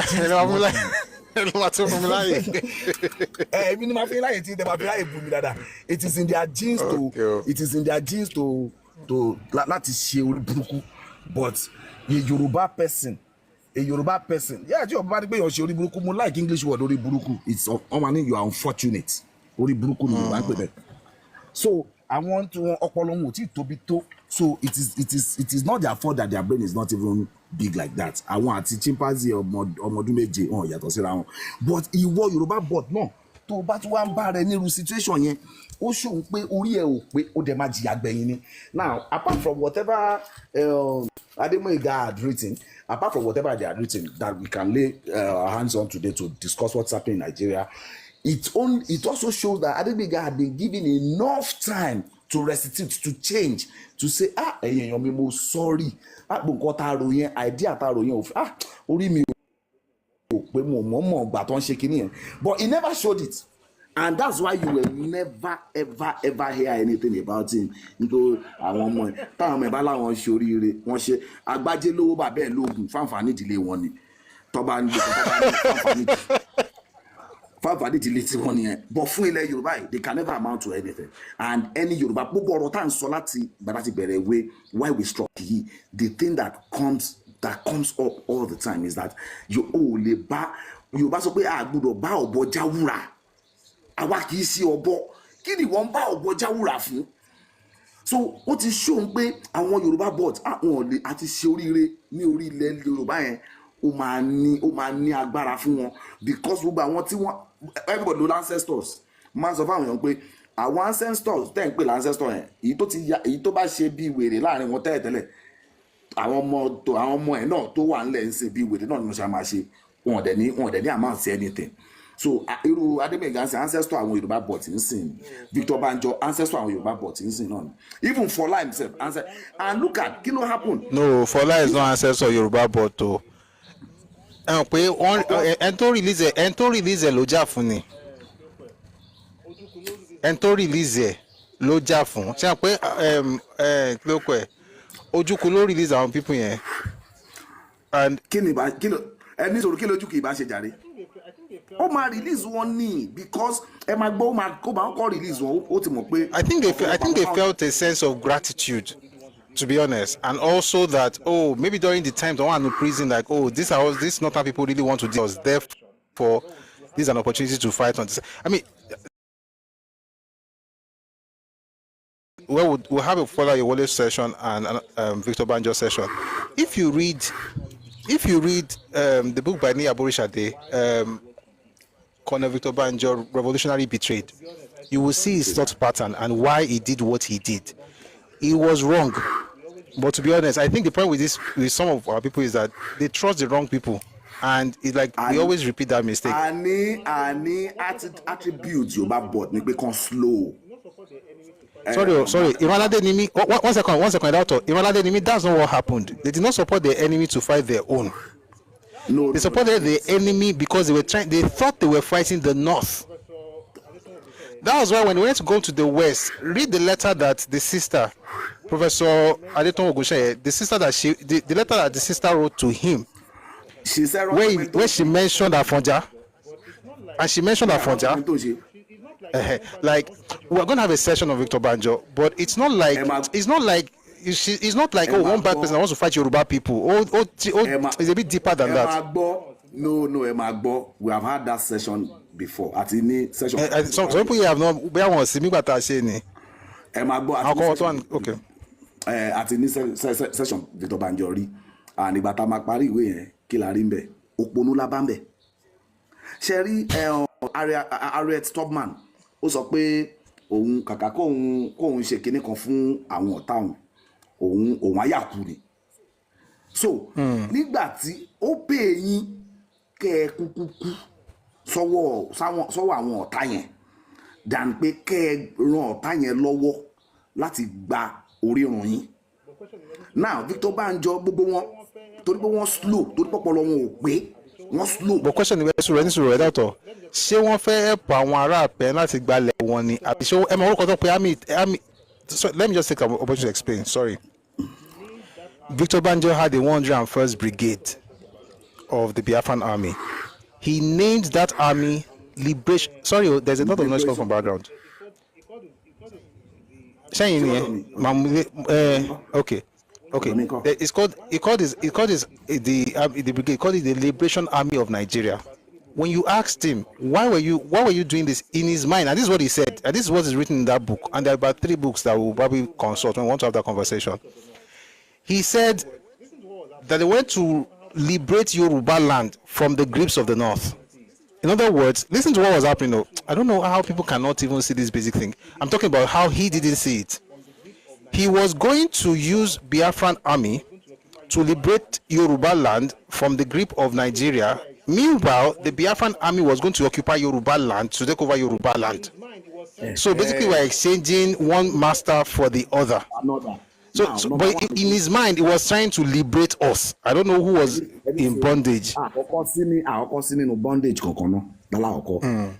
àwọn Fúlàní òde wọn ń ṣe wọn ti ẹ̀ lágbára lórí wa rárá ń gbà yẹn tọ́mà tẹ̀sí wà. ẹ̀wọ̀n kan wọ́n disturb south western region gan ohun tó ń ṣe pẹ̀lú Akíntola ń gbà yẹn gbogbo bọ́n ṣe jẹ́ kí Akíntola sit tight as premier. Zik ló ń kọ́ wọn ní gbogbo yẹn gbogbo wọn they were tools in the rate àwọn Hausa ṣá rate wọn they are very very politically savvy o. no kò ní pé mi ò rate wọn o ṣe mọ̀ pé èèyàn tá bá kọ́ níkà tó ṣe ó ti ní tinú ẹ̀ tó fẹ́ ṣe tẹ́lẹ̀ ni o àwọn fún ara wọn wọ́n ti wò pé táwọn bá ti ju láwà ní orí àwọn yẹn láti Sokoto ó máa land sínú bar beach ni nǹkan tó ń rò nìyẹn so they are looking for a useful idiot from another angle láti ṣe nǹkan tó fẹ́ ṣe yẹn now wọ́n rí Zik ok tẹ́ bá bọ́ ṣe form government kò yẹ kí Hausa kúkú wà ní government yẹn gan sef ṣèbí Zik ló fa àwọn èèyàn lẹ̀ lásàbà tó sá lọ sí Kano tó lọ form government pẹ̀lú àwọn Hausa pẹ̀lú àwọn Fúlàní so wọ́n ti rí pé òkè dìdìrín làwọn ará tán wá láti ìsàlẹ̀ ń bẹ̀ yẹn wọ́n ti rí pé àwọn tán wá láti east nítorí wọn ò fi bẹ́ẹ̀ pé báwo làwọn ṣe fẹ́ dì pẹ̀lú àwọn tán wá láti west Immortal Awo nìkan ni kò mọ̀ kò kí ẹ̀ láti dì pẹ̀lú anybody òun tiẹ̀ fẹ́ liberate everybody ní tiẹ̀ ni òun liberator lòun tiẹ̀ kò òun ò rí òun ò rẹ́ anybody àsọ̀tá so nǹkan tá à ń sọ bọ̀ ni pé gbogbo àwọn tá à ń darúkọ yìí ẹ̀ rí i pé mentality wọn slow ọpọlọ wọn slow and ọpọlọ àwọn Yorùbá bot láyé tá a wà ń sìn bó ṣe rí exactly nìyẹn now Victor Banjo nínú sàárè tó bá wà ń sìn á máa bú sẹ́kún ni ẹ wo bàbá Banjo Ayọ̀ Adébánjọ náà ẹ rí i pé Banjo yẹn náà nǹkan kan náà òpònú kan náà jọ làwọn méjèèjì ṣe é pé nǹkan táwọn náà. Ẹ̀dàtọ̀ you have 30 more seconds ẹ fi bàbá lẹ̀ bàbá ti lọ ọ ti sùn rèébi tán wà 30 more seconds. wọ́n bá sùn rè òun lọ yóò nǹkan jú ọlọ́yọ̀ rèébì kan ẹ̀ ń bá lọ ọ̀run tó lóun fẹ́ òun ò ní pẹ́ ń bẹ̀ yóò bọ́ ọlọ́run lé ọlọ́run ò travel lọ bì kan tó bá wọn kan sùn tó bá wọn kan máa sùn rè nǹkan tó dálẹ̀ sílẹ̀ Yorùbá òun láṣẹ rán lọ́wọ́ sí òun ni pé Afẹ́nifẹ́re is for everybody nǹkan tá à ń sọ ni pé ìwé tá à ń kà yìí is about Yorùbá bot ó ń sọ nǹkan tí àwọn Yorùbá bí mindset àwọn Yorùbá bọ̀ ṣe rí ó ń sọ fún wa bí mindset bí ọpọlọ wọn ṣe tó ọpọlọ wọn ó dàbí ọpọlọ dinosaur bí dinosaur ṣe máa tóbi tó rí ọpọlọ ẹ ó máa dàbí Haúsá ni bẹ́ẹ̀ lọpọlọ wọn ṣe rí so ìwọ tó bá jẹ́ Yorùbá bot àwọn ni mò ń bá wí ń pé ẹ lọ tún ẹ̀dọ̀fóró nu yín àti gbogbo nǹkan tó wà nù yín àtọkàn yín ẹ lọ tún gbogbo wọn ṣe meeting pẹ̀lú ẹni tó bá jẹ́ Yorùbá bot ìgbẹ̀yìn ayé wọn kì í dá òun ni mo fẹ́ sọ ìgbẹ̀yìn ayé wọn kì í dá gbígbẹ̀yìn ayé Banjo ṣe dá tí Adémóyègá náà ò dá tí gbogbo wọn náà tán kúkú ìyàtọ̀ kúkú òfò tí wọ́n mọ́lé síbi tó yẹ kọ́. let's not go that extreme. But I get the point. ẹ máa go extreme tí wọ́n bá go extreme ni kò ní sí àwọn ilẹ̀ tá à ń sáré lọ léde àwọn Arab ò ní sílẹ̀ ni àwọn Jew ò ní sílẹ̀ ni àwọn Europeans gan ò ní sílẹ̀ tó bá go extreme àwọn tí wọ́n go extreme ní Australia àwọn Aborigine Australia àwọn go extreme àmọ́ ibi tó wà lé ni àwọn tí wọ́n go extreme ní Canada àmọ́ ibi tó wà lé ni àwọn tí wọ́n go extreme ní native inhabitant America àmọ́ ibi tó wà lé ni àfi kí gbogbo wa ká go extreme gbogbo everybody ló wà needed àtàwọn oníwà pẹ̀lẹ́ o àtàwọn oníjàgídíjàgan láàrin wa gbogbo wọn ló wà needed nǹkan tí mò ń sọ ni pé gbogbo Yorùbá bot orí yín ó pè. ẹ ṣeun thank you very much for that submission ibi tẹ hang ẹ sí yẹn náà dá we're gonna have the final speaker for the session that will be Just Becoming. Good afternoon abi good evening Just Becoming. I don't want to say anything on what the doctor has already said more just leave it like that. Just Becoming, good evening. Again, Olotu. I want to reiterate what I've been saying. Majority of these people won't treat the problem will be Nigerian problem. And when you treat the problem like, oh, Nigeria has a problem, you look for solution for Nigeria as a whole. You're treating the entire ethnic groups. You treat them like one Nigeria. And that is where this problem is coming from my own point of view. So I'm trying to plead to Yoruba people that are listening now, if you have not yet changed your mind, that you have to start seeing Nigerian problem from your own ethnic point of view. That kini ile Yoruba need, ilo nṣẹlẹ̀ nílẹ̀ Yoruba, kila fẹ́ fix nílẹ̀ Yoruba, so that a lè jà fún ẹ̀tọ́ wa. Because the ban try láti máa fix Nigerian problem, we will be stuck. Because nǹkan tẹ́mi need yàtọ̀ sí nǹkan tí Hausa àti Fulani need. Nǹkan tí ẹni tó wà ní ìjọ ẹni tó jẹ́ ìjọ tó need ó yàtọ̀ sẹ́ni tí ó jẹ́ ìbíbí ò need. Even thief ó need nǹkan míì nǹkan tó fẹ́ yàtọ̀ sí tiwa. So we have to think about what we need, because if you have to remember that we were forced into this country. Kì í ṣe ìlú wa gangan. wọ́n force wá sí ni orúkọ tó tiẹ̀ fún wa gan àmọ́ túmọ̀ orúkọ náà we don't know the name à ń gbé identity hàn fún wa ẹ wo àmọ́ because it's not our language identity tó ń gbélé wa lọ́wọ́ kì í ṣe identity àwọn babaláwa fún wa nìyẹn so we have to think about our own problem anytime now you want to fix anything in Nigeria Yoruba problem ní kẹ́ máa dojú tì and look at the north they demand for what they want because they know what they need. They are always assertive about what they want to do with their space, their civilization, their culture. Why can't we do the same? So we have to fight for what we need in Yoruba land. And we need a lot of things. Thank you very much. Thank you very much, Just Becoming. My battlefield, I tried to bring you up, but I think maybe it was a network or something, but I'm glad. If you're able to come back up, please feel free to do so, and then we'll see if we can have you speak. But let me just thank everybody who has been here today. It's been a fantastic session. I enjoyed every bit of it, and more so because we're able to sort out the old, Facebook and YouTube thing, which I'm very happy about. So please, if you have maybe certain people who don't use TikTok, but they use Facebook and Twitter and YouTube, just say them to go to Busui Oris on Facebook. And also, 1 second, please. Busui Oris on Facebook and also on TikTok. And also on YouTube. They'll be able to join and listen to the things we're doing here. Also, we have content here on TikTok and also on YouTube. The basis for all of these things I'm going to tell you after the last speaker for today. Please don't send requests, please. I have to go, as soon as possible. Meanwhile, the daily thing, I'm going to ask you a question once this last speaker is done. Let me just ask you now so you can tell me when it's done. These daily shows are actually, because I have to edit and do everything afterwards, it's a bit difficult to have the long form content where I'm able to just sit down and talk for 40 minutes. The reason is not that I cannot write the script and have the recording, but the editing of that one is also going to need a lot of time. So I'm thinking maybe we'll be doing it once in a while, the long form thing, because of the editing that it entails. So for instance, we put this out on TikTok in the morning, we have to edit. In the evening, it has to go on YouTube, So essentially, I'm just thinking, if you guys don't mind, that the long form content will be probably once, maybe, because this is a lot of work, by the way. All the equipment we bought for that stuff, we're using it for this one as well. So, we're on point. And by the way, there's a lot of traction. We're getting traction on YouTube. People are seeing this stuff. Although, with the long form content, I like to have, extra, write the text out, put the image of the book. If you notice in the last few days, I've been showing the book itself. I'm doing that because, if I'm able to do the old editing, we can at least do that now. So if you're not seeing the 1 hour shows, it's because of this daily thing. It's difficult to be able to, almost impossible, but it's not impossible. I'll eventually find a way around it. I'm just telling you that from time to time, the 30 minutes, 40 minutes, or 1 hour stuff, I don't mind.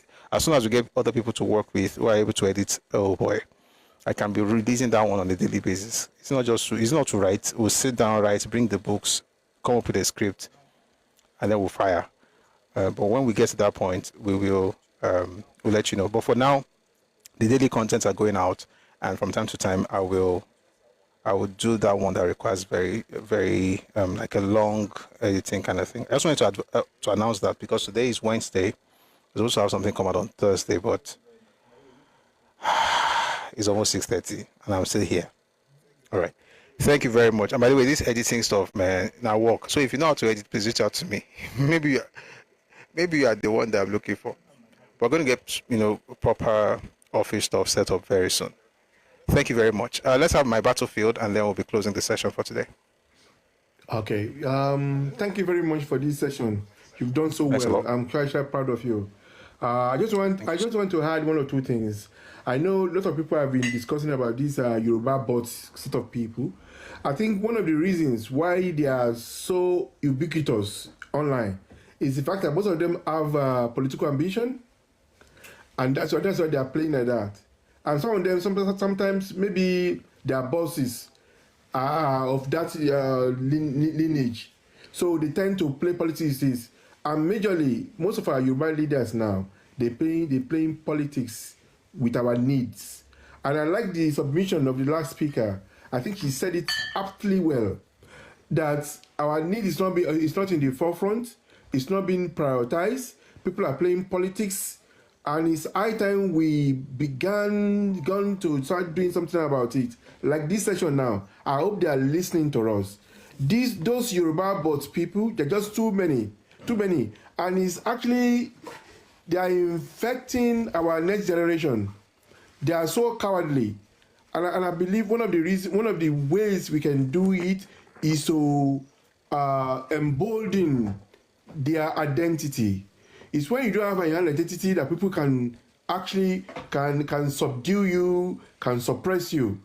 Our children need to be emboldened. Being tribal, politics is tribal and it's local. Being tribal it hasn't got. I mean, it's not negative, although it has its own negative connotation. But people need to stand up. Our children need to stand up because they are in the midst of those people. Even at work, I couldn't believe it. When people be challenging me, Yoruba people be challenging me to something that is so obvious, and I will show them. They wouldn't believe it. I said, this is the book. This is what Ojukwu wrote. This is what Azikwe wrote. They say, oh, no, you are the one interpreting it. After I explained, I just okay, you know what? Let me just keep quiet. I'm not going to say anything. That's one aside. Another thing, I think the fact that Ojukwu was pardoned stupidly, it was so bad, and that's why it's giving right to these people. And I am up to say, even the militants in the South, what I understand what Yar'Adua was trying to do because they were pardoned. That's the people the IPOB now they are referring to it well. The IPOB too are pardoned. They are pardoned. The same thing the Aramists in the north. They say, oh, after all, Yar'Adua pardoned this. I think we need to stop all this not rubbish. Whichever finger that offends needs to pay for it. And I'm surprised that the Lagos State government has not deemed it fit to actually sue Nnamdi Kanu for what he did. For what he did. And I'm so surprised. They should have stood him because he burned a lot of things in Lagos State by incitement. Yeah, they should have stood their ground. Look, it was our own things he burned. And the major thing he burned that pained me was City Hall. City Hall is where we have our birth certificate, everything from generation to generation. So that tells you that it was intentional. They knew what they were doing. And I believe, and I'm speaking to some people, if Nnamdi Kanu should be let go, we will sue him again. We will pursue him. That guy needs to pay for it. I need to pay dearly.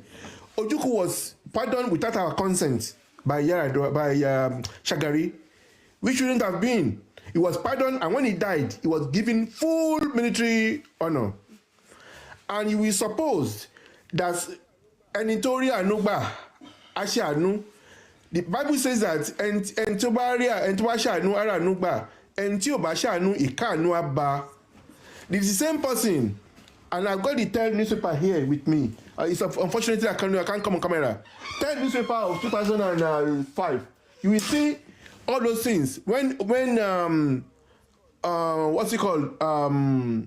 Ojukwu was asking Abacha to buy MK Abiola. You will to hang Abiola. I didn't want to use that word because of this thing. So you will have thought, oh, Entora Anugba, Asha Adesha Anu. But it was so, that tells you the heart of that man. He shouldn't have been pardoned. And that's what's giving rise to Kanu now. And I thank God that is a record for his own silliness. I'm so glad that we can prove it. Before, I used to circulate those, what do you call it, the NSAS broadcast. But nobody seems to notice. I circulated it so much, and I'm so happy people have taken notice of it. Thank you. Thank you so much for your session. I actually appreciate you. Continue doing your work. Thank you. That's my submission. Thank you. Thank you very much, sir. Thank you. I really appreciate your submission. Anolori, very true. So, two things, City Hall and then the new lab, that forensic lab that they burnt down. And by the way, the guy was everywhere talking as if he was the owner of the country. Burn everything down. How many policemen have you killed? I'm like, who is this person? That's the freedom fighter.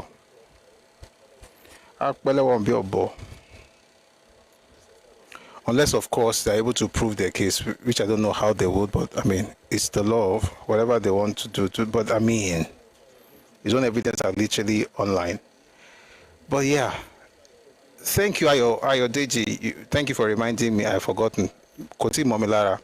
So please, the account number is up here. If you want to support what we're doing, please feel free to use the details. It's GT Bank and then 016185103. So please use the details and kindly send me a message so I can acknowledge, your support. So that would be on TikTok, Facebook, or my email, or you can use Telegram at Busui Oris. You can reach me directly, and then I want to be able to thank you personally.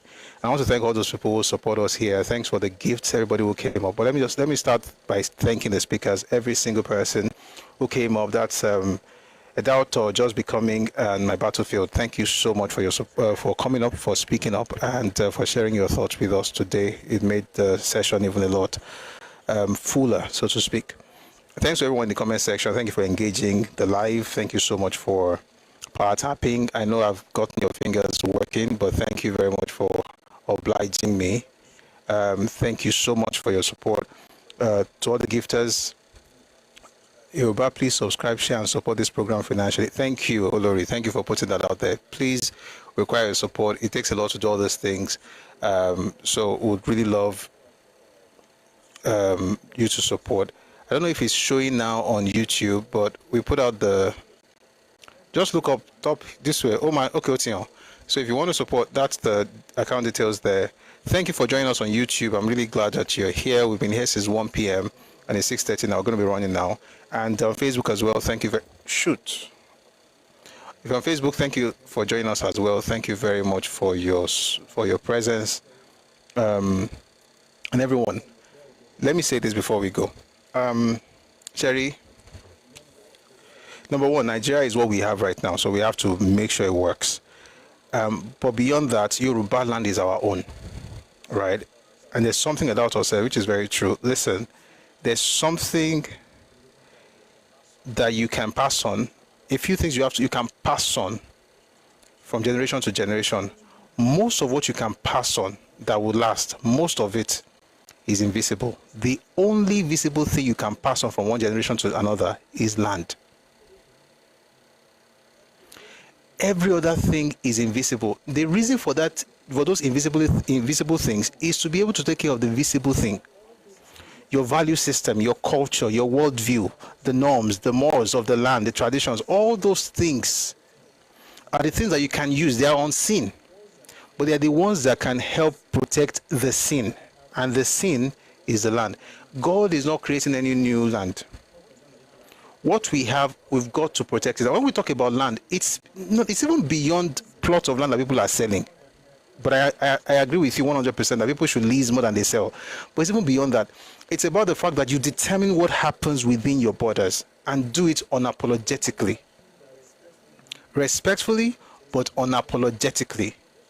And for those people who assume that respect means weakness, then you can show them what strength means. And we're saying this because Otide Point Ekpe, the younger generation will be lost to this thing in the name of One Nigeria. By the way, the people who shout for One Nigeria the most in your land, they are the ones who guard their spaces the most in their land.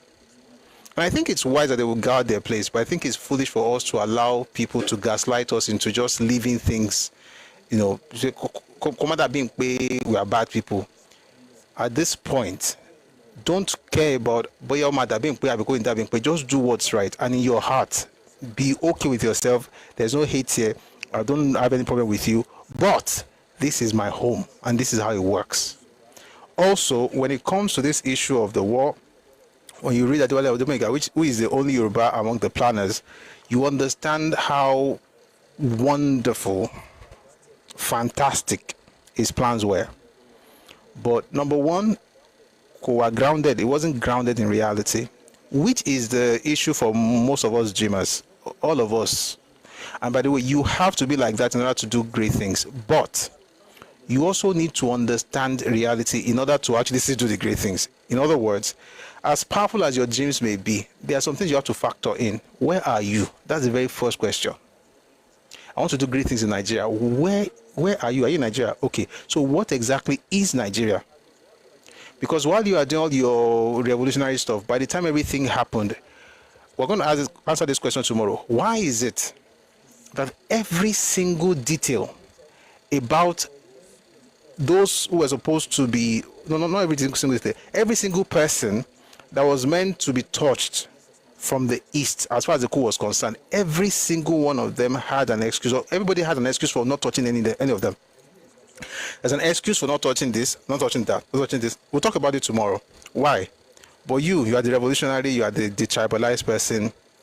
They'll commit all these atrocities in your land.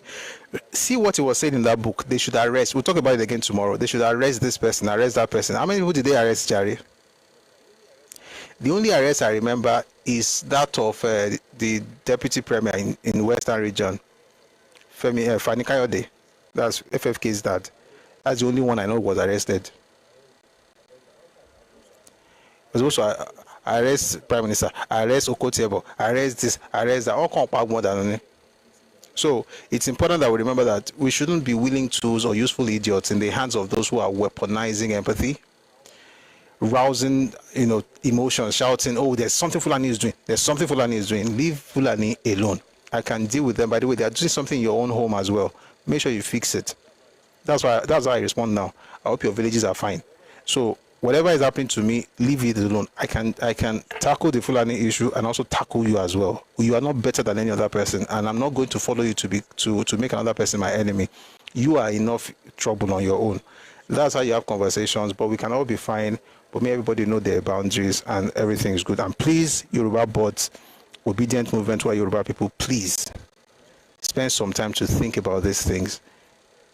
Think about these things. Be fair, be just, be equitable, but be wise. Don't be used. All right, that's about it for today. I want to thank everybody who has been to this session. A success. We'll play the anthems before we go. Normally we play the two anthems. Again, thanks to the gifters. Thank you very much for your support. If you want to, support what we're doing here, there's a bank account here. Please reach out to us through that, and also let me know if you do when you do it, so that I will be able to acknowledge your gift personally. All right, we're going to have the anthems now. We have the Nigerian anthem and the Yoruba anthem. This we do every single day. We meet here Mondays to Fridays, 1 p.m. Ife time, West African time. So we'll be here again tomorrow. So please join us on YouTube and Facebook. Join us as well. We'll stream from here. Was FFK father not an NCNC member? No. It was was he? No. It was in NNDP. Was working with Akintola. All right, here's the Nigerian anthem. Sorry, I don't forget. See, I still have to put on some things. 1 second, guys. We're all we are. We defend our land.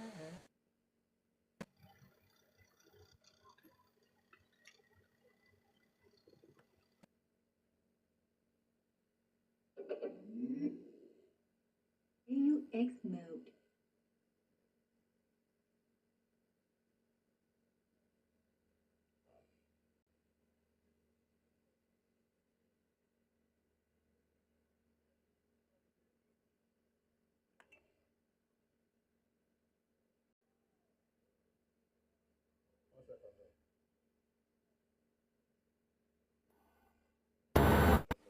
One second, though.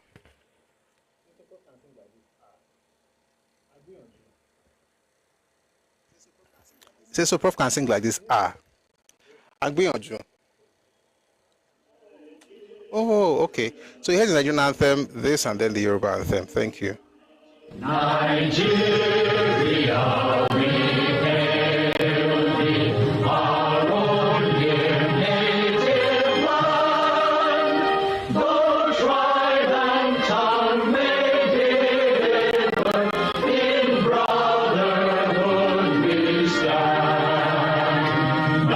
Nigerians old and proud to serve our sovereign fatherland.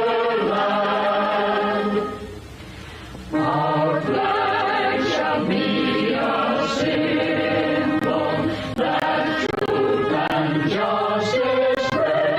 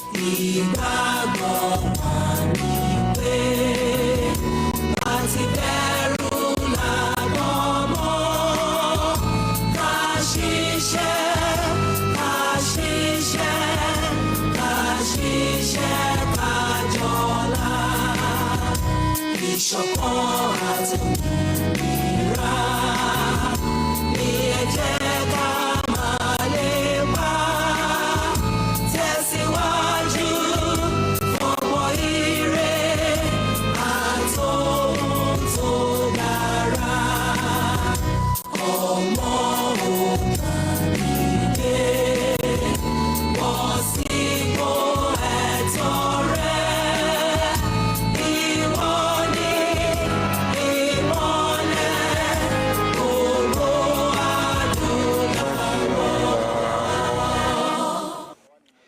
Awani Mole Ogo Adulawo, thank you so much for a wonderful session. I'm trusting God that Ile Yoruba Dara si Ile Yoruba Gbewa, Nigeria no Ada.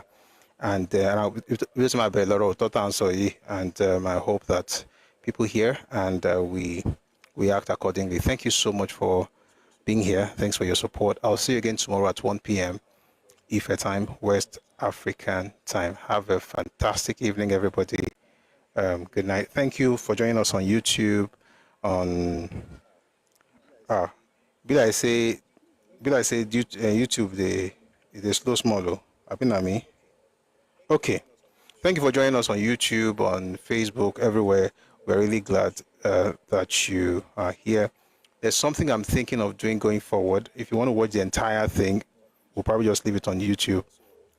So as we are streaming it now, but we'll be cutting, of course, part of it that we'll always put as short. The 10 minutes here, 3 minutes there. We want to watch the entire thing, and that's why I'm also saying that when people come up to speak, let's also try and censor some things, because right? So every time people go there, they'll be able to see it. So please, let's remember that. So from today, we'll just leave this thing on YouTube. And so if you want to refer to it again, of course, the quality is also quite good. The way we did it is actually quite nice, so it's going to work. But please, let's make sure that when you come up, John Tolo, America, I say yo, right? Thank you very much for a fantastic session. I really appreciate your presence here. I'll see you again tomorrow at 1 p.m. We'll continue the book, Why We Struck by Adewale Ademoyega. I see a lot of things to uncover here, and we'll do all of that tomorrow. Well, whatever we can do tomorrow. Eshio, Odaro, God bless you. Release album, Album. Album orin le waste gbogbo kini o ye. I have a plan, though. I have a plan. Say woman like him for stage productions, movies. I won't know around back. Akasha ma wo, kama wo. A jáde lọ́jọ́ kan. Gba to ko síbẹ̀ pé ṣé mo ipe àwọn ko mo mori kan pé Wọ́n mọ̀ ni, ọmọ ge baba music to ni baba. Ọmọ. Àwọn tí ọ̀rọ̀ tá ń sọ ń bí a fẹ́ kí gbogbo àwọn ọmọ Yorùbá kí wọ́n gbọ́ ni. Kò sí torí ẹ̀ ọ̀pọ̀lọpọ̀ ẹ̀ à ń sọ Yorùbá káwọn ọmọ Yorùbá lè gbọ́. Kò ń ṣe pa ní pé kẹ́nìkan kan kórìíra ẹnìkan. Ṣùgbọ́n ẹni tó bá kórìíra èèyàn o nílò láti fẹ́ràn ẹni tó kórìíra ẹ o. Nítorí pé tí kìnìún àti àgbọ̀nrín kí àgbọ̀nrín máa bá kìnìún ṣe ọ̀rẹ́ látèní dọ̀la, ìyẹn ò ní pé kí kìnìún má pàgbọ̀nrín jẹ o. Ìyẹn ò ní kí kìnìún má pa. No matter how much friendship the sheep have for the wolves will still devour the sheep. That's the point. Absolutely. So sọ pé kẹ́nikẹ́ni kó kórìíra ẹnikẹ́ni. Nǹkan tá à ń sọ ni pé ẹ jà fún ilẹ̀ yín, ẹ dúró fún ilẹ̀ yín. Nígbà tí àwọn Àfọ̀njá ń ṣe nǹkan tó ń ṣe. Yeah, that's all. Yeah, 30 seconds. Wọ́n fẹ́ dì pẹ̀lú àwọn individuals kan ni lójú ara wọn. Nǹkan tí Àfọ̀njá ṣe òun ni Victor Banjo ṣe pé a máa liberate ilẹ̀ Yorùbá lọ́wọ́ àwọn Fúlàní. Ilẹ̀ Yorùbá ò sí lábẹ́ ìdè ẹnìkankan nígbà yẹn. Fún nǹkan tí ó wá lọ kó àwọn Ìgbò láti fi liberate ilẹ̀ Yorùbá. Òun náà l'Àfọ̀njá ṣe tó lọ káwọn jẹ̀mọ́ láti máa bá àwọn Yorùbá ẹgbẹ́ ìjà. Nígbà tí àwọn Yorùbá tó yẹ kí wọ́n jọ parí ìjà tó bá wà láàrin ara wọn. Nǹkan tá à ń sọ ni pé ẹ dìde fún ilẹ̀ Yorùbá, ẹ jà fún ilẹ̀ Yorùbá. Ilẹ̀ Yorùbá kò ní bàjẹ́, kò dẹ̀ ní parun. Amiashe, thank you very much, Adalto. Thank you so much, and thanks to Just Becoming. Thanks Olori, Prince 577. Gbogbo into the comment section. Modupe Omoba. God bless you. Have a wonderful evening. Twitter, Facebook. that Twitter thing I'm still thinking about. But I think we're good with Facebook and YouTube. Let me just try and get used to this one first, and then we'll see. But I think we're good, really, to be honest, because it's more video than anything else. You're Yoruba musician, Prince. Okay. Anyway, we're here. Thank you very much. We'll see you again tomorrow. Have a wonderful evening, and we'll talk at 1 p.m. tomorrow. Esheo, Odaro. Abo. Odabo.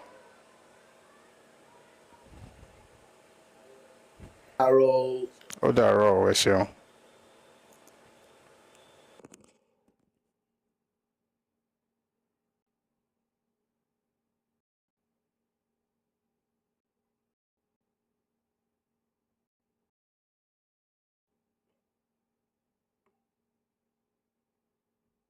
En ataque de la de